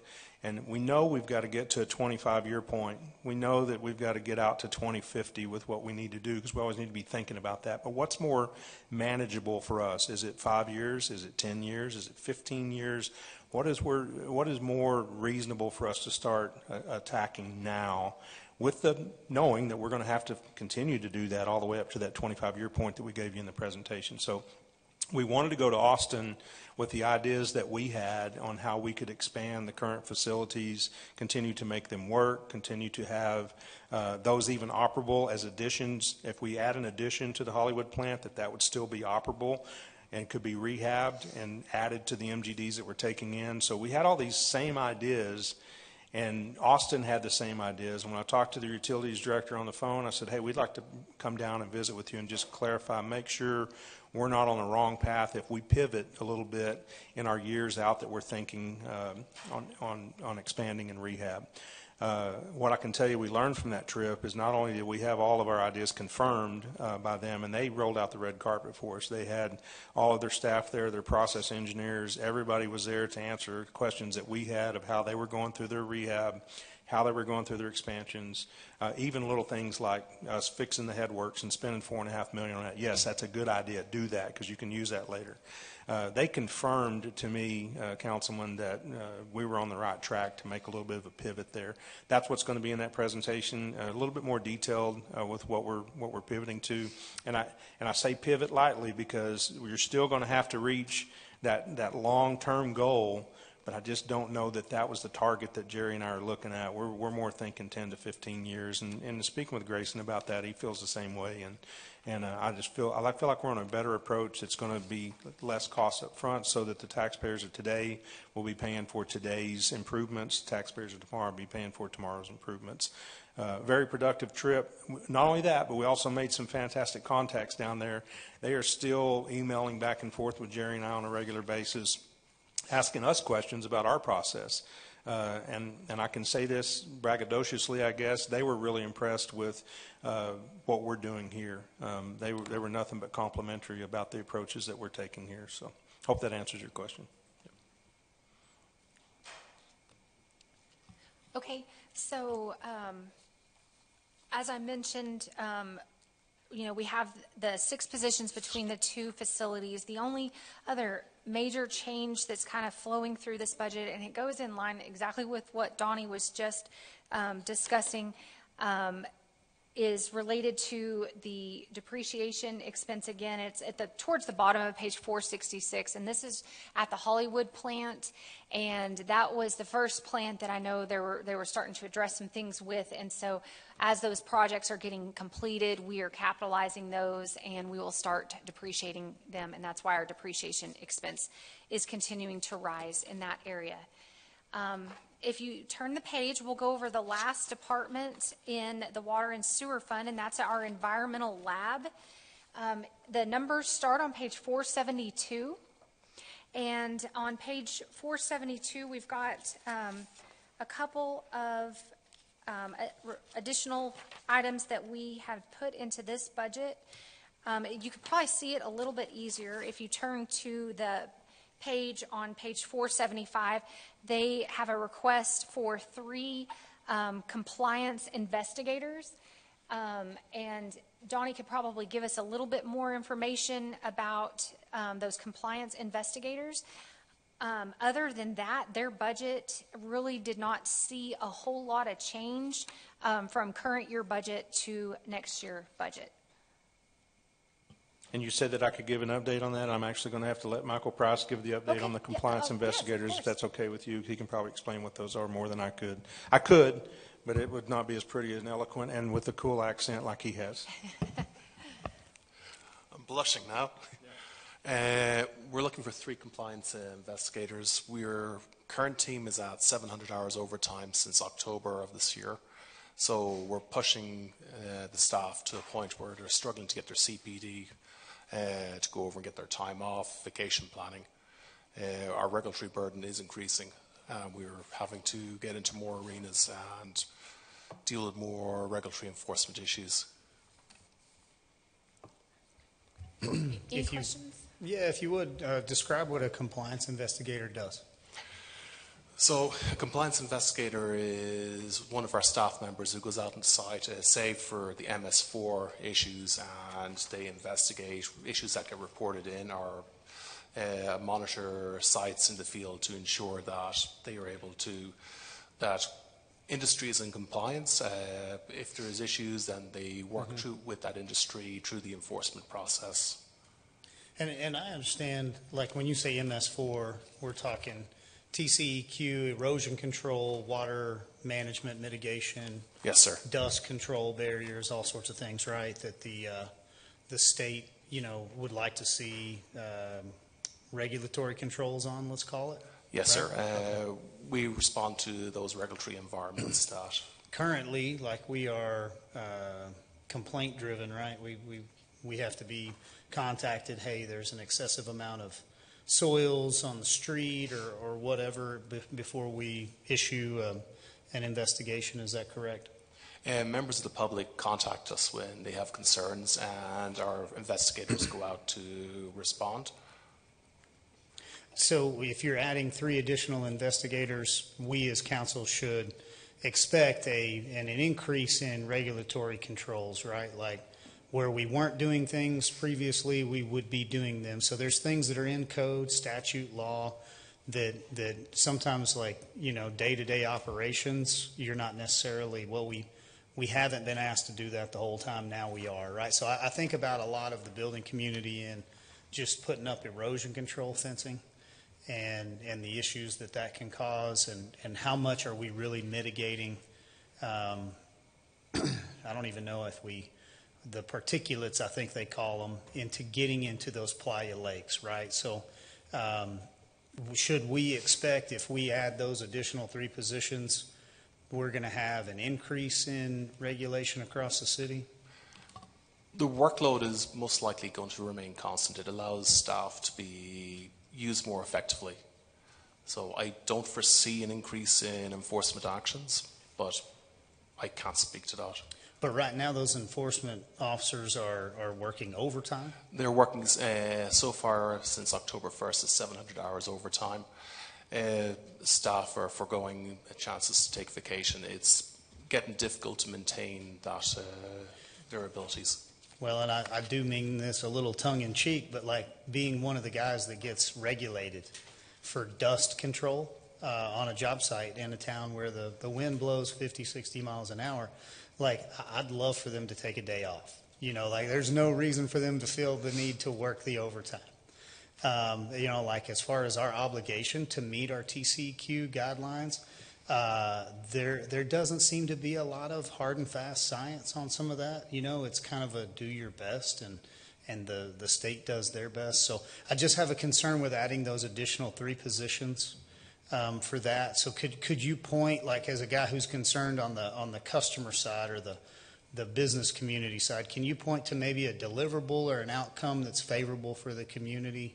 Like what are we preventing? What life-saving items are we getting out of this? We're fulfilling our regulatory requirements to TCEQ, which allows us to avail of state funding for other grant-funded programs. Well, and I think we're reducing if we've got 700 hours of overtime, we're just bringing this back. I don't think we're going to see additional regulation. We're just going to see that the employees that we do have are not working overtime. So and I want to clarify something too. That's not what they spend their time doing all the time, is just Right. that. There's other very important items that we're dealing with when it comes to BOD. We're talking about things that are put in the waste stream. We're talking about infiltration that brings in more stormwater, things like that into our wastewater treatment plants. It's more than just that. And we're under the same regulations that the construction companies are under as well. Like even our landfill, we have to have dust control in place. It's the law. So there's really no way around that. But I don't think that, I just don't want you to have the impression that that's what they're being hired for, is to do that. And the regulations are wide and yeah, large specifically, span. that's what I'm asking for. I'd like to know, like, what are the deliverables? What are they doing? We could get a complete list of those regulations that they're looking into, or if that would help. I don't know that we would have those here today, But I mean, the way I see it is you got 700 hours of overtime. We're just going to eliminate those. I mean, maybe it's not all eliminating. of them. Yeah, it's eliminating the overhead and the cost of overtime. So I don't know that we're going to gain much of anything except having the appropriate staff to That's correct. carry out. Let me ask a question though, because the math doesn't equate to me. So we've got 700 hours of overtime. rest of this year, if we maintain the same pace, we may have 1,000 hours of overtime, correct? I mean, we're on track for 1,000 hours of overtime. Oh, for this fiscal year? Yes. Yeah. But like one employee works 2,080 hours a year. So why do we need 6 employees to make up for 700 hours of overtime? That's what does it. It's 3 employees. Well, 3 employees, okay. Right. I don't think that that's the only reason is just the overtime. I think there's also regulations that we continue to have to enforce that maybe we didn't have to enforce before. We can do some more homework on this and bring this back at that next day if that would suit Mr. Path or you guys. If you would like to see some of these things that we're having to enforce or even new regulations and things that would have to be in place for this. And I apologize for not having all the answers for that one today. This one I haven't done a bunch of homework on myself. But I just want to make, to me, and I know in the whole budget, and maybe tomorrow we could quickly go through this one more time. I would just like to look at, I mean, I think we're looking at adding 40 FTEs in the budget for next year, something along those lines. I mean, when you're looking at employee expenses being your largest group of expenses, I'd just like to make sure that we're just double and triple checking. I mean, we're adding 14 in one department because that's really how expenses can get. I mean, employees are your largest expense. And so I just want to make sure that, okay, if we're adding this, that there's a definite need for it. And I wasn't hearing much other than 700 hours of overtime as to why we need to add 3 employees instead of maybe 1. I agree, you know, the eliminating the overtime and allowing people to take their vacation is a good thing, but I just couldn't get to how it takes 3 employees to do that instead of just 1. This may help. So whenever we first got our original budget our budget numbers back from Mr. Price and his team, there were a lot more positions they were asking for than just this. We had to narrow that back down, and we said, what's the most important to you? And it was the 6 and the 3 that were the most important that made the list to them and their department, what they needed as far as additional positions. Does that make sense? It does. I just want to make sure for me, I just want to make sure I've got a visual of, okay, sure, here's how we absolutely need this and why we, why would we need 3 instead of 1? I'll get that for you. Yeah, I think we just need to see the why. Like you said, 700 hours overtime is one thing, but what's not being done because you don't have them, or what's not going to be able to get done because you don't have them? Does it make sense? Yep, we'll get that for you. We should have had that today, or I should have had that today, and I didn't. That's on me. Man, that's okay. I know we're asking some different questions, and I think the other thing that helps you kind of justify this, we hate to add positions or grow local budget that has to be compensated for with the hope of a regulatory agency gifting us a grant, knowing that the agencies have already pulled back. Like a great one is transit, where we see a large reduction in our transit funds. So you just don't know what happens as the city continues to grow. So the need is the need, and when we need to service those customers, we're protecting the community from damages because we didn't regulate their neighbor. That is what you guys do, and that's good. But then I don't know that we're out of compliance with that regulatory agency. Like, I'd be curious, how many grants did they say, well, we wanted to give you this, but we couldn't because we didn't see you, enforcing these statutes. So if you point to any of that, I think we could see it. I'm unaware of it. Yeah, and I don't think we're out of compliance. And we'll go back and revisit the numbers, and that's a good thing for us to look at. One thing is not just grants, too, but without mentioning the industry's name, I think the council's aware of an industry we had recently that caused us to be fined significant dollars by TCEQ for being out of compliance at our plant. And so part of these positions here, whether we add 1, 2, 3, or just keep the ones we have, is part of their role is to keep these industries in compliance so that the ratepayers are not paying these fines from TCEQ like we saw with this particular industry. That it may not be a life safety thing, but it does hit their pocketbooks. So in TCEQ, they exist, they have a stick, they will use that stick. And so these positions here are trying to keep us from getting hit with that stick.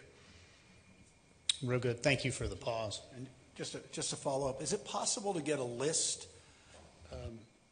Les, you said 40 that we're adding? I think there's a list in here, a page in here that does have a breakdown of the 40 positions. Yeah, if you go to the very front of your book, as you look in your transmittal letter, and I apologize, these are not actually page numbered. It's in that very first, right behind the kind of cover page there. If you go back a couple of pages, there's a graph that, a chart that like kind of outlines the 44 positions that are added to this proposed budget. And it shows by department what we're looking at. Okay, that's what I was looking for. Thank you. Yes, thank you. You're welcome. So just looking at that, oh, no, you do have it. Never mind. That's very helpful. Thank you. You're welcome. Other questions for the Water and Sewer Utilities Fund at this point? All right, if not, let's switch gears and talk solid waste. So if you will turn in your books to page 478, it starts the beginning of our solid waste collection department. Now, as a reminder, we have already talked about some changes that solid waste is proposing for this upcoming year. The first one I will note is on page 479, you will see, the bottom of 478 and the top of 479, this is our residential and our commercial fees, and we are proposing a 7% increase, and we are looking to fund with that a couple of positions in our solid waste disposal department that would help with a new dangerous structure removal program. Along with about, I think it was around $500,000 in equipment that is needed to facilitate this in-house program, along with funding for a reclass in our city marshal department and one new administrative position, I believe, in our city marshal department that would help facilitate the new dangerous structure removal program. Along with that, they are looking to put about $60,000 more towards the annual dumpster replacement program. They're also looking to fund $500,000 in the extensions and improvements type projects for solid waste, and Donnie can kind of touch base on that a little bit, and then another $275,000 for landfill engineering services. And I wanted to correct my number there. The equipment needed for the dangerous structure demolition program looks to be about $715,000. So with the 7% increase, it's additional dumpster replacement and all the funding needed for the dangerous structure removal program. And why don't I pause there and let Donnie give a little bit more information about what that program might look like. Yeah, I'll talk about the demolition program in just a second. The increase for the dumpsters is to take care of increased costs that we're seeing in that as it goes up with everything else, just to cover that. So we continue to put the same amount of dumpsters back into the program that we have been doing for the past couple of years, which has worked really well. So on the dangerous structural removal program, there's a couple of reasons why we're talking about this and wanting to make this as a recommendation to council. Number one, I've successfully implemented a program like this before, internally building a demolition program that would take care of blighted structures in the residential areas, and it worked very, very well. In that program, we took down over 500 structures in a community of 20,000. Just to give you an example of that, in Amarillo this year, we've taken down 20. It's very difficult in the process that we have to get things done. There's contractors, there's all kinds of different things you have to go through in this process to make it work. When I built the program, and I think Mr. Path built the same kind of program when he was in Paris as well, with an internal demolition program. So we started talking about that early on when he arrived here, that we really need to be doing this internally. We talked to the marshal's office, we talked to solid waste, started working through a plan on that, and it does seem like what we need to do. We're doing this in the name of public safety and community health. As we all know, there are, talking with the marshal yesterday, just said if you counted right now or you had a number of how many structures that are residential that need to come down probably at this point in time today, it's a little over 1,200. And those numbers regenerate. You'll see that happen in communities. It just happens over and over again where people move out of an old structure and it stays there and they don't board it up and it becomes a dangerous structure. We have issues with fire hazards. It attracts criminal activity. and really quality of life in the neighborhood is really affected by that as well. It's one of the biggest requests we get or complaints we get too, is that why have y'all not torn down the structure? Well, there's a large process that goes into that, and we have some gaps that I think that this would take care of as well. Let me tell you what this program would look like. We would do a city-run demolition program focused exclusively on residential. And why residential? Because commercial has it's a whole different animal. You're talking about asbestos assessments, asbestos abatements, and things like that that get really better for a contractor to take care of. What we envision happening is that the city marshal would continue to handle what they do in their office now. That's the administrative side of the program.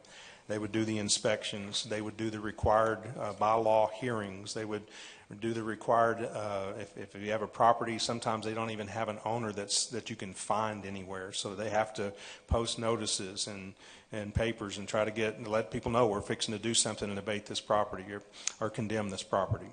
Administrative coordination that would take place, ensuring quality control of the projects, making sure we have the right place, we're going after the right targeted address when we actually do the demolition of a property.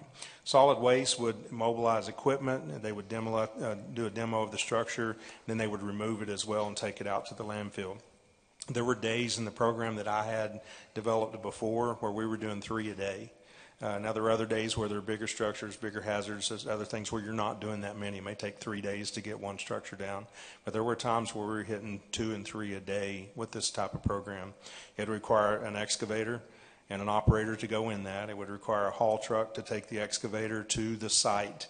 And generally, that's going to be your same operator that's going to drive the truck there. He's going to offload the excavator, and he's going to go to work tearing down that structure. It would require a roll-off truck to deliver roll-offs to that site. 3 is the number that we have in mind for that, and these are large roll-off. These are the 30-yard containers where they would deliver all 3 of those. They would start the demo process. Roll-off would be hauled off. By the time he gets back, the next one's full. By the time he gets back, the next one's full. And you just rotate that until you load back up and go to the next location and continue to go through these processes after they've gone through the administrative process in the marshal's office. So, again, a semi-truck operator that would operate the track hoe, a roll-off truck driver, and then the admin in the marshal's office as well to handle the hearings and notices and all the things, because the workload over there will increase greatly if this program goes into effect. The benefits to the community for me is that we have a faster response. We're taking care of these issues as they come up. Even though it is a process administratively to get through it, I think we're going to be doing it a lot faster than we're doing it now. The long-term cost of the way we're doing it now, you're going to see a savings in that if we're doing it internally, no doubt about that. It's more visible to the community. I think you have more customer satisfaction, and we're forecasting that we're going to be able to get this and hit it running within the first year should this be approved by council and start. We've already got a pretty good idea of what equipment we would need to order. We've got an idea of what type of person, and I'll say this, the excavator job is one of the most popular jobs that I had. Everybody wanted that job because you're just tearing down houses all day long, and it's actually a pretty cool job to have. So I don't think we're going to have trouble filling any of these positions at all, and it would really just enhance our service to the community, I think, to be able to take care of some of these structures. Now, the other piece of that, too, sometimes we have a fire-damaged property that would pose a danger to the community, and we can't just go in and do this with every single property, and Brian and I have had many conversations about this. Just because it catches on fire don't mean that we can go on private property and demo it. There's still a process you'd have to go through. However, there are some burnouts to where it's just a dangerous structure. There's walls that are about to fall. The inside of the building is completely gone. The roof has already collapsed. We don't want anyone going in there and getting hurt, and we have the ability through an emergency situation to go in there and remove that. They would be able to take care of some of those things like that at a very minimal. I don't think it's going to be the bulk of their work, but if we have a dangerous situation on our hands, this crew would be able to mobilize and help with some of that. So I think it's a great idea. And again, this is, as Grayson mentioned, everything we're presenting to you is just recommendations and ideas, but this is something that we think would really help our community. And I can answer any questions if you might have about the program itself. How long does the process take right now from being notified that there's a structure that needs to be taken care of versus when it's completely done? The administrative process, it depends on how long it takes to get a hold of someone, how long, sometimes you have a willing property owner that says, yeah, you go ahead and do your thing, and it just takes a matter of a few weeks to get it done. But then there's some where we have to do a lot of property research, and we're looking at, months to get it done. So it's a variable number. So with us doing this in-house, does it speed things up, you said? Where it's sped it up when I've run the program before is that I'll tell you what we did with that program.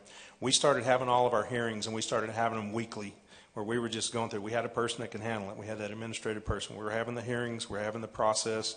And then by the time you get a list built up, then they can go out and start doing the demos and then it just continues. So while you're going through the wait of getting the administrative process done, they're already out on the streets taking care of the ones that are already taken. It takes a little bit to get there, but once you get into that, you'll never see that gap of time of, okay, well, we're waiting to get this one done. We're waiting to hire a contractor. We're waiting to go through the bid process. All those things are just pretty much eliminated. So it does speed it up. It just takes a little bit of time to get there. Okay. Thank you. We've got a couple questions just on the budget. Would it be to you, Laura, or Donnie? Or the first one was, when was the last time we looked at on line 33,520? When was the last time we increased rates at the landfill? Last year, I believe. I believe so too. Yeah. Okay. And we're looking to do a CPI increase out at the landfill this year. So a 3% would be what we're looking at for this year as well. Okay. Yeah. I was just wanting to get ahead of that. If we have all the construction that we're expecting, there's going to be a lot of debris coming out there, and it might fill our cells up faster. Yeah. And it doesn't generate a lot of money with the rate increases you do at the landfill, but we always try to keep up with at least our cost. Right. 41,620. We went from 23,000 or 230,000, excuse me, in unscheduled overtime to 20,000. Well done. Am I reading that right? Yes, and so let me just tell you, in solid waste in general, both in disposal, both in collections, we've tried to do, and Alan Harder's back here, and we can give him a lot of credit for that. We started focusing on it a couple of years ago to where we were starting to reduce it over time because first of all, we were able to give some raises to equipment operators. That happened a couple of budgets ago. Thanks to the council giving us a little bit of extra money that we could pay the starting wage. That has helped with that, because when you have all these routes that have to be run and you only have half staff to do that, they're all working overtime. We've been able to stay, I think, somewhere around 80%. If I'm wrong, tell me, Alan. About 80% is where I think we're at staffing level-wise. 86, even better than where there was a time where we were at 60. So at 86% staffing levels for solid waste, that is really, really good, and that's helped eliminate some of that overtime. We've also had some cleanup days where they've organized a cleanup day where we brought in other departments to help us with meeting our regulatory issues at the landfill with cleanup after windblown days. That's helped reduce the overtime. We get it all done in a quicker manner, but we also utilize some other departments that had a little bit overtime that they could help us with that. So they've just done a really good job of managing that. So yes, thanks for pointing that out, because it is a positive. I mean, you had a 154, a 190, a 230 down to a 20,000. That's incredible. So good. Whatever you're doing, that's pretty cool. I agree. We'll pass that along. Yeah, please. Yeah. And one last question on this topic. I got in trouble yesterday for saying only one more question when I have more questions. 51,800 fuel and oil for this year. We're at 10,532, which is a little over 60% reduction. What are we seeing? Why are we doing that so much lower? Boy, I don't know if Alan can answer that. I don't know if he can or not. So are you on page 46? 486. Yes. So again, we kind of run through those estimates based on what usage is looking like, and I think we had in certain departments, I'm looking at this one, we had kind of anticipated fuel prices going up a little bit more than what we actually have seen, and so we've pulled back a little bit on our budget related to fuel in a lot of our departments. Okay, there was just a fluctuation there, but at that 10,532, it was just we might want to look at that a little closer. Are you finished? Okay. I am, Les. Hey, you have one more if you want it. Let me add something to that, because Rich just pointed something out that I totally forgot about. So Thank you, Rich. We've converted all of our solid waste trucks over to some routing software that's just been fantastic. And so a lot of times we would have delivery of, running a route in the north part of town, driving all the way back down to the transfer station, then driving all the way back up to the route and going through that. This routing software will actually, it's smart software, so it knows when another trash truck is closer to an existing route that has to get picked up on, they'll just pick that up and then they're sending them over here. And we've really become very efficient doing that. Another Allen project, we started that about 3 years ago, but he really has taken that across the finish line.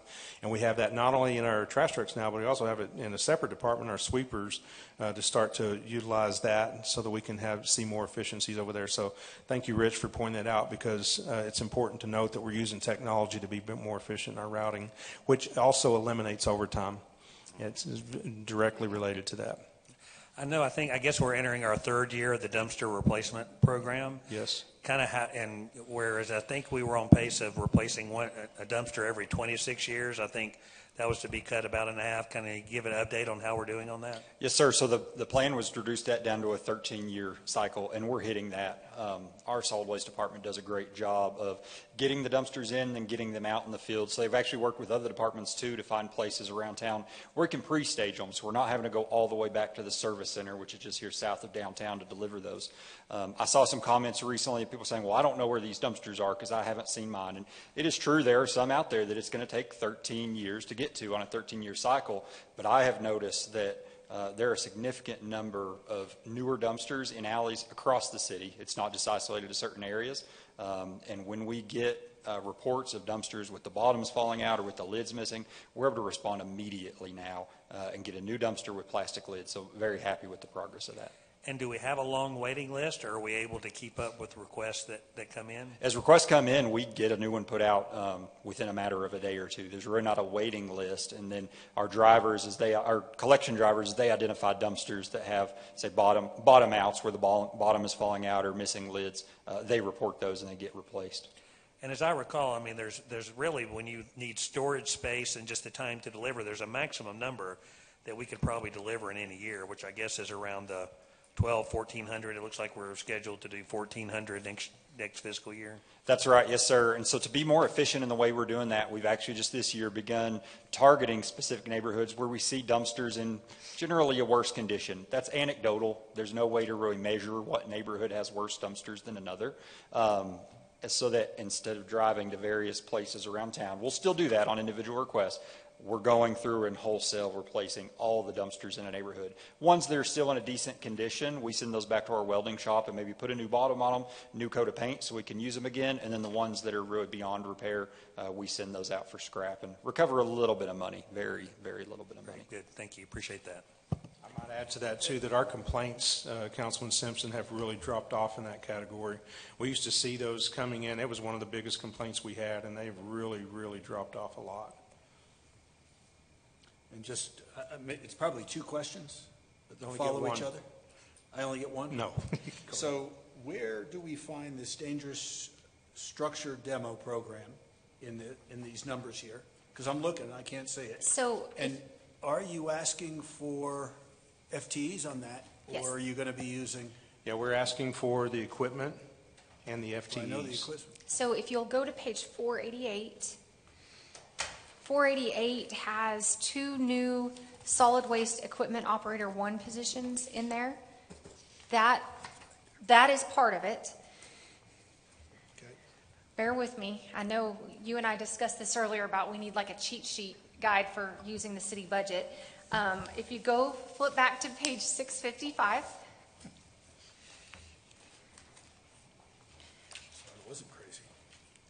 If you go to page 655, and again, get your readers out, those of you that have them.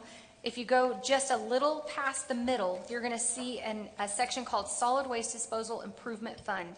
The very last line item in that section says Equipment for Dangerous Structure Demolition Program of $715,000. So that's going to be the bulk of the cost up front just to get the equipment in place. And then if you'll bear with me, we have not covered this budget yet. We're going to go to the city marshal budget, and let me flip to that page. real quick. It's in our public safety area.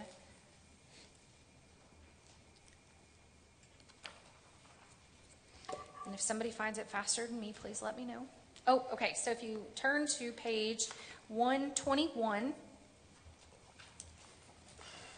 on page 121, you're going to see a new position for a dangerous structure specialist of $41,600. That's just an anticipated salary cost.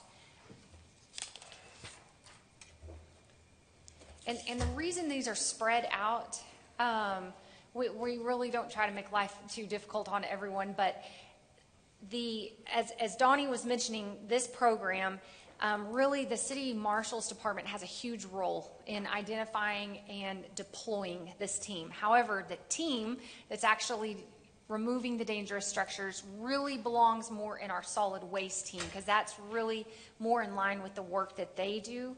And then the equipment, that's a whole nother thing. They're buying that basically as a capital purchase, a CIP purchase. That's why it's in the very back of the book. So there's components throughout your entire budget that all come together to make this dangerous structure team. All right, thanks. Yes. So while you're there in the city marshals, what's the line item total for the contractor payouts for removal of all of the structures that we're currently doing? So if you look at the bottom of page 119, you'll see a budget for $330,000 under the 67-110 demolition and condemnation properties. That is what we have been utilizing to pay contractors.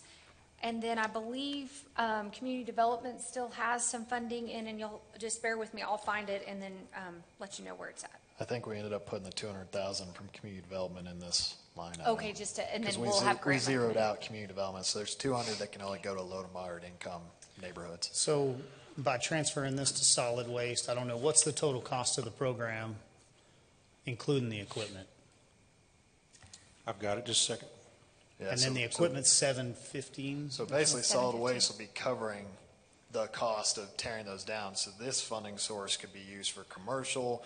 We've also had incidents of just securing buildings, and we don't have a set line item for fencing or boarding up windows. I think that's a lot of what the cash could then go towards. In solid waste, we actually paying the labor and equipment costs to So- tear down as many as possible. Not proposing a deduct out of city No. marshal No. in We just- order to do this one? We just may use it differently depending on the needs. It may go to more commercial since they can do all the residential in-house. What's the total cost, Donnie? Well, hey, we're looking up so there's a 715 plus 83. Around 800,000. Yeah, Oh, 800. and then did you also have the city marshal component Yeah, added which in? was the 40, You've got that. 45, yeah, Okay. 41. 850. So $850,000 to in-house everything, and we really just aren't paying out that much to contractors. That's correct. And getting less, we're only getting a handful of homes torn down. I compared think to last year we hundreds. did 24. This year we're at 20, so we're right on pace for that. It's much better value for the dollar amount. Okay. 130 grand is what it looks like was your actual. Well, no, it says actual was 35 grand, but then budget was 130. Do we think that actual in 23, 24 is correct? Paid 35,000? Portion of that was in community development, right? Oh, that's probably right. Yes. And then there may have already, there may be a piece actually in building safety, but I'll look. If yeah- you'll remember, we kind of split apart the city marshal out of building safety historically. So some of these actuals are very new to this city marshal area. And there's an upfront cost for the equipment, so that goes away. You're going to have your maintenance of your equipment, but that's your upfront cost for the first year. And we know we can get at least, 5, 6, 7 years out of that, depending on what, it's a pretty rugged environment for the Traco, but that's what it's built for, so. Only other thing that I would, I guess, have a question on. So landfill, the main complaint that I get out there is from some of our haulers. So that's their business. And so they are almost always requesting like their own kind of lane, like splitting it up as you go in to where, and they say we used to do this, and I don't know if we're still doing it or not. Can you speak to that, Alan? We don't really do that so much, and it really comes down to staffing. We operate the landfill with the staffing that's required by our permit, and so we try to maintain a very small working face. So when you come through the landfill, we only have one scale. Everybody has to go across it.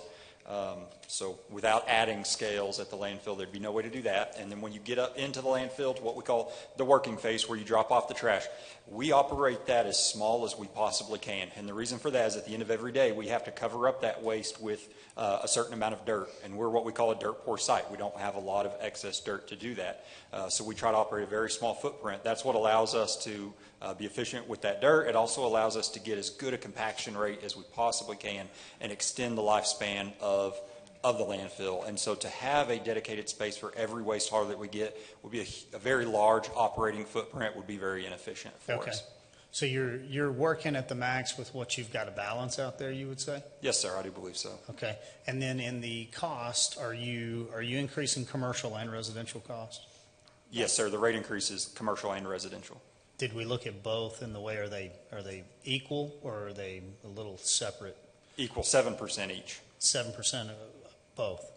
Now, the market could handle the commercial increase, I guess, a little bit more for market comps, right? Residential, were we able to tier that like we did last time? I mean, there's a tier for it in that there are different rates based on single-family residential, I shouldn't say apartment complexes. Those would be commercial, but duplexes. What's the total gross that's coming in on that 7%? Do you remember? It is, it's about 2.2 million. I'm sorry. Is that right? It's right at 2 million. So 2 million for 7% increase? Yes.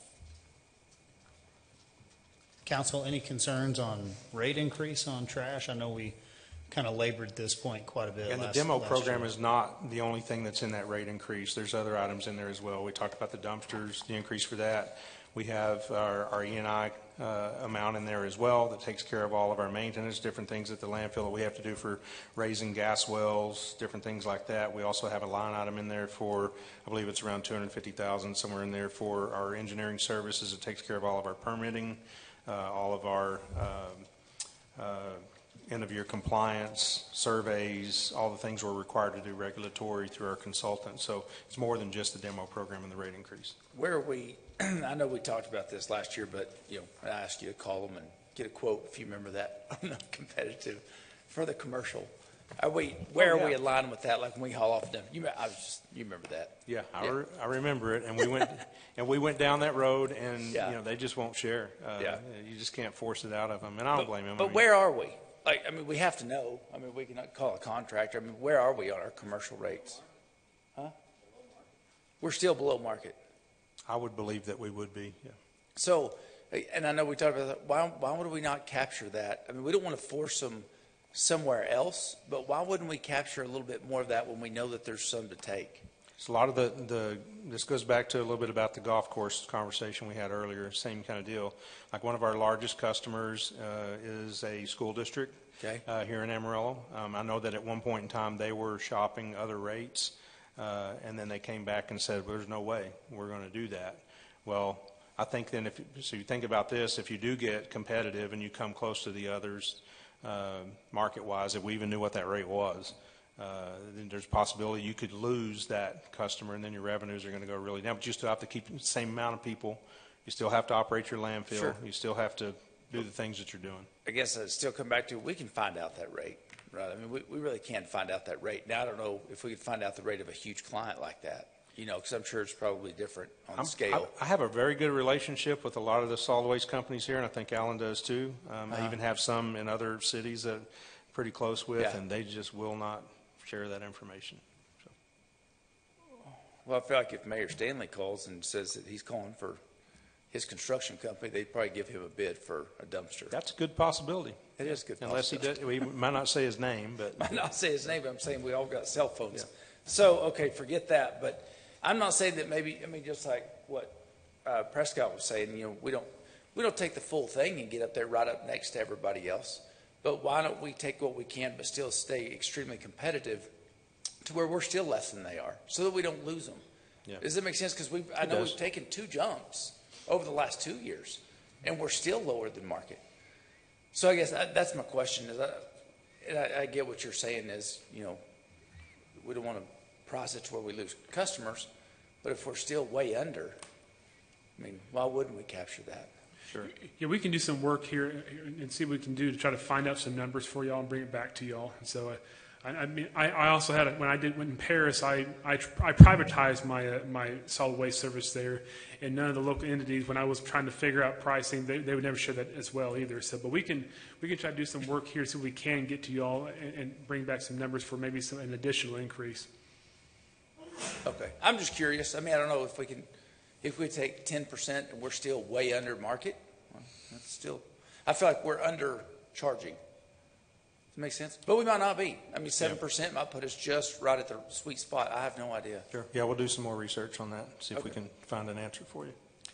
Donnie, I know we're just looking at this year's budget, but when I do think about the 7% rate increase, I want to think forward a few more years from now when we've got water and sewer that we're having to pay for, the wastewater treatment plant. For those customers who also paying the solid waste bill, they're probably going to see rate increases there. I just wonder, this 7%, I mean, is it setting us up for the foreseeable future? I mean, as we look at the total bill that people may be getting in the near future, particularly when they may be getting 2 increases a year on wastewater, and the water, are we in a, I mean, we want to keep the increase as low as possible, but if taking a 7% increase, I mean, can we mitigate is this going to set us up well for the future so we don't need 3 more 7% increases while we're also doing who knows what on the water sewer line? Well, when it comes to the demolition program itself, I think it sets it up for the future for sure. And I think if you don't do that, then you still have the same problem that you have now. It's not going to go away. In fact, it's going to get more and more. And that's the reason that we started even talking about that program, is that even if we're going to have rate increases in other areas, you still have the blight problem that you've got to take care of. There's some way you've got to address that. So, I hear what you're saying, and I agree with you that we need to look at those things and see how the full impact is going to, what it's going to do to the customers. But at the same time, it's the customers who are wanting the blight taken care of too. So that's the reason we designed the program in the first place. Yeah. Does that make sense? It does. Well, and I generally think, in the business world, it's probably just better to regularly take rate increases. Right. Just because if you got to make up, but instead of being 7 every year, maybe it's just 1 or 2 to be able to. But I just want to, because again, I think we're going to see a lot of pressure on residents. I mean, it's coming. We've got to have that thing, and I just want to make sure that that we're set up okay for the future for solid waste, so that we can continue to operate. And this program would continue to operate that we're presenting to you, if that answers your question. I mean, we also built in a plan that we know that we're going to have to replace equipment, in 7 years, whatever that number turns out to be, that we in the evaluation.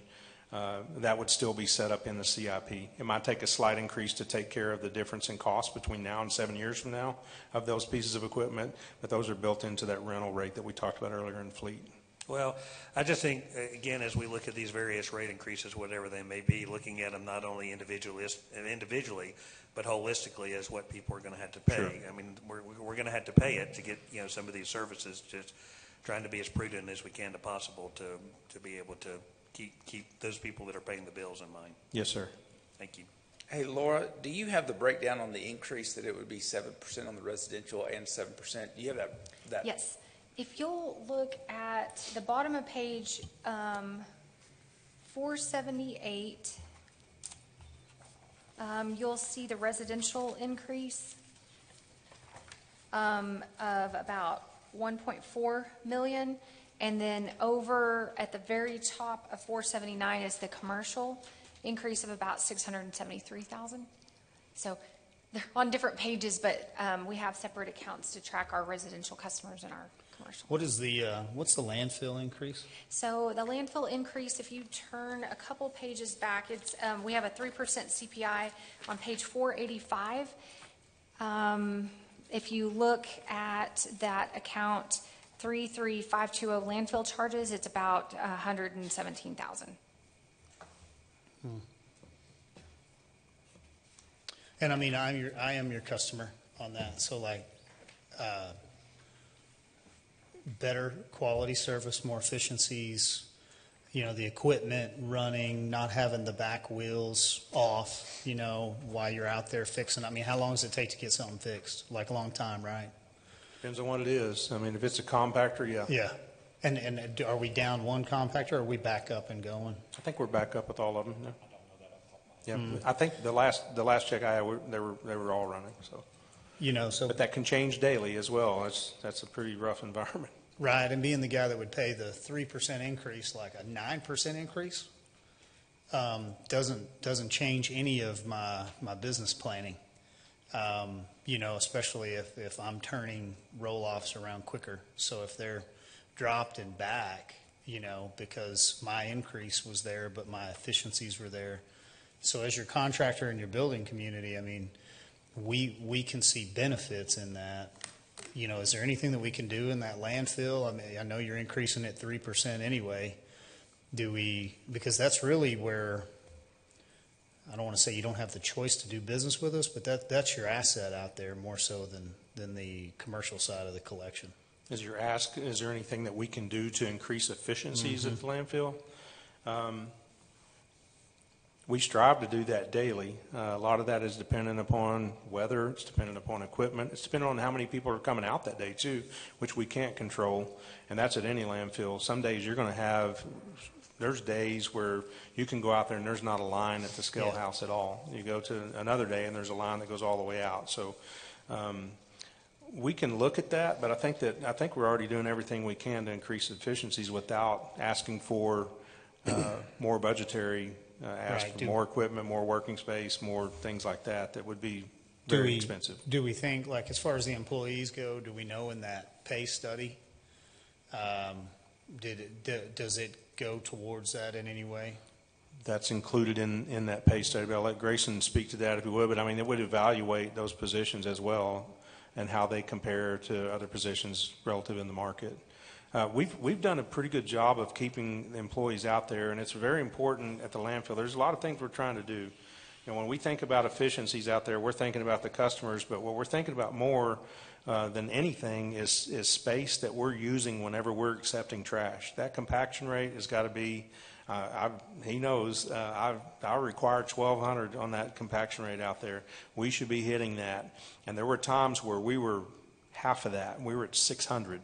That's money, that's space that's not acceptable, and they've brought that back up and done a really good job of being efficient with what we're doing on our working faces, which I think overall increases the efficiency for the customers coming in because they're able to get their loads in there. When they're spread out across a 100-yard path that's 50 yards wide, the size of a football field, they may be able to get in and out of there, but now they're getting stuck, and we're having other issues out there too. So there's a lot of it's like a construction project out there. You're building that landfill up as you go, and we want to make sure that we're taking care of it and our customers as best we can. I think staffing level-wise, we're probably in a good spot.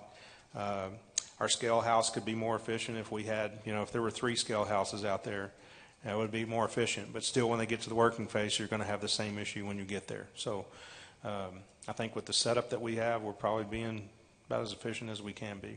Okay. Thank you. All right, Ms. Laura. Okay, so we kind of made our way to the landfill piece. I think we've talked about all of the major changes running through solid waste. So if there's not any other questions, I think we can move on to drainage utility. And that will begin on page 492. Well, it's at the bottom of 491 and going over to page 492. Now, as a reminder, we talked pretty heavily about this yesterday as well. We looked at their cash flows. We did mention there's not any kind of a proposed rate increase for our drainage fees for this year. We did also mention that we don't have any CIP or capital planned. However, we are looking to put all of the E&I or the extensions and improvements, the smaller miscellaneous types repair and maintenance projects into the operating budget for our drainage team. And so if you look over on page 493, towards the bottom, you're going to see an account 68,300 R&M improvements. That's repair and maintenance improvements. You'll see that account grew significantly by just under $786,000. So what we are doing, or what we have learned over the last several years, is that the majority of the projects that our drainage team does with their E&I account is they are not doing large-scale construction projects. They're more they're smaller repair and maintenance type projects that we are not capitalizing, and so we are having to move that all over into their operating budget to expense it out anyways. So this saves a step or a couple of steps for everyone, and so it rolls it straight into their operating funds each year. And I'd like to speak to that for just a second so you can understand better what Alan and I's idea was on that. So we had an extensions and improvements account that we would do pump repair, we would do Playa Lake maintenance, things like that. With when we revised all of our maintenance plans with how we were dealing with Playa Lakes, how we were dealing with pump maintenance, how we were dealing with recurring repairs and things like that, shelving parts so that we had things on the shelf when we have a failure that we can immediately replace it. It just made more sense that now that's become an operation.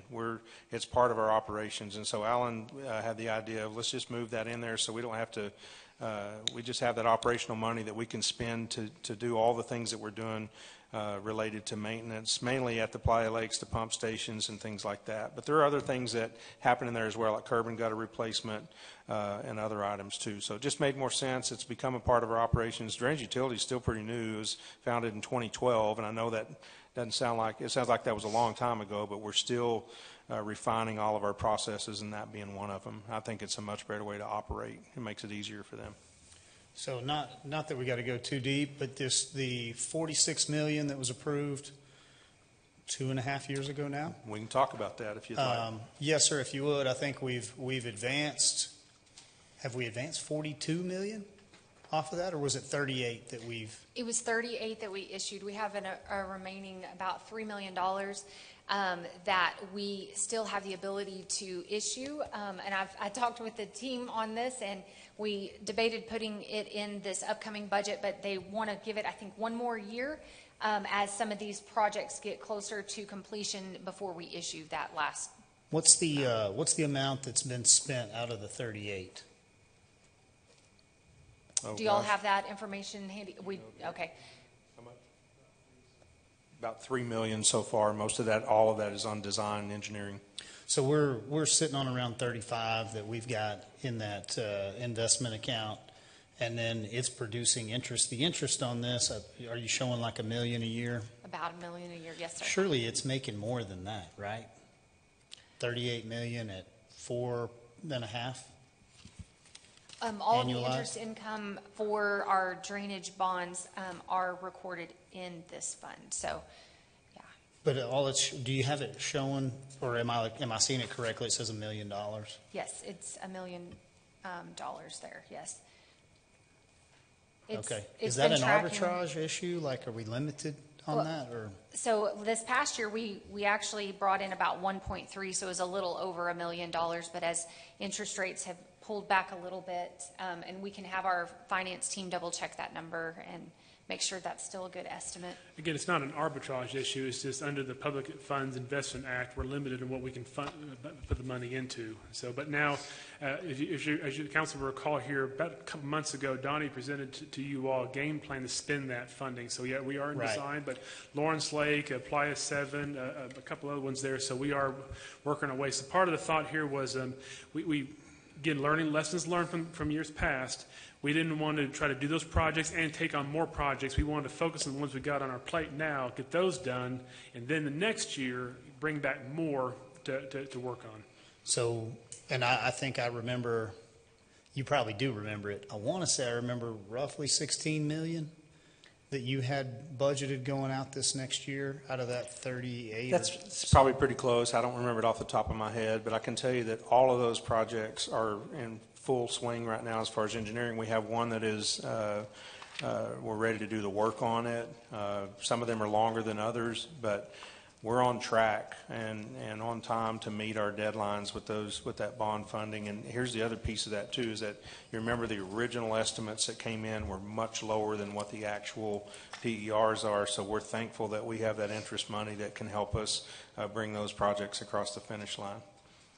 Okay. Yeah, and Miss Laura, if you double check it, I guess that thing works out to like 2.8% interest at that rate, On roughly. 38 million is what you're Is saying? that right? No, it's At about 4%. 4%. It's about No. 4%. Yeah. Well, That's about $1.5 million. But again, it's not, we have to keep a certain amount of well, on that 38 million, that's all in a Fidelity account. And do you know off the top of our head what Fidelity's making right now? About 1.5. Okay, we'll double check those. Yeah, if you interest double income check it, because projections, I know yes. it was like anywhere from 4.3 to 4.7 on those Fidelities. So I thought that was probably earning. And that's also more. assuming the money's not touched the entire 12 months. And so we're hoping to spend some money throughout the year, which would bring less interest coming in. Yes, Okay. and that's a good point. We try to project spending down some of those proceeds during the year to not overestimate our interest income. Can I take a moment to brag on something as well? I think it's good for you to hear this, because we always want you to know when we're being frugal with the money that you've given us. And this is important to me. But Jerry Danforth, just last week, through about 6-week negotiation on a large contract for one of those projects, has saved us about $500,000 through those negotiations, north of $500,000. And he continues to do that on every one of these projects, just beating them up until they give on things that don't make sense in these contracts. So he's done a really, really good job of that, and I think it's good to mention that, because as all of those 5 or 6 projects move forward and we get into those negotiations for the actual scope of the services, we're negotiating those pretty hard to make sure we get the best deal with that. So I'm very proud of that. We'll waive the scolding for the next change order you present. Hey, you know what? If you're going to brag on Danforth, how long has it been since we've seen a change order, Jerry? Well, I mean, it's been a minute. Am I jinxing it? Is it coming on the 12th? Dang it. I just thought we turned a corner. Jerry's our on-time, under-budget guy. He doesn't like to do that unless it's absolutely necessary. Councilman Prescott, previous council had mandated no change orders as just a new implemented policy, so we never really quite got that done. No, Jerry, we know what you're doing over there, and we do appreciate you. Yeah, So, good job. did you have anything? I got a quick question. 6830 or 300 line item 68300, page 493. It's a R&M improvements 826,384. Why has that jumped up so much? That was the E&I account that we used to put in their capital program that now they're going to run through their operations department earlier. I mean, we had just kind of briefly touched on that earlier. Yeah, that's the one we were talking about just a moment ago. Okay. Again, that's where we have projects that the money was originally dedicated to capital improvements, but we realized that we were doing more repairs. And so instead of the money being the capital side, it's going to be in the repair side. Okay. That's where the department spends a lot of their time, is on repairs. Mm-hmm. Again, I just commend all of you for your ability to navigate through this monster document. So it's pretty impressive. Okay, a couple other just quick things to point out, just things that we've already talked about, but just pointing those out on page 492. Right before you get to your expenditures area, you will see a transfer in of $2 million. That is the $2 million coming in from the fleet fund. We discussed that yesterday. Since Drainage had kind of decided to pay for some of their equipment that they had already paid into the fund for, we're proposing to move $2 million back to help get Drainage back whole again. Then if you turn the page to, let's see, on page 494, we did talk a little bit about this in some of the other funds, but you will see their depreciation line item, and this is where they're getting capital projects finished and completed and capitalized, and so depreciation has gone up. It's kind of right in the middle of the page there, and that 76,000 account depreciation has gone up 1.15 million. So that's a win for the department, because they are getting projects completed, getting them capitalized, and we're starting to depreciate those. Any other questions that we can answer on Drainage? If not, this might be a very natural stopping point to take maybe a quick break, and then we could move into our development services area. So you're 2:55 right now. How much time do you think you need to get through that? And then we need to reserve some time for our CIP. Yes. And he has all that ready. Okay, So excellent. he brought it with him. Excellent. If we could take a little bit shorter break, we've covered a lot on CIP, but just to allow enough time if council wants to digest some more on that, we'll probably need a good hour and a half to hour and 45 minutes to get through the rest of this. Just on development services? And CIP. Oh, and CIP? Yes, sir. I'm You feel sorry. like you Yes, can- all of it. Yeah. You can do it all in We can hour get and us a out half, of here at 2 5. hours. Yes. Okay. If that works. Yeah, let's take a quick break. So 10 minutes or so, we'll be right back here.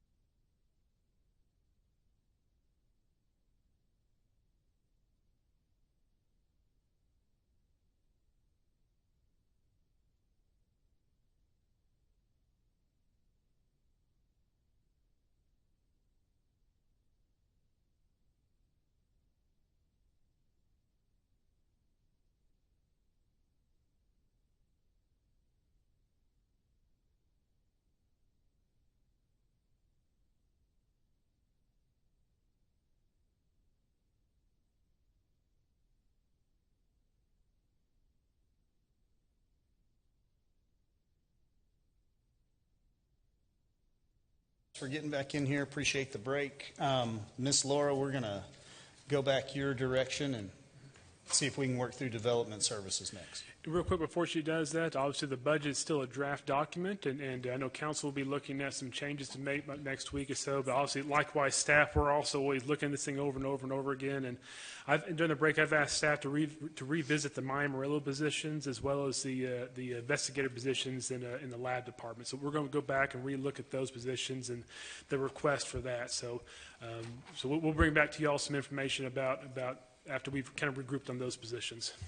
And that's great. Mr. Path, we appreciate that. I think if we go through tomorrow afternoon, one thing that would be helpful, when we sat down and we reviewed the budget and we didn't have as in-depth look at it, it just said 44 positions to us. Now I think if we go back through it, we give you guys an opportunity to go back, well, this is why we need this. This is the outcome that we're getting to. So if tomorrow, once we get through lunch, I think if we could just give it back to you guys, maybe that 44 goes down to 40. I don't know. Yes, and that's true of like different lines. I mean, these workshops are much for us as it is for you as well. I mean getting your feedback. I'm sitting there taking notes. I'm reading your facial expressions. I'm kind of reading the room, and so I'm also, I mean, my job is to try to get a successful budget across the finish line. So I'm also taking cue on what I'm seeing and hearing for the overall good of the budget. So yeah, we'll probably have some more changes to make here and there, as well as what you guys request we do.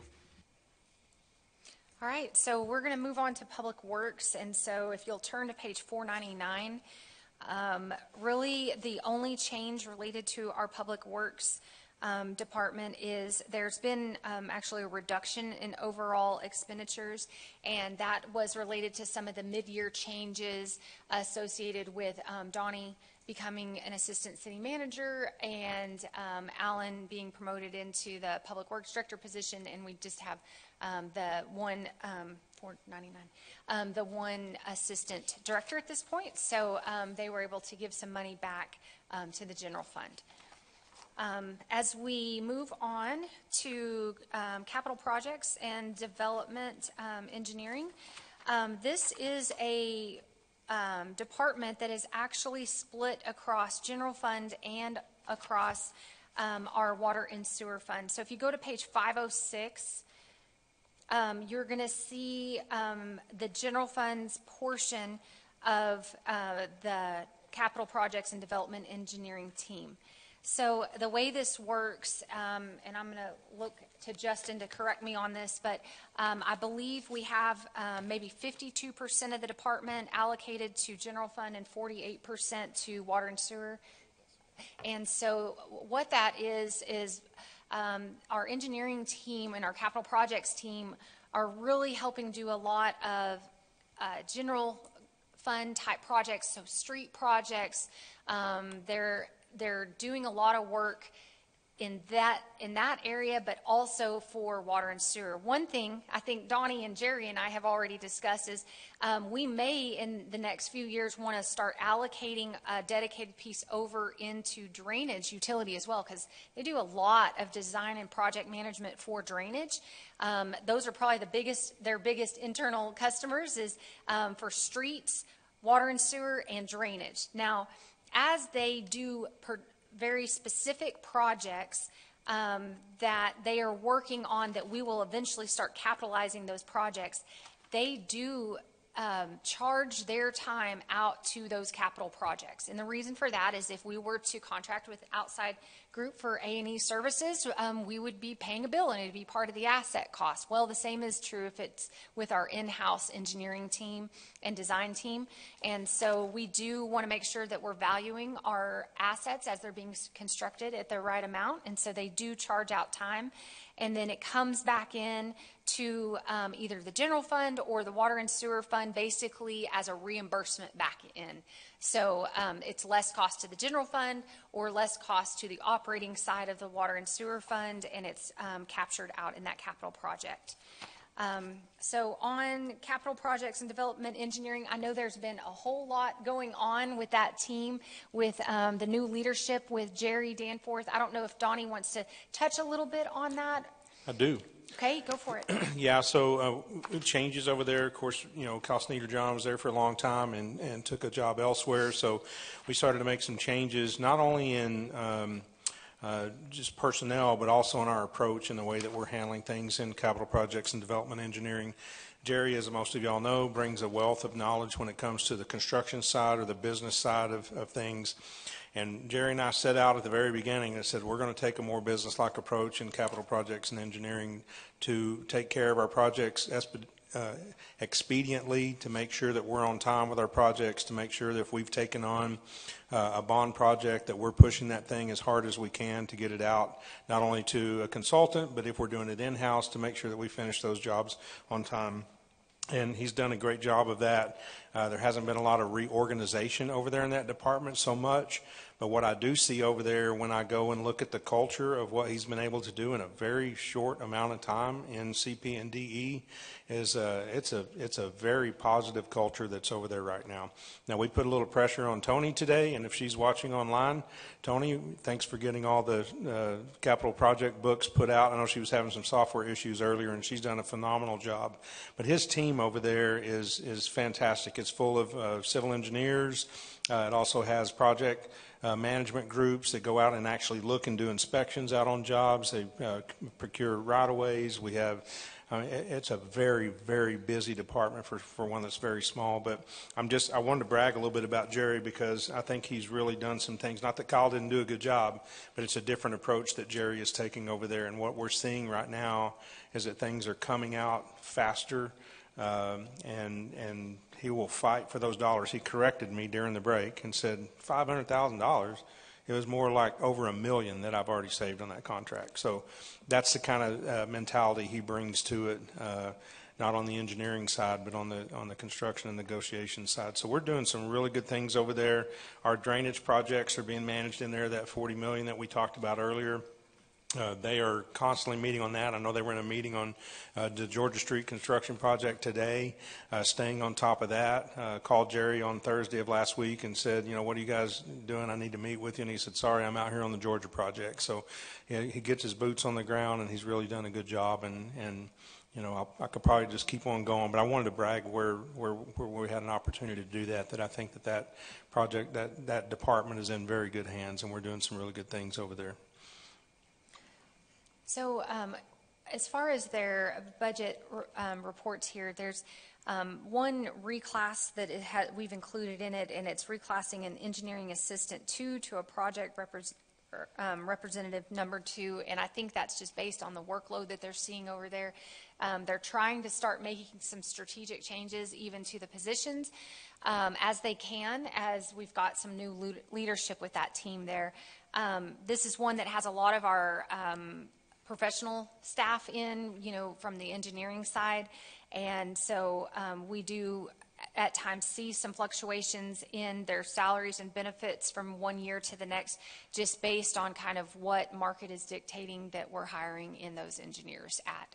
So definitely a lot of competition for engineers in the Amarillo area. Mm-hmm. Questions that we can answer on capital projects and development engineering, you're going to hear a whole lot more from them at the end of the day today as we're talking about CIP, and I see that we've got some nice thick packets in front of us for all of that. Quick question on page 517, 61-200, the postage. What's going on the postage every 3 years? Why we have such drastic...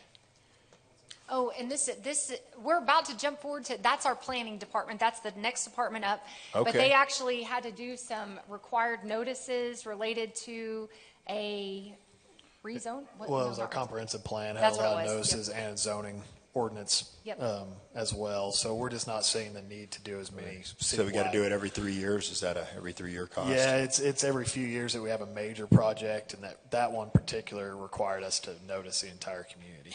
Okay. So it was extensive. Yeah, can we like send emails or something? Not with state law. They're still old school. Okay. So that's a great transition on over to page 516, and we can talk about our planning department. So our planning department here has presented a fairly flat budget. There was a request in for one change, and let me get to my notes here. I apologize. There's I was on the- grants-related position. Thank you, yes. Adding another grants position. So You want to talk a basically, little bit about that? taking, we had in the police department, they had their own part-time grant writer.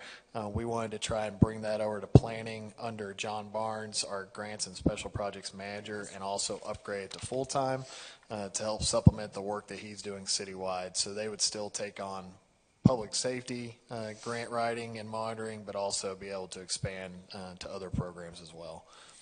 And that is a type position that pays for itself. So as they're bringing in all those additional grant dollars, you may not see it coming obviously into the planning department, but they're helping the city get more and more paid for out of grant dollars. So those positions have easily paid for And themselves. we've seen it work out well since John coordinates with the Normandy Group on the federal opportunities, but just from a global perspective of being familiar with the city plan and the other master plans, it makes a lot of sense for that holistic view of what grants we're going after and trying to keep it under one umbrella. So is there a part-time FTE in the police department? There was. And that's going away? It's moving over to planning and upgrading to full-time is the proposal. But the person doing it in the police department? We ended up having a vacancy. She decided to retire, so this was a good opportunity to make the switch over to planning, to absorb it and upgrade it to full-time. So it's only an increase of a half FTE? Yes, okay. that's right. Thank you. And then the other item that we have in planning that is a change for this year, it's something that they are looking to implement a couple of new software programs that they are planning to share the costs with also our tax increment reinvestment zone number 1 and number 2, and split the cost of these two softwares 3 ways, I believe. Andrew, if you'll Yes, that's share right. about So that. it's 2 different programs. One is for the overall intake and management of all our incentive agreements and data collection, as well as sharing publicly the results of that, having a database online so everyone can track the progress of those incentives and make us a little more efficient, because right now we're basically a one-man economic development show in Drew. So he leads all the discussions, but also has to do all the back-end administrative piece. This will also allow people to apply for incentives through that software and track it a lot easier.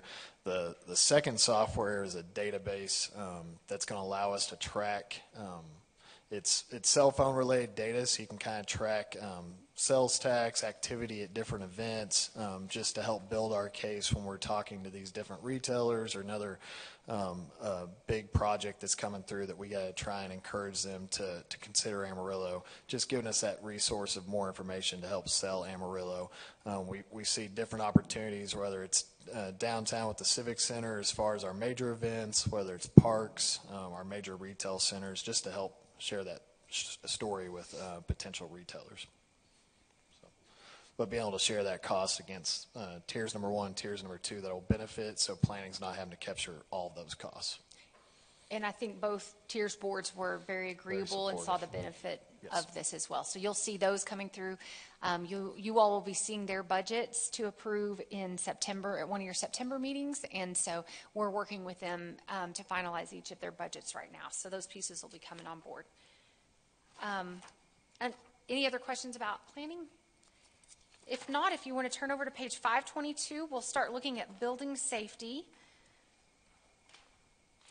So I did talk a little bit about building safety earlier when we were going through our revenue projections, and I mentioned that building permits, we look to be up about, or we're budgeting about $1 million more than the prior year. So if you look on page 523, up there almost at the top in that 31910 building permits account, they're not proposing any kind of a fee change, except for they do have built into their ordinance for a CPI adjustment each year. It's I guess the greater of 3% or a CPI adjustment. So we have built in a 3% CPI adjustment into their fees. So you'll be seeing that come through in your budget ordinances.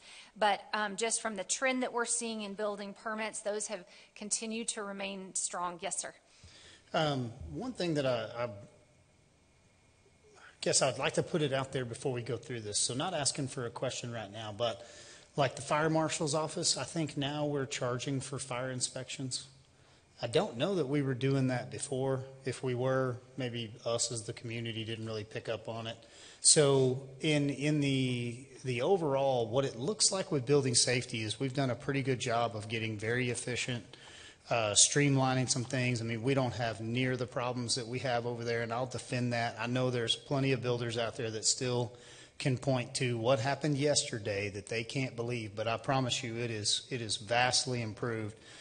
But in being able to do business with the city, having to do business with multiple departments, and so as an example, we had to go to the fire marshal's office to pay a $50 fee. Couldn't even pay it over the phone with a credit card. So, like, not that it's a big deal that you're charging me the $50, even if you weren't last year, but could we incorporate all that in that building safety department bill, which right now it looks like we're doing a good job of revenuing pretty well over there.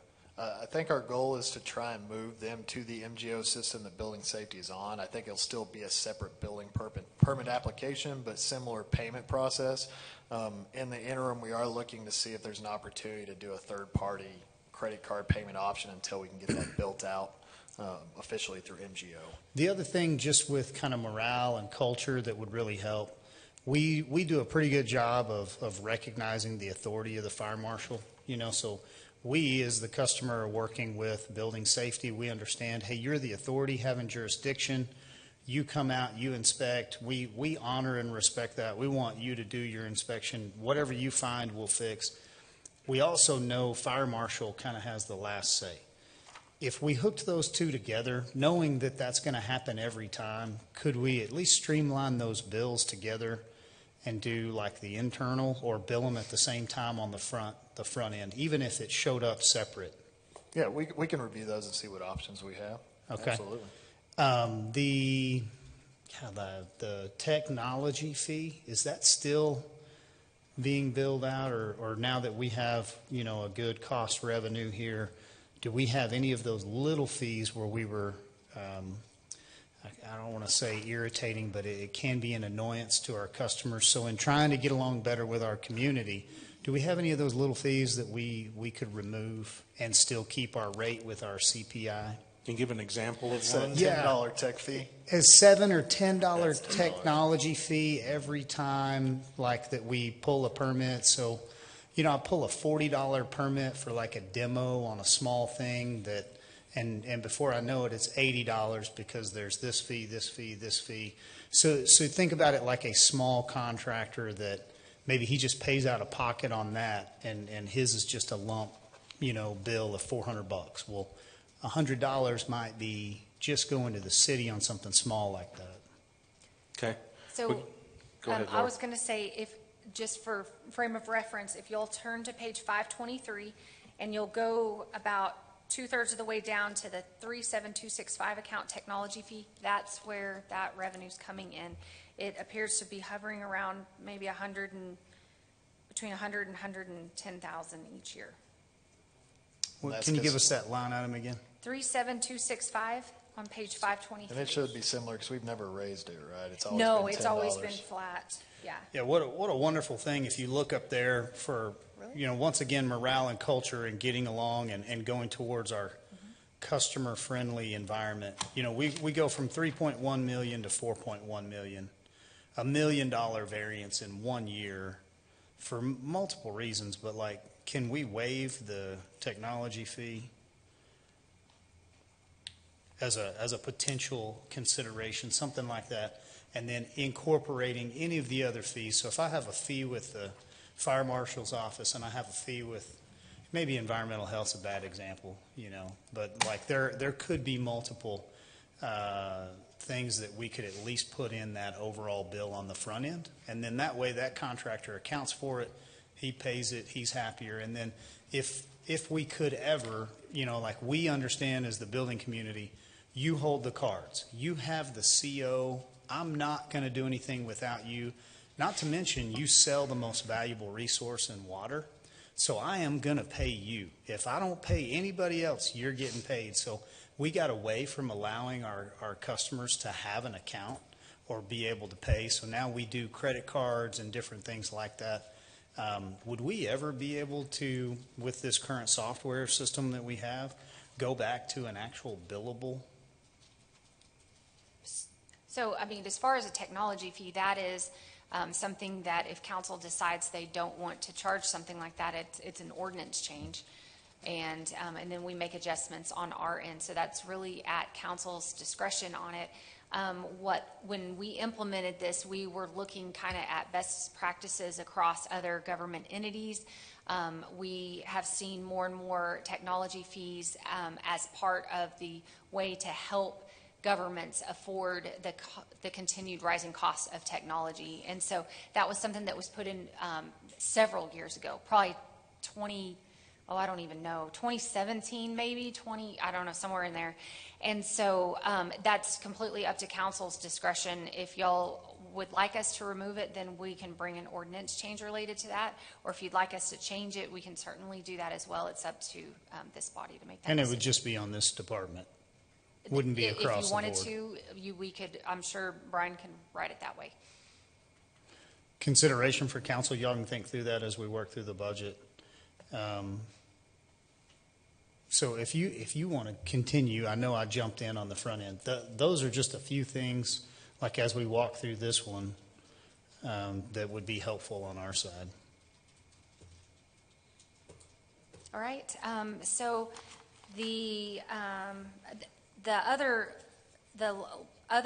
change that we've seen kind of coming through this budget is on page 525, and this is what we were just talking about with technology. If you look at the leased computer software account, 69,300, about a third of the way down the page. So we used to utilize Tyler Technology, and it was a much more expensive software product, running us closer to $500,000 a year. And that cost has come down, and it's pretty much in line with what our technology fee is. It's right at about $110,000 per year. So the technology fee is covering the cost of that software, which in best practices, that's how that's normally done. So, but again, we can do whatever council directs us on that. Next, we can turn over to environmental health, and we've got some proposed changes in environmental health. The numbers start at the very bottom of page 531. This is a department that has come a long way over the years. It used to be highly subsidized by the general fund. Now, I know Anthony loses all sleep at night if he ever has to use any general fund money. I have attempted to recruit him a few times over to our budget team because he is one of our experts when it comes to budgeting. So he analyzes all of their revenue sources, stays definitely on track with state law changes, which I have heard there's some coming down this year related to environmental health area. And then he always is looking for innovative ways to continue to achieve full cost recovery. So in this budget, we had talked about that environmental had some various rate changes. On the first one that he has built in across the board on his fees is the same as what we said on building safety. It's a 3% or CPI increase. And so what we've been using this year is the 3% amount, and that's already built in and approved in his ongoing ordinances for his fees. The other side of it is he is proposing a 50 cents per month vector program fee on utility bills that would fully cost recover his vector program, one that has become a very hot topic, I think, this year, especially as we've had a lot of rain. I know we have had to scramble to pull in additional resources this year to help support environmental health and all of their vector program. And so this is something that I know we've talked about in previous years, and I spoke with our city manager about it, and I know Anthony did as well, and Donnie, and this was something that we feel would be very important to help with the stability of our general fund. This is also something that's very common in other communities, is charging a vector control fee. And so I would pass it over to Donnie to share a little bit more, or if he wants to bring Anthony up to talk a little bit about the vector. I'm sorry, I keep saying Donnie. We make too many changes. I'm sorry. We made some Rich, changes. thank you, Rich. Yeah, there's a couple of things that council should be aware of. There's been some pressure on their budget this year. There have been 3 bills that came out of the state. The latest moves regulation and enforcement of food trucks to the state level. The others cap or eliminate some of the fees that environmental health was collecting. That has about a $500,000 impact on their revenues. So they're under pressure already. As far as vector control, our mosquito control requests went up 500% this year, about 100% the previous 2 years. So we're seeing increased demand for services, but we already know that we have a funding gap coming. So that's why we started looking, or Anthony, I won't take credit, started looking at how are we going to deal with, one, decreasing funding and increase our services.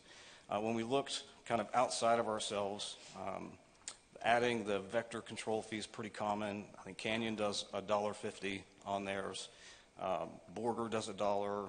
I think Hereford does $1 4 months of the year, and Panhandle does $2. So that's why we were proposing about 50 cents. That gets us about 400. I think it's 439,000. So it makes up that gap and allows us to expand our services. The other thing that I didn't know, I assumed coming into this that mosquito control was a summer activity, and it's really not. It's year-round. So because we're a desert, we have an almost year-long grow season for mosquitoes. So they're doing things like making sure that we're treating growth areas on public lands. They're doing, I think they're fathead minnows we're growing as predators. So they work year-long to control the mosquito population. So that would actually fund the head count we need to actually get on top of a problem we know we have. Anthony, how did the new fee schedule work? I know you implemented that last year. Is that correct?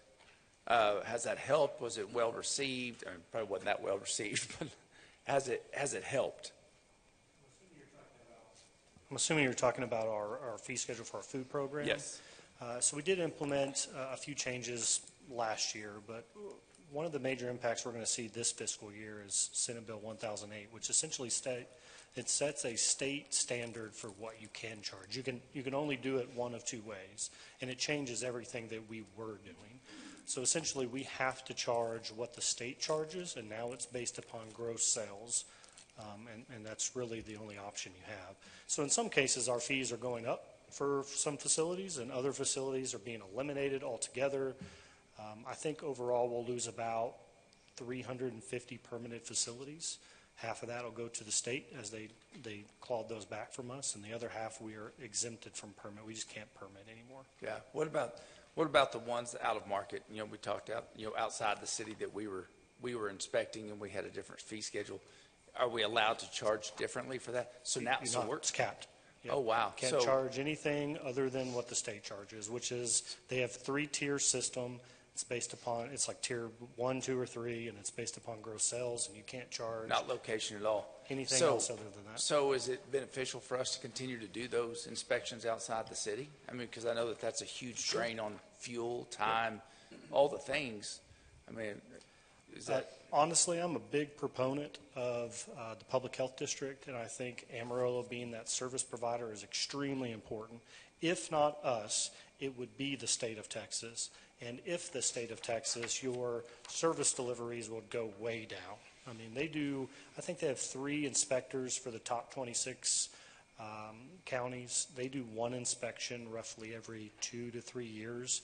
That's just not enough. Yeah. I think our community, Amarillo, and our community as greater Amarillo would truly suffer if we didn't continue being the service provider for the public health district. Well, as big a proponent as you are, like I said, in being efficient and that type of deal, I respect that for sure. Sure. But okay, great. Thank you. I do definitely think there's other ways and other things we should be considering for cost recovery methods. I've put forth some of those ideas and thought practices, and I think we'll have future conversations about it. Great. But I definitely think we should look at stuff like that. Okay, great. Thanks. One thing, if you want to do the cost recovery, I notice you're not taking advantage of the technology fee. Go look at building safety. They're doing a good job with that. So you took it out. So it might be something to think about. We just had a technology fee come available that you could. Not yet, my friend. Not Just yet. hold on. Not so fast. Ours was eliminated about 3 years ago, I believe. It was all rolled in. Mosquito mitigation and other insects? It's mosquito and black fly. Okay. Primarily, we treat for mosquito, but the chemicals we spray also have an impact on fly populations as well. And what's your coverage area?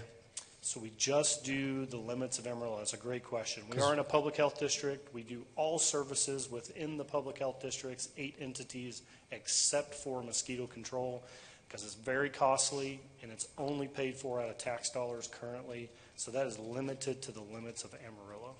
So right now, we're paying for it out of tax dollars. You're proposing to pay for it on a rate pay system. And your only way to really manage that, or the one that you've proposed, is the water bill. You have 3 options, really, in the state of Texas. You have either taxes, you have a mosquito control district, which is the model that the state wants everyone to be in. It's just there's only 8 of them in the state of Texas, and are very hard to pass. They have to pass at the county level, has to go to the citizens for vote, and it's a taxing entity. If we did that, I'd be a good proponent of it, but it'd take a lot of work to get there, and we would have to service the entire district. Essentially, what you see today for our budget would probably triple or quadruple in order to do that.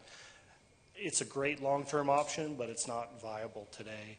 I think the best path forward and the most common would be a water rate charge. Yeah, so on our water bill currently, water usage, sewer, trash, and then drainage is the 4th one, right? Yes. And that's it, right? Yes. And then I know drainage was kind of a big one to get over and educate and get everybody to understand. But like we definitely have seen in the last couple of years, the flooding and the large expense of drainage and how we're trying to mitigate, almost 100 years of planning where they daisy chained, pumps and playas together. So being all things water bill, I just would look for any other way other than putting a small charge on a water bill. I think it leads you in that conversation of kind of that real slippery slope. It wasn't too long ago, like our PDP, their main thing was like a street fee. And so we were going to charge just the water users to pay for all the streets, and so that didn't really, separate the commercial guy that doesn't live here who's tearing up the streets versus, out of town, in town. There was a lot of unfairness. We got a lot of pushback on it. The thing about that 50 cents is that's only 50 cents, but the issue is probably the cost in putting that on a water bill. And so I think you'd have such an upfront cost with your customers who are our bosses saying, you are truly nickel and diming us to death down here, 50 cents, come on. And so I would be a proponent of the Vector program and build you in the budget, but pay for it with the tax dollars. I find it easier to find it in the tax rate than I would to put it over on the water bill. Mr. Path, did you have something? I was going to say, yes, that'd be your only option. We only have so many vehicles to utilize for charging citizens. It either is taxes or it is through the utility bill typically. So other than just your fees for building service and permits and so forth, but the only way to actually charge the citizens is either through taxes or utility bills. So if you wish to remove it from a Vector fee off the utility bill, you'd have to cut some expenses here in order to apply to the taxes. We have maxed out in this budget here your tax options. And I think that we're prepared to do that. I greatly respect previous council, and I think this council, our willingness to protect that water bill and to not kind of step across that line of start to putting those on there. Because the Vector's only 50 cents, but I promise there's another service that we could tie to the water bill, and then another one and another one. And then there is no regulatory control on that in the way we sit up here, well, if we want to triple or quadruple or 10x the Vector fee, we just could.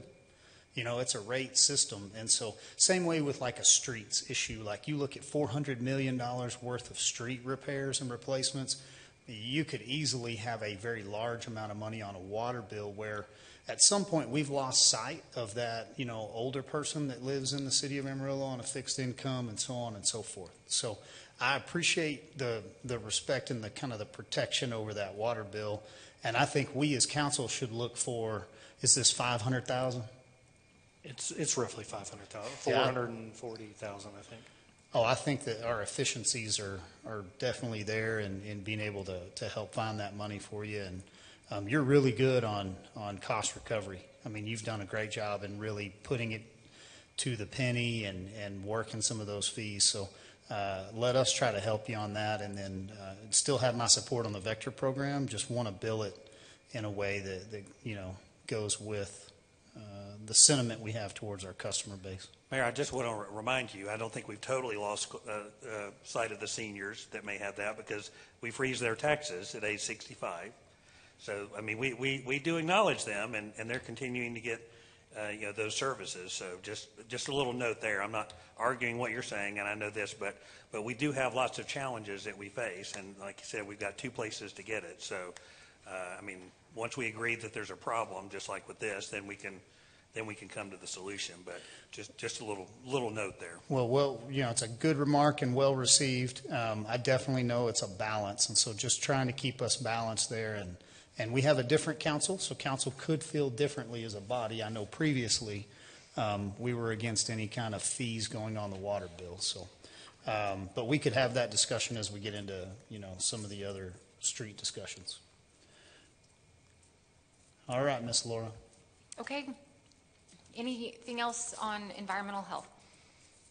Okay, with that then, I think we are ready to move on to a further discussion on the capital improvement program. Now, I will say, as Donnie mentioned, Tony in our CP&DE department is an absolute rock star, and she also presented a nice bigger sheet for you guys to look at than what we have in the back of your budget book. It's a much smaller print, but this packet, and Donnie, these have all been handed out to council as well. What was that, Laura? These are all, council has a copy of these They as well? do have Okay, copies great. of those. All right. This thick packet here, do y'all have this? Oh, perfect. The first 2 pages of this thick packet are a duplicate of what's in your capital tab in the back of your book. So I also wanted to, can y'all hand these out? Let me have one. I'm going to have Justin hand out one more thing. We didn't get our cash flows added into the tab, and we'll add that into our proposed budget book here soon. So I just had him print a copy of this out for y'all so we can go through this just real briefly. The page that Justin just handed out, this is a cash flow looking at our dedicated construction funds. So this does not include water and sewer. It does not include drainage. It does not include airport. Their capital is all budgeted inside each one of their overall funds. And we can flip back to those at the front of the book as needed. But what I wanted to show you on here, you'll see there's about 8 different construction funds that we maintain that are more general type construction funds. They are provided with money that normally originates inside of your general fund department. So the first one there is your general construction fund. This is where when you saw an almost $10 million transfer out of general fund to go fund capital projects, this second column here by the total is where that money is going. We move the money over in here, and it holds it as the project is being constructed. As soon as it's completed, the project's closed, it's capitalized, and then it is removed from this fund, and then we start depreciating the asset. The street assessments fund, which is right next to it there, you will see that fund, what we use it for is for all of our developer projects. So as a developer is constructing streets and then giving them over to the city and the city's accepting them, we are running those projects through the street assessments fund there. The next one is our street improvement fund. This is the fund that our annual summer maintenance type program is going through.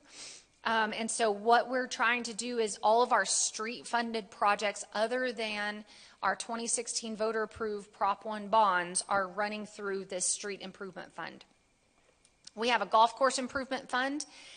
It historically had collected, it still collects a fee per round of golf. And it used to collect inside this fund, and then they would do improvements as needed to the golf course. Well, several years ago when we did the redesign and reconstruction out there at Ross Rogers, we issued debt for that. And so those dollar amounts that are coming in off of the rounds of golf are coming through this fund to pay for debt service associated with that debt issuance. The Solid Waste Improvement Fund, that is what we were talking about earlier when we were talking about solid waste, how they were going to have about $500,000 in E&I projects. That comes through this fund. Also, the dumpster replacement program runs through this fund. And then the equipment that they're going to purchase for the dangerous structure removal program will run through this fund as well. And then you have a Bivens improvement funding in it. Those funds are restricted to use on the old Bivens building where the Chamber of Commerce and CVB and Center City are located. So there's a small amount of funding in there that we're probably going to do some reimbursement soon because I believe there's a project underway in that right now. And then you'll see your Civic Center Improvement Fund. So as I mentioned, when we collect hot taxes, it essentially splits. Half goes to CVB to pay them for doing tourism efforts, less $1.1 million that they contribute to our debt service. We have debt service that we're paying on the parking garage and on the MPEV, and then we pay for the net operating loss at Civic Center. Everything else comes into this fund to do capital projects. We are excited because we're going to be able to do about $2.2 million in projects out of the Civic Center Improvement Fund this year. Part of it will be funded by Venue District and part by the city. You'll also see an M&O expenditure on the Civic Center Improvement Fund. That's where they're passing the debt service along to pay for, that's where they're paying the debt service on the baseball park and on the parking garage. So, and then that last one is where we have been doing all of our 2016 voter approved bonds. And so we do not have any additional projects to approve in that area. We're just trying to spend out the remaining money. And you'll see we had about $23 million left at the end of this last fiscal year 9/30/24. Are those monies restricted? Yes. Okay. Yes. So just to make sure we're all staying kind of on the same page here, this piece of paper right here, you're referring to as a fund. What's the name of this fund? No, this is several funds. There's 8 funds listed here. These are all construction funds, like governmental construction funds. So this doesn't exist together in in one, it's on one page as a summary, but each one is its own fund. That's correct. Okay. And then you're representing kind of the same thing, the 24-25 up top, the 25-26 down below. Yes. And so if you look at the 25-26, when you're referring to bond proceeds, if we go to street improvement, you see the 28.1, and that is the 2016 street bonds. Say that again. Which number were you? So go down to 25-26, lower half. Yes. Bond proceeds over under street improvement. Yes. 28 million. Yes. Go ahead. If you'll go back to your debt schedule back on page 660 in your budget book, that will tie back to our estimated Series 2026 debt issuance of $28,170,000. Let me tell you how we got to that number. We had targeted doing about $20 million per year. We were not able to issue the arterial reconstruction bonds for this current year. And so working with Donnie and his team, we would recommend going ahead and issuing those with next year's round of issuances. So normally this number would be closer to a little over 20 million, but with that additional 8 million we did not include this year, it would bring it up to 28 million. Again, if council would like. And then that would give us essentially 16 million to do, well, I don't know that that's going to be the split necessarily. Part of the money would go towards arterial reconstruction and part would go towards summer maintenance, but it's not called that. Yes, and the reason that that one is still under design, the current is still under design for reconstruction. So we have missed our window to issue those bonds for that arterial reconstruction in this year. And so we would have to push it into the next fiscal year. Yeah, and issue both of them at the same time for Yes. 2 years of the construction. Yeah, so I'm trying to stay caught up here. If I go back to Series 2026 estimated underneath property tax supported debt, that's where you're pointing me to? Yes. Okay, that's 4.7 million? No, I'm sorry. If you go up to the section right above that, the one you were looking at is for the fire apparatus. Correct. Go up one more section under the combination tax and revenue certificates of obligation. Got you. There's a Series 2026. So that's the debt. Series 2026? Yes, that's for streets. Yes, And sir. that's your streets at 28 million? Yes, sir. Okay, and that does not include the $34 million in the 2016? No. Those have all been issued, and we are just spending out the remaining bond proceeds. Okay. And there was, well, and it wasn't all, part of it was cash funding, but there was about 23 million still set aside to complete the 2016 street projects as of September 30th, 2024. And you'll see that number, Mayor, on the far right at the very top on this one-page sheet. Far right, very top. See the 23 million number? Yes, ma'am. That was approximately what was left between bond proceeds, and there is a little bit of cash funding in that as well, supporting the completion of those Prop 1 projects. Does that include the interest that was earned on those? Yes. Okay, Yes, so it we includes all the interest as well. had roughly 34 million. We had the 4 million in interest, so 38. But then we've done street works with some of that monies, and then you're saying after design and whatever else we had for the Georgia project, there's 23 million left? It's not the Georgia project. Well, Is it not? Are you talking about the reconstruction? Mm-hmm. Part of that reconstruction is for,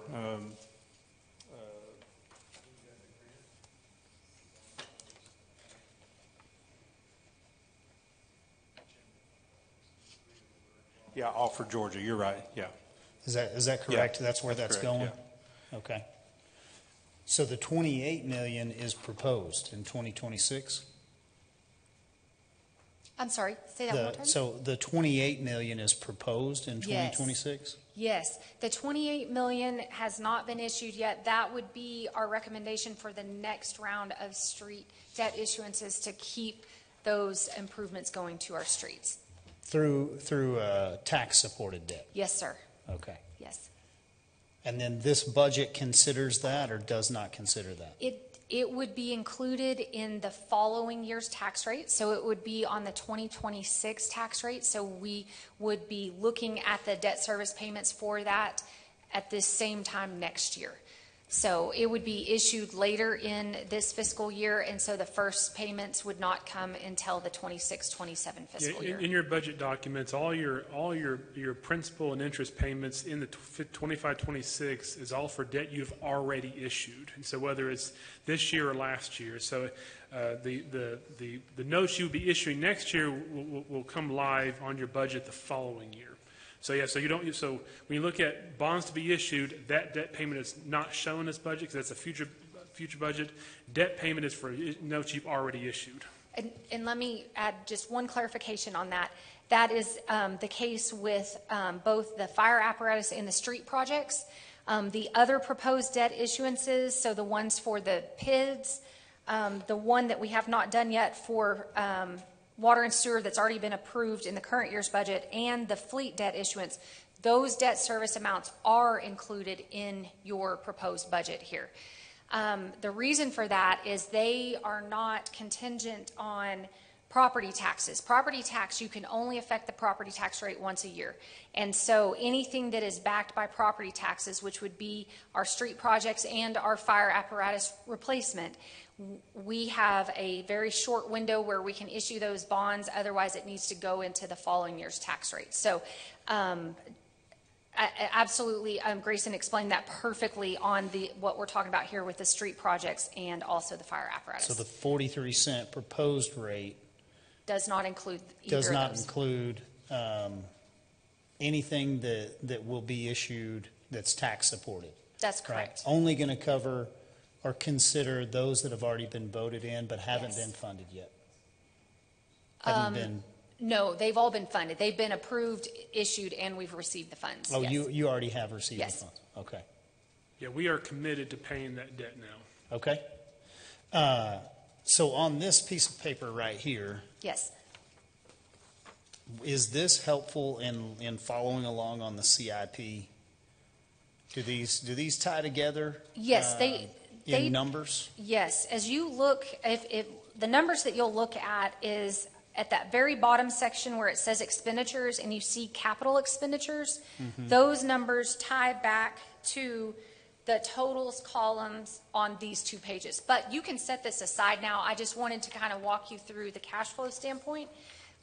And we can turn our attention, once they're ready, we'll let, or I can kind of walk us through the CIP, and then we can have Donnie and Andrew and Jerry kind of give further explanation on a project-by-project basis, if y'all are ready.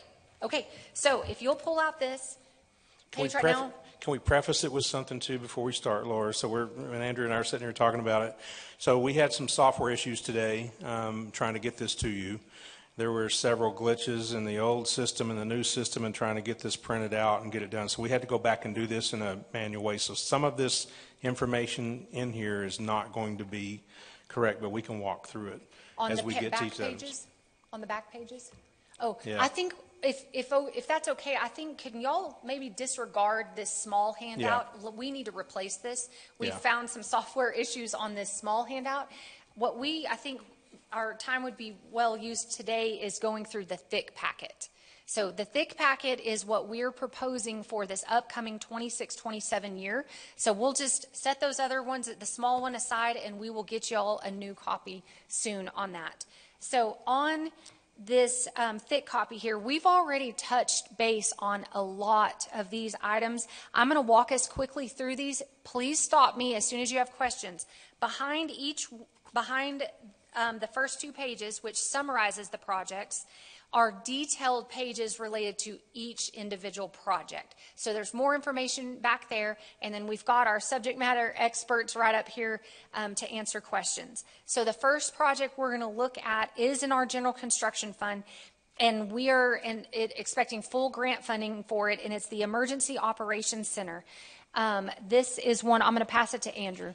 Yeah, this is one, if you look at the project sheet, it doesn't quite match up. We had an error with the one we put in there, but this was part of Representative Fairley put in a request through the state appropriations to go originally for Emergency Operations Center siren warehouse and equipment storage warehouse. What ended up getting put in the budget was just Emergency Operations Center improvements, and it got increased from, we were requesting around $1.5 million to $2 million. It got increased to $5 million. So what we plugged in is basically a placeholder for Emergency Operations Center improvements that we're still going to work through TDEM to get access to and confirm what it can be used for, but the goal would be to remodel the existing EOC.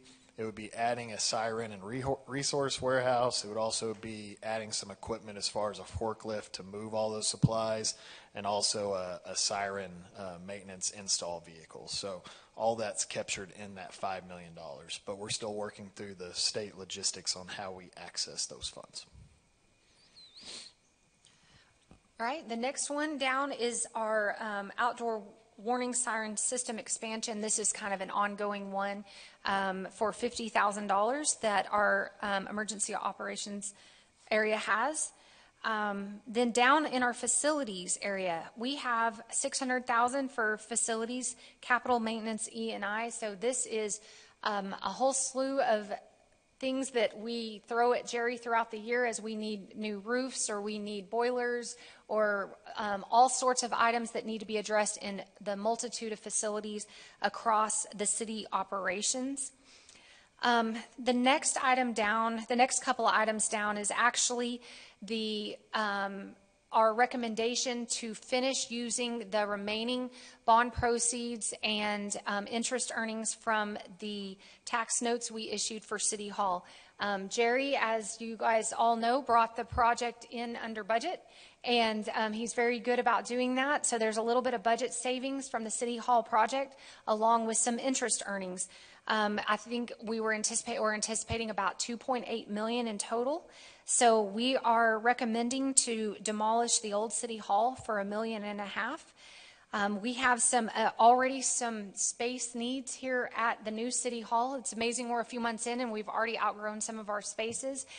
So looking to finish out some additional space here in this building for about $1.2 million.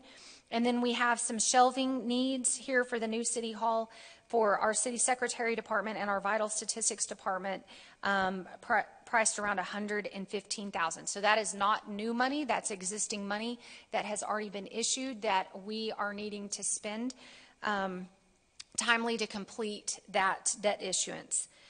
The next one down is APD chiller replacement of $547,000.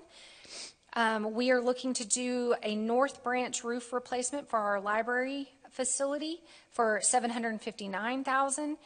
We are also looking to do Sims Municipal Building IT server HVAC replacement for $156,000.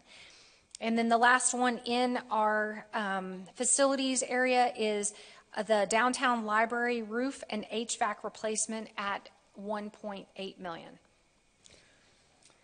Next section down. Can I ask a question? Oh, yes, sorry. Don, you had one. Go ahead. So are these numbers, Jerry, do we have, I mean, these hard numbers, we're just guessing, like do we have, what is this? No, they're not hard numbers. What we do in a scenario like that is we'll get estimates from multiple vendors. Keep in mind the numbers, it's not just a roof number. The number is to raise chillers, to move electrical. It's a lot more complex than just replacing a roof. Yeah, it's a little steep for. Yeah. Okay. It is a big number, but when you're talking about raising a chiller system up, right, and changing that ductwork and then changing the electrical that feeds it, and then it even incorporates some issues with the fire marshal as well to make sure we've got some of those issues addressed too. Okay, great. Thank you. What do we, so on the old City Hall demolition, what's our plans for what will go there after the building is down? Well, that number that you've got on Old City Hall demolition reflects multiple things as well. Keep in mind, the electrical out of the Old City Hall actually feeds part of the existing Civic Center. So that electrical system has to be moved. It's not just a straight up demolition project. Old City Hall is tied in with the Civic Center as far as backup on refrigeration. So we've got chill water loops that run through there. The challenge is when we take that out, we're just looking at a green space going back in. And I do want to say this in front of everybody, no plans are in existence to take that fountain out of place, nor those dedication bricks. What about the trees? Thank you, council member. I'm just giving you a softball. You know, it's going to happen. Yes, I will tear up some trees taking down the building. Okay. Will we, I mean, will it just be grass? Will there be no trees left? I mean. No, we still have to meet downtown standards when we do something like this. So the green space is going to be regulated. We'll coordinate that with Planning and Parks Department as far as what's the best design that would fit that location. Yeah. Well, I think whatever we can do to make it not just, you know, something other than a parking lot and asphalt, you know, but something that could be useful, you know, in the interim until something else, if anything else ever happens with that. And that will be considered, and that will be presented to council to take a look at. And is that part of the 1.5 million, or would that be additional? It is initially, unless somebody asks for an amphitheater or something like that, that's outside the scope of what we estimated that we would be doing. Okay, thank you.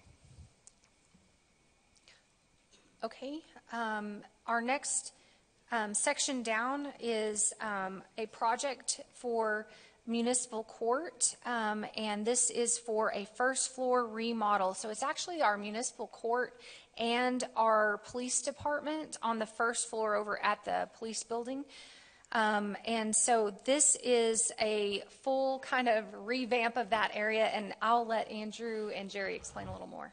Yeah, so this is actually the first 3 phases of a 5-phase project that would actually be around $6.5 million. We tried to reduce it down to as low of a number as we could while still accomplishing their goals and also the ADA requirements once we start touching certain areas. But this came about from an efficiency standpoint, but more importantly, a safety standpoint from an audit that was done at municipal court, which I won't do justice on trying to explain. So if you have questions, we've got Donna and Judge Hamilton here. But as far as the construction plan, in these first 3 phases, you've got the front entrance of municipal court, some office additions, conference room, bailiff area, and break room remodel. It's about 3,000 square feet. And it also includes metal detector and bag scanner to go with it. We also have all the ADA improvements that are required for touching the project. Phase 2 will be upgrading and remodeling the public and court restrooms. That's about 1,000 square feet.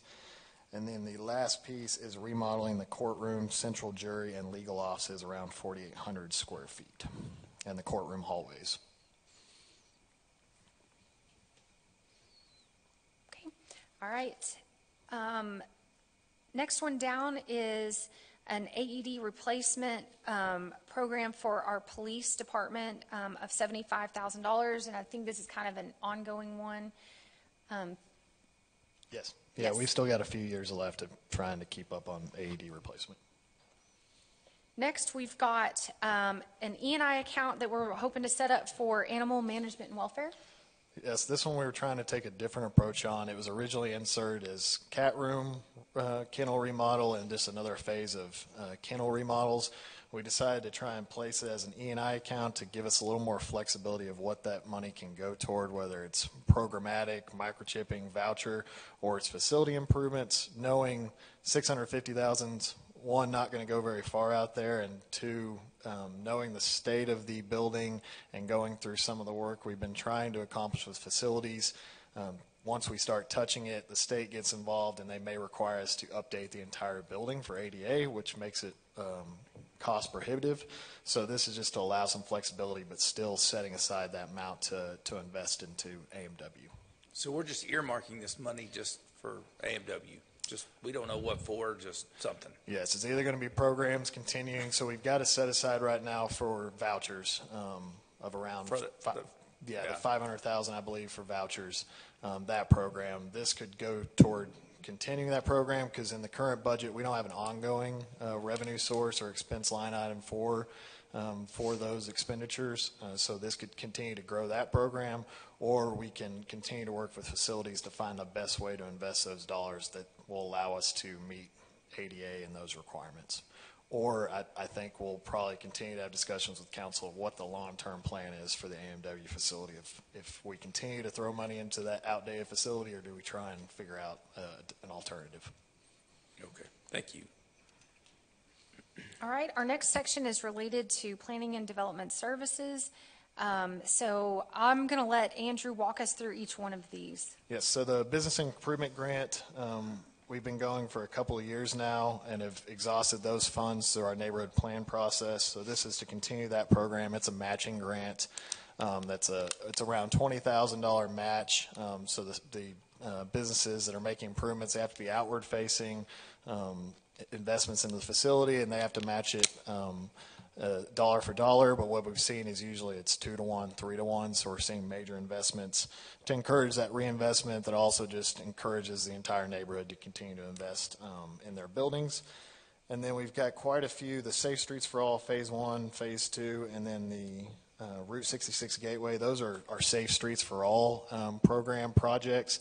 The first year is strictly for design, and then we hope to tap in the following years for construction through the MPO Category 7 funds and other opportunities to actually complete the construction.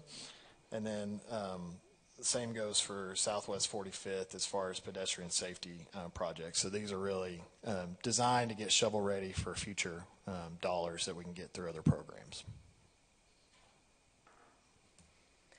Okay, on to the next area. We've already talked about two of these fairly extensively when we were looking, or when we were talking earlier today about the red light camera or the photo traffic enforcement fund. In our traffic area, you'll see that first project is the traffic signal systems improvements E&I of $600,000, and that it will come from the photo traffic enforcement funding. And the very last one in that section is the traffic signal new construction of $600,000, also to come from that photo traffic enforcement funding as well. Then we have two in the middle there for pavement markings and arterial street lights that would just come from our general fund of $65,000 and $60,000. Next item down is one that we see every year. It's our park maintenance, equipment, and improvement, and that is at $922,000. And they do a wide variety of projects each year out of that funding. Our fire operations, we have talked a lot about that very last project in the fire category, or in the fire section. So that is the $4.7 million that also is on the debt schedule to do fire apparatus, and I believe it's 3 engines. Yes, that is correct. 3 engines that we're looking to replace for the $4.7 million. Then the top one there, the fire apparatus equipment, we need some additional dollars to put equipment on that fire apparatus as it comes in. And then we are looking to do some repairs or improvements at the fire training tower, and then do EMS cardiac monitors. Yes. Okay. All right, so then the next one down is our fire marshal is needing some office renovations, and we've got budgeted $120,000 there. And that's from combining the previous fire marshal's office with more employees from fire. They're very tight quarters in that location they're in. This would allow them to minor remodel to have some more office space for the staffing that we brought in with the reorganization. All right, so then, oh, I'm sorry, question? Well, it's been a minute, but I'm just thinking, for this city hall, where we're expanding this to, you said 1.2 million. Where have we run out of space? What department? Finance department and IT. And potentially some with OE&I. Yeah, oh yeah, and Yeah. OE&I, yes. OE&I. Okay. All right, thanks. The next section down is our street improvement fund. We actually keep this in its own fund to kind of keep our street dollars, since they're a high priority by our council. We keep it in our street improvement fund. The first one is the streets E&I, and so this, I'll let Donnie kind of talk what streets E&I is used for. This is an annual funding that we send over for $2.5 million. Yeah, this would normally be something we'd use for mill and fill or development, and again, the use for it now would be for development participation and funding other larger repairs and projects that we have throughout the year. And then you look at the arterial reconstruction, there's a couple of those in there. One of those is for ongoing plans for reconstruction, and then the other one would be, one's for 24-25, and then one, of course, for 25-26. So that would be 2 reconstruction projects. Then the final one is the various street resurfacing. That's summer maintenance program that you guys have funded as well. And those are the projects that would come from the proposed debt issuance we talked about just a minute ago on the page 660 for $28,170,000. So to drill down in that, let's make sure we didn't miss anything. So the $12 million street resurfacing currently built within the current rate. Correct. So within the 38 cents, that $12 million is funded. No, it would be in the next year's property tax rate. Yeah, because we did issue debt for $12 million for street resurfacing this year, but this is going to be year 2 of that program. So it would be a new debt issuance. What we have issued, the $12 million, is within the 38 cents. Yes, but this is the next year of projects at $12 million. This is an additional $12 million that would be within the 43 cents. No, it would be added into the next year's tax rate. Okay. All right. So go ahead. Well, no, I was going where you were going at first, but we have the program that's ongoing now, but this is the one for next year. Okay, so I'm going to restate it.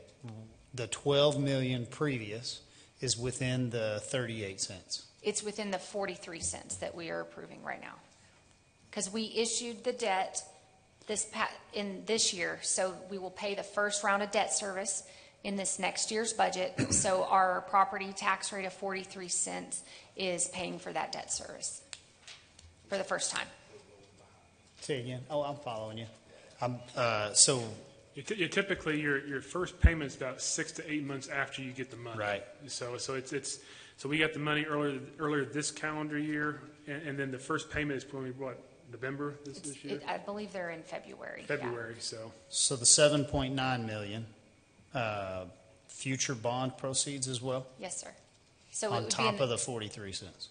yes, Okay, it would be in the 2026 tax rate. and the 8.25, or the 8.26 annual, that's on top of as well. Yes, that would be in a future tax rate. Okay, and then your 28 million, is that cumulative of all those three? Yes, sir. That's just the total. Okay, so Donnie, help me remember, the 12 million that we already put out in the roads, we've already funded in the 43 cents, and it's already gone. You've got those, heading that direction, right? Correct. The Okay. project that is underway now. Then we did $2 million lets? For patching? Yep. Correct. Okay, plus we have 34 million in existing bond revenues that are going out. They're already committed to Georgia, but these monies won't go to It's that closer project. to 23 at this point. Where do you mean 23? Like, I guess I'm lost. We were at 38, and so did we spend down some of that money Yes. for other street projects? Yes, Donnie and them have been working diligently to spend that money down as fast as they can. So we're down to 23 million left. This goes back to Donnie's presentation earlier this year. We're talking about the Gantt chart, trying to get the Prop 1 or 2 funds spent down. So one of them was Georgia Street, but there were several other projects that were in various stages of either construction or design. Those are all been worked on behind the scenes. So that money's being spent down. So run the total with me, if you would. 38 million plus 4 million, so we're at 42. And then Donnie, we add the 12 on top of that. So that's 54 million, right? That's before we get to this sheet. Yeah. Part was that working budget. I want to make sure, because it's complicated, so is. let me start over. And There there's was the two millions was out of your working budgets and your general funds. So those were not bond funds. correct, yeah, and I'm not separating bond funds, because you got 2016 bond funds. Yeah. Then you've got 2026 future, plus you've got a 12 that is in your current rate. You're looking at total street work is what you're talking about. I'm just laying out the total outlay. So like you had 38 million, and we've spent, say, 15 million of that, if you're telling me there's 23 left, right? But there was 38, then we put out $2 million contracts. Is that right? 4 I think million that's total? correct. We did 2.5, yeah. And an additional 2, so 2 there's million for 7. patching. So 38 plus 7, right? So we're at 45. Then we did the 12 million, right? So we would go on top of that. That'd be 57 total. It wasn't 4 plus 2.5. I think it was 2.5 and 2. 2.5 It and was 2. 4.5, not 7.5. Oh, I apologize. I thought there were $2.5 million contracts that were let. Total of 5 million. Correct, Alan? So it is That was the 7.5. year before last. 5 and a 2. Yes. So not 7.5, but 7. The 7, okay. Okay, so we're at 57 million. Follow? Are we all agree? I'm trying to make sure I'm separating that 57 million already. It may be best that we write this down. I think so. Yeah. Or if you tell us where we're headed with the math problem so we can make sure Yeah, we get it all so there. trying to separate, because it's confusing if you're looking at another outlay of another 12 million that you hadn't voted on yet and you don't have factored in your current proposed tax rate. Okay. You're going to bring that on later, but everything that's either paid for out of current collected monies or, budgeted with current collected monies in the 25 year. Okay, so you're wanting to know how much we are expending for streets in the current year 24-25 budget and plus the proposed upcoming budget? Is that the number you're looking for? Easiest way to separate it is in 43 cents, everything that would be included within that 43 cents, and then what's not included in that 43 cents. Because what you're representing here, and I want to double check, is $28 million worth of street work that's not included in the 43 cents. Correct, yes. That would be your 2 year from now budget. Right. Yes. Yes. Okay, so if we run the math problem again, we had 38 million, that includes the interest. But there's 23 million of that left. Don't worry about that math problem, just adding it up. It's 38 million, plus we did another 7 million, so that's 45. Then we did 12, so that's 57. So that's the total outlay in street projects so far. What we can do is let staff work on this, and we'll get you back some numbers. I think what you're asking for is for the 43 cents proposed for next year. How much of that is dedicated to street work? Because the 43 cents represents the 12 million that Donnie's already pushed out, but there's another 12 million that's not represented in that 43 cents, and I don't want to get any of us or our citizens confused in the way that'll come online. Yeah, you're talking about how much of that 43 cents dedicated towards the Prop 1, and how much is dedicated towards the 12 million we did this year, and then what else there is. And as a reminder, Prop 1 was, what, 89 million? So your 43 cents is supporting like $89 million. So is the question we're trying to get answered here, how much are we spending on streets in next fiscal year? Is that what we're trying to get here? I think where I'm going is I wanted to see how much we've put out in streets in this current year and in this next fiscal year. Okay. So really what we're looking at is 57 million plus another 28 million. Yeah, we'll work on some numbers. Well, yeah, let me just make sure so I'm not confused, because if I got to explain to the citizens if I'm confused, but what you're trying to find is, citizens, we spent this much here in this current fiscal year of which we're sitting on streets, and our plan is we're going to spend this much next year, because we've already issued the debt that will be spent next year. I mean, we've already issued it. Right. We're just going to start paying it. Right. I'm driving at the point of, like, currently we will have spent $57 million when we vote this through. But we're voting through a plan that's going to spend another 28 million that will be on next year's budget cycle, and that'll give us a total of $85+ million.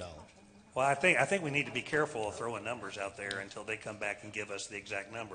That's why I was saying what we're looking for is what we have spent and what we will spend. Because, I mean... Well, and to confuse it a little bit more, we had 10 million in our streets fund every year, right? Was it 10 million? For operations? For operations and maintenance and alleys? No, it's about 12.5 million. It's 12.5 million. Okay. And remember, too, that, again, we have proposed to bring back to you in the budget $28 million worth of debt issuance. By approving the budget, you're not saying go forth and just get that money. We will bring back to you a 8.2, a 12 point some, and then you will vote on those, on each of those each time. So. I would like to think that we could get that issued out, but I'm looking at it feeling like, man, $57 million, I don't know that we are going to get that spent before. So should we appropriate on this in this CIP plan, or should that be year 2? Like, can we get the 57 out and the 28 out is what I'm trying to get at. That is the plan. Does this 28 need to sit in year 1 or year 2? Now, again, the 28, I mean, you would be issuing that for work to be done into next year, I mean, designed into next year, work to be done 2-3 years from now. And so you're right now, we're working through the current funding, which is going to last for the next, 12 to 18 months. You'll be issuing debt sometime in the next 18 months to then get ready for design and construction over the next 36 months or so. So again, the 28 million is going to, you issue that this next 18 months or so. Is that tracking, or? Yeah, we're all tracking together. I guess probably when you guys bring back the totals of what we've spent, can you bring back more or less the commitment of, yes, we're committed to spending this over the next 12 months and you should plan on issuing it. That's why we're leaving it in the CIP. Yeah. Or if we wanted to plan ahead, I don't mind planning ahead for year 2, right? because we've got so much monies that we didn't spend. Yeah, and this is not saying we're going to spend the $20 million in the next fiscal year. I mean, we're going to issue that, but it's probably going to last, like every bond does, 2, 3, 4 years. And I understand that. Yeah. I'm just saying when it would be, the funding would begin. Mhm. And also too, this is going to change between now and we actually go to issue. It may be, we can become in less. We may think design this part first, and so this is just a plan for the next 18 months. It's going to change. Okay, all right. Sorry to get us off track. Let's go back to, you didn't talk about the 7, 9, and the 12 yet, I don't think, right? I think I got involved at the 28. So let's go back through there. Okay. Laura, I'll hand it back over. So the 28 is the 8.26, the 7.9 on the top of page 2, and the 12 million. Those three added together are the proposed debt issuance of 28,170,000. And then we would have the ongoing funding of $2.5 million that would be for mill and fill, if I'm remembering that correctly. Other questions on streets at this point? Because that's the end of streets capital proposed. Okay, all right. Next, solid waste. We have talked this one through pretty thoroughly. So the total request is $3,065,901. The top right there is our annual funding of the dumpster replacement program that we've discussed. That was put in place a couple years ago, plus an additional $60,612 for the additional cost associated with that dumpster replacement program as our cost of everything's going up. Then we would have the $500,000 for an E&I account for solid waste to get multiple projects accomplished in this next year. We have $275,000 associated with landfill engineering services, and then the $715,000 for the equipment for the dangerous structure demolition program. So as a reminder, those bottom 4 projects that I just went over are all included in the funding from the 7% rate increase for solid waste collection for this year. The $1.5 million, that top project in that section, comes from a rate increase from a couple of years ago. So we still already have that funding mechanism in place. Questions on this one? So the question that I do want to keep separate, it's great to see bond proceeds, but then when we have general funds / reserves, it's easy to feel like that's all coming out of reserves.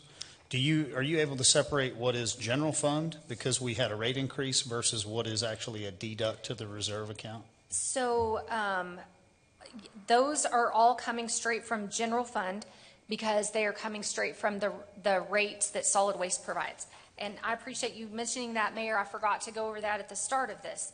If you go back to page 1 and you go to all the projects that are listed there from the general fund reserves, general fund / reserves. If you'll remember, we are proposing that there is just under $10 million, and I'm going to flip back to the actual number. They're just under $10 million. It would be $9,422,000 is going to be transferred from general fund over to fund these projects.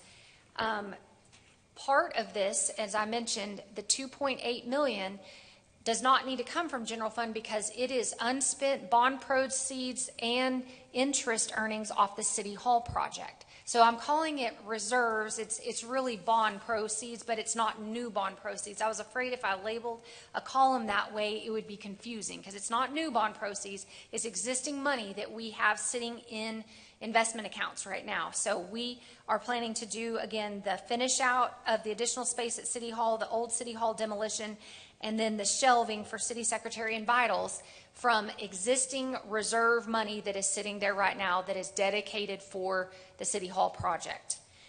Also, we were looking at this fund and we determined there was some ability to utilize about $1 million of the reserves out of this general construction fund. So what you're seeing is general fund is sitting almost $10 million over. We're drawing down $1 million that was sitting in this fund from closed projects. I think Grayson may have discussed that with a lot of you, that we've had a huge team effort going on over the past several months to go through all open projects, and if they're either completed and not closed, get them capitalized, or if there is a project that's open that has stalled, or if some things come up where we can't move forward, Grayson has directed us to work to close those out, and this is where you're starting to see some of the reserves from projects that had previously being funded closing out, and then we are now bringing it to you all saying, hey, how do you want to spend this money? Here's our recommendation, but you can go from there. So there's about $1 million in this general construction fund that is from those closed projects, right? So we're transferring money to the tune of just under $3.1 million from general fund for solid waste only. That's out of solid waste revenues. We are transferring just under $10 million of general fund one-time dollars to fund projects in the general construction fund.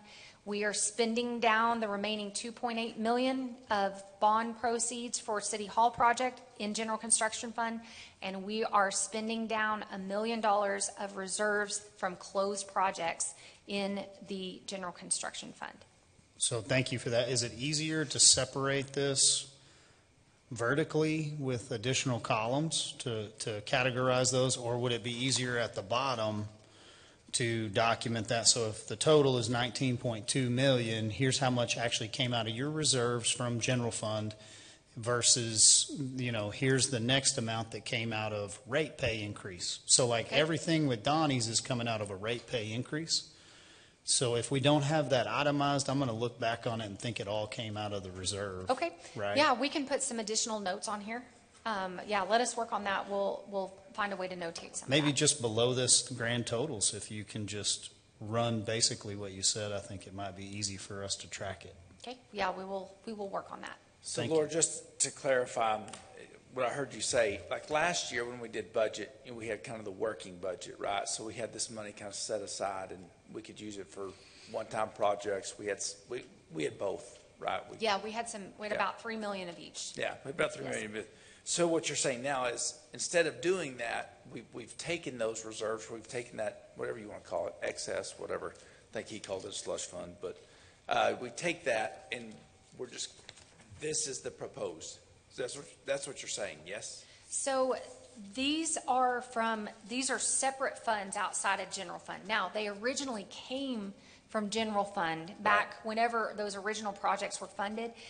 The money was moved over, projects were set up, and then the team has worked hard to address those that are done. We've closed them, and it's in these construction project reserves. So it's a little bit different from where the working budget was coming from last year. This is kind of a newer process for us, where Grayson has directed the staff to go through all projects. Anything that's not underway, let's get it closed, and then let's bring it back to council and say, hey, these are in our construction funds. What other kind of construction projects do you want to do with those? So it's kind of similar, but it's a little bit different than how we were doing the working budget. Okay, but in that closed projects that we went through and we discussed, you said there's about $1 million that was brought over from that. Is that correct? Yes, in the general construction fund. In the general construction fund. Then we had 2.8 in the City Hall bond proceeds that so that's kind of a separate. Yes. Right. And then the 9.4 on the general fund. Yes. Okay. That's coming straight from general fund. So that was us bringing some of the excess reserves from fleet and health plan and risk management. Yes. Perfect. And we're recommending to use those for these construction projects. Okay. Yes. Got you. Okay. Thank you. Yes, you bet. All right. So we will work on helping this be a little more clear than mud at this point. I know it's a lot of information, but we'll look and see if we can put some additional details on this to help clarify that, especially that one column on the general fund / reserves. If you'll flip back to that second page, we had gone over the solid waste disposal improvement fund. Now we're down to the convention annex improvement fund. So this is your civic center improvement fund. We've already touched base kind of high level on this, but here we can look at some more details related to it. We are looking to have a total of $2.2 million in projects. with 1.3 of that coming from the city's hotel occupancy taxes and 908,000 coming from our venue district funding. Now, that's also hotel occupancy tax, but it's restricted for just venue district purposes. We've got a list of projects here. We're looking at doing some ice plant repairs. We are also looking to do north end LED lighting upgrades for $250,000. We're looking to put about $500,000 more into the Santa Fe Pavilion, and I will toss that over to Rich to explain what that is. So that's the last remaining money that will allow us to finish out not only the restrooms, but that would have the bar as well. So that would finish out the pavilion. Are we had that good discussion earlier about the Civic Center possibilities. I mean, just throwing stuff around. Are any of these, I just looked at the lighting, the $250,000 on the north end. Are there any of these that might be like, maybe we hold off on this until we? No, not really. Most of these are like the LEDs. There's a return on investment on those. If you look at our utilities, our electric dropped $114,000 because of the LEDs we've already put in. So this actually has ROI on getting it done. And then the other big things that you look at, like the fire alarm panel, that's got to be replaced. It's becoming a maintenance issue. That'll become a hazard. Jerry's telling me I have to replace it. And then the cooling towers, same thing. The cooling towers are, about a decade beyond their useful life, so we're replacing those before they fail. Gotcha. So we tried to focus on infrastructure projects, things that we know we just have to get done so that, yeah. And what was the pavilion? The pavilion is the funding it would take to finish the bar portion of the restroom project. So that would get restrooms and concession. Okay. And they have about 1.3 million set aside for that right now, and then this would be in addition to that to do that full structure for the restrooms in the bar facility. Correct? Yeah. Okay. Hey, well, just back to and I appreciate, Rich, you gave me some information. And I was able, and I apologize, I was not here for the discussion earlier, so I may be going over some things, but, and I know that we had the discussion today, but, I kind of looked back at the pavilion history, and you got me, I think, 3-year period of looking at all the usage and how much revenue that it had generated. Right. And I agree that we have a problem with the pavilion, because going back and looking at it, I think we've had, only 5 groups use it that paid for it. Now, we've had the cities used it, the police departments used it. When I looked at that, we're over a 2-year period, we're at about $49,000 in revenue. Right. On something that I think cost us between 2.5 and 2.7. So we haven't, and when we were first presented this, it was like, oh, there's lots of opportunities. People want to do concerts and those types of things. And that was before we started. I'm a little hesitant, and then I know also this grant, this warehouse demo, until we maybe have a little bit more robust conversation on the Civic Center, I think I'm a little bit hesitant at putting another $565,000 of hot tax into the pavilion on hopes, and maybe it will work, because I'm just getting more and more concerned about the amount of hot tax money that we're having to put into something where we don't really know where it's filling a gap on the Civic Center. We're not really getting a return on our investment, and we're taking money away from the Convention and Visitors Bureau that promotes this area and does get a return. So I don't know. I just, from my perspective, and I know we had a little bit of discussion today, there's some information that I would like to present at council at some point in the not too distant future about the Civic Center to maybe make sure that we're looking. I agree with Don. I think if there's wants on there that we got to have, proceed forward with them. But the needs, I would just say I'd like for us to maybe have a more robust conversation about this before we commit this amount of hot tax to doing this, to figure out, is this the highest and best use? What else do we need to do to help close this funding gap? I'm glad you brought that up, Les, because I was going to ask the exact same question. And then also is the Grant Street warehouse demo, the 165, that's part of? Yeah, I think it's to create more parking for the pavilion and make it have ADA compliant parking. It is, and it's just a dangerous structure. Yeah. That's an unusable building. Yeah. At some point, it's going to have to be demolished no matter which direction we go. Sure.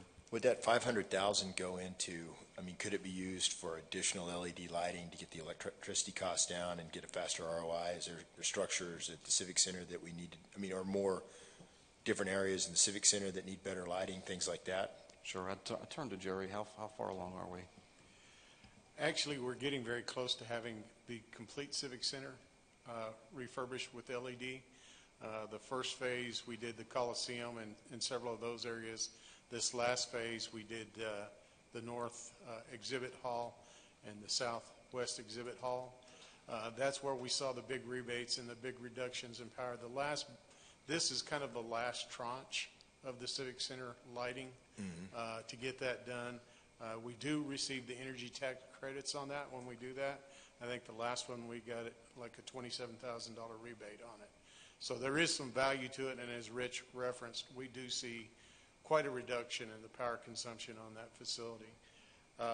As far as the pavilion, I do want to kind of address, if you're fine with me communicating it, Rich, on the pavilion, the history of the pavilion, it was originally going to go for the rodeo, and that was the big bite. But to Mayor Stanley's credit, raising the elevation, putting the concrete floor, it gave us a lot of other opportunities. But during that whole design phase, restrooms were never part of the conversation. So when you want to use or lease that space, the challenge for the Civic Center is if you want to do a concert or a major event, or even the events that we've had there, a lot of the people that want to utilize it are restricted because they have to bring in their own portable potties and stuff like that. So that's really a challenge when it comes to leasing that space for large-scale events. That's the reason it's presented that way. I understand, but I'm skeptical. And I just like, but the other thing is, I just think looking holistically at the Civic Center, I think hopefully is something that we can get around to, just because we just got such a wide gap. I'm just like, how do we close the gap? So, I think there's just a lot of issues because it's only going to get worse as we have to use more and more hot tax money because the costs are outpacing our revenues on the Civic Center by a considerable amount, to the point that in the not too distant future, we're going to be taking a whole lot more hot tax if this trend continues. So there's a bigger problem here, I think, than just this. But before we kind of figure out a plan forward and the best way to use hot tax or other resources, I'd just like to maybe just have a brief look at where we are and where we're heading. And is there a real problem with the Civic Center in the future? Is it going to be a real problem? Is it not a real problem? Do we want to do anything about it? Do we not want to do anything about it before maybe we do any more major projects? And I don't think that would be, not that this couldn't still happen next year, or the next fiscal year, but I'd really like to get, I'd like to have a little bit more confidence level that there's going to be some demand for it before we spend another $600,000 on it. Absolutely. My intention was only to give you the history of Sure. it and the way it developed up. So. Yep. All right. Any other questions on that? As mentioned, the last 4 projects were proposed. The fire alarm panel replacement, the cooling tower replacement, the IT access points and fiber upgrades, and the auditorium and Globe News Center audio upgrades are proposed to be funded from Venue District, and we are meeting with them in August to get their feedback.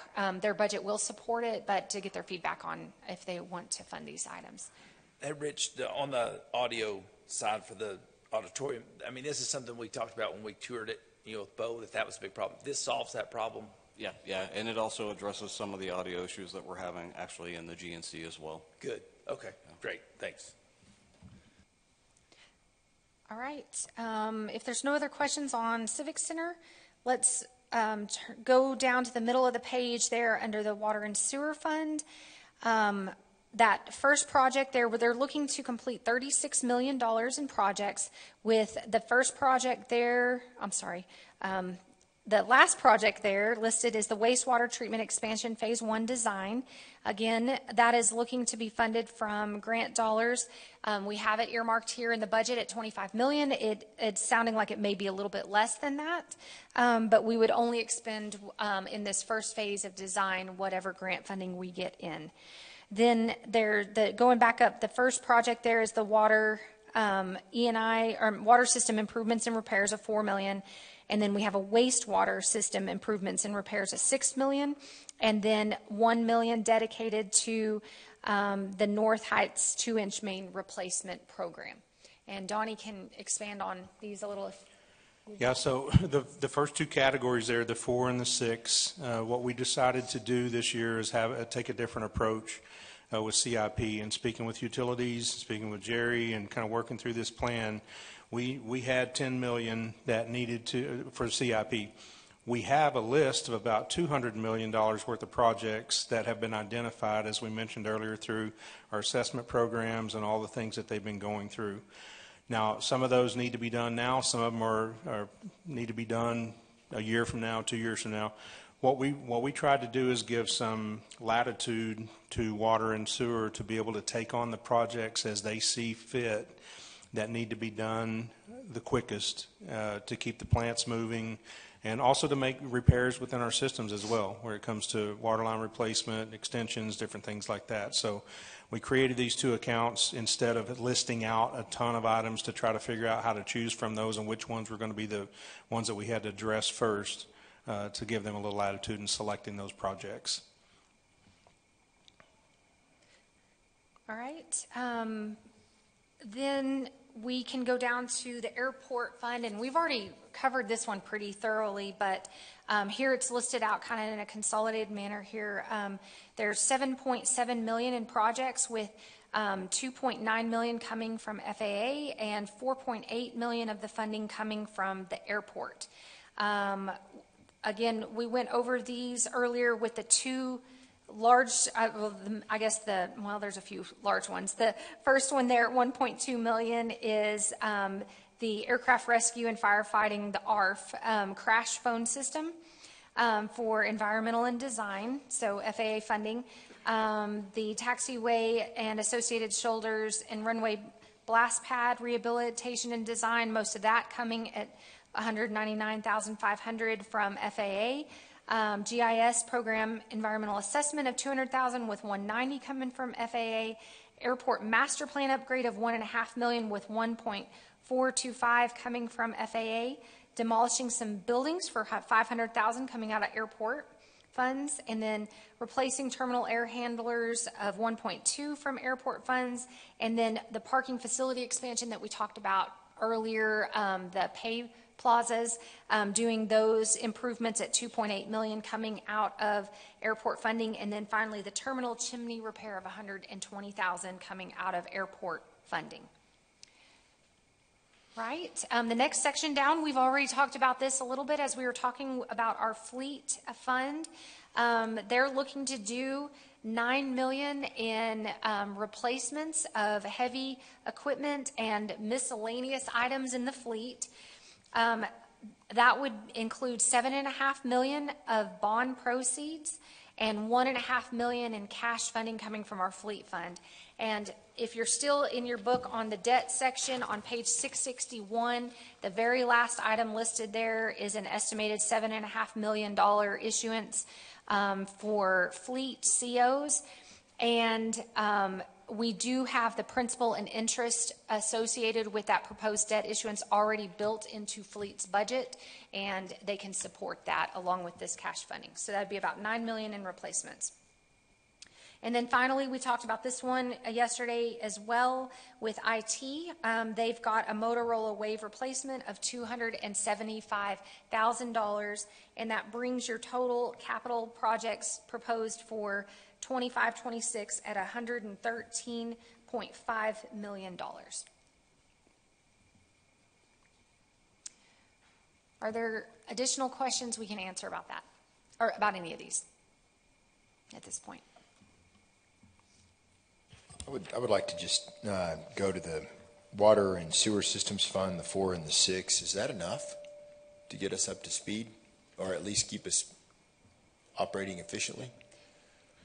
That's a pretty broad question. I mean, we could use 200 million, but we don't have it. So Right. I think that we're comfortable with the 10, talking with Michael Price and his team, as long as we have the ability to address issues as they come up, and also to be able to address the issues within our water and sewer systems, away from the plants. They're pretty comfortable that that's a good number. Again, this just goes back to, this is what you got. And so Yeah. and everything we've looked at from the water and sewer, the interest staying in the water and sewer, everything, just the Amarillo being partly funded by a general fund versus all water and sewer, those all play into this. And so 10 million is all we could squeeze out without an even bigger rate increase beyond 5%. Understand. Thank you. Yeah. Thank you. Question on Jerry, this may be a question for you, but on the roof replacement for both libraries, what kind of shape are those in? Are they bad? Are we leaking? Where are we on that? And I'm guessing that HVAC replacement, it's a commercial unit on the top. If we're going to do the roof, you might as well do it. The unit on both, are the roofs on both Central and on North Branch are original roofs to the building. They've been repaired over the last 5 years. It's been an annual repair job. Are they built up? Yes. Built up gravel roof. Okay, so they're not necessarily, it's just a maintenance thing. Yeah. At some point, we need to just rip it off And we've reached that point. We've compromised underneath to where we're starting to get insulation damage and stuff like that we don't want to lose the decking to where we have to replace the decking. So you patch it. You've got parapet walls on those buildings, obviously. The parapets, where it's coming up on the parapets, that's where we're getting a lot of issues there. They've been replaced and patched back 25 feet, but we're still getting those same issues. So it's got to where we're chasing those leaks. We just replaced the North Branch roof over the WIC portion of that building this last year. And as we were up there trying to tie the two roof lines together, it became apparent that we were dealing with some pretty major issues. And what are you going back with? We'll go back with the same thing, the built up. No, yeah, that was my question. Well, the reality of it is with the built up gravel, we've got 35 years out of them. And so that's what we took a look at. We'll definitely take a look at the TPO option and see what that value is. TPO hasn't been around long enough to do that kind of a comparable to it. So that's one reason on municipal buildings, we always take a look at all of our options. So you'd rip all that off, the built up, all the way down to the decking and Yes. just do it again? Yeah. By code, we can't go back and do additional patches on that. Okay. And that's both? Because you said they're original roofs on both? Yes. And you're chasing leaks. I mean, it's with all the rain we've had, I mean, This year has been worse. You're absolutely correct. Historically, we've been able to catch them and moderate the issue, but it's gotten to the point where we can no longer moderate the and I issues. guess we've used all the products to pour over that thing and do the thing. Yeah, it's been resealed twice since it was put on, raked off, resealed, and we're still having the issues. Okay, thank you.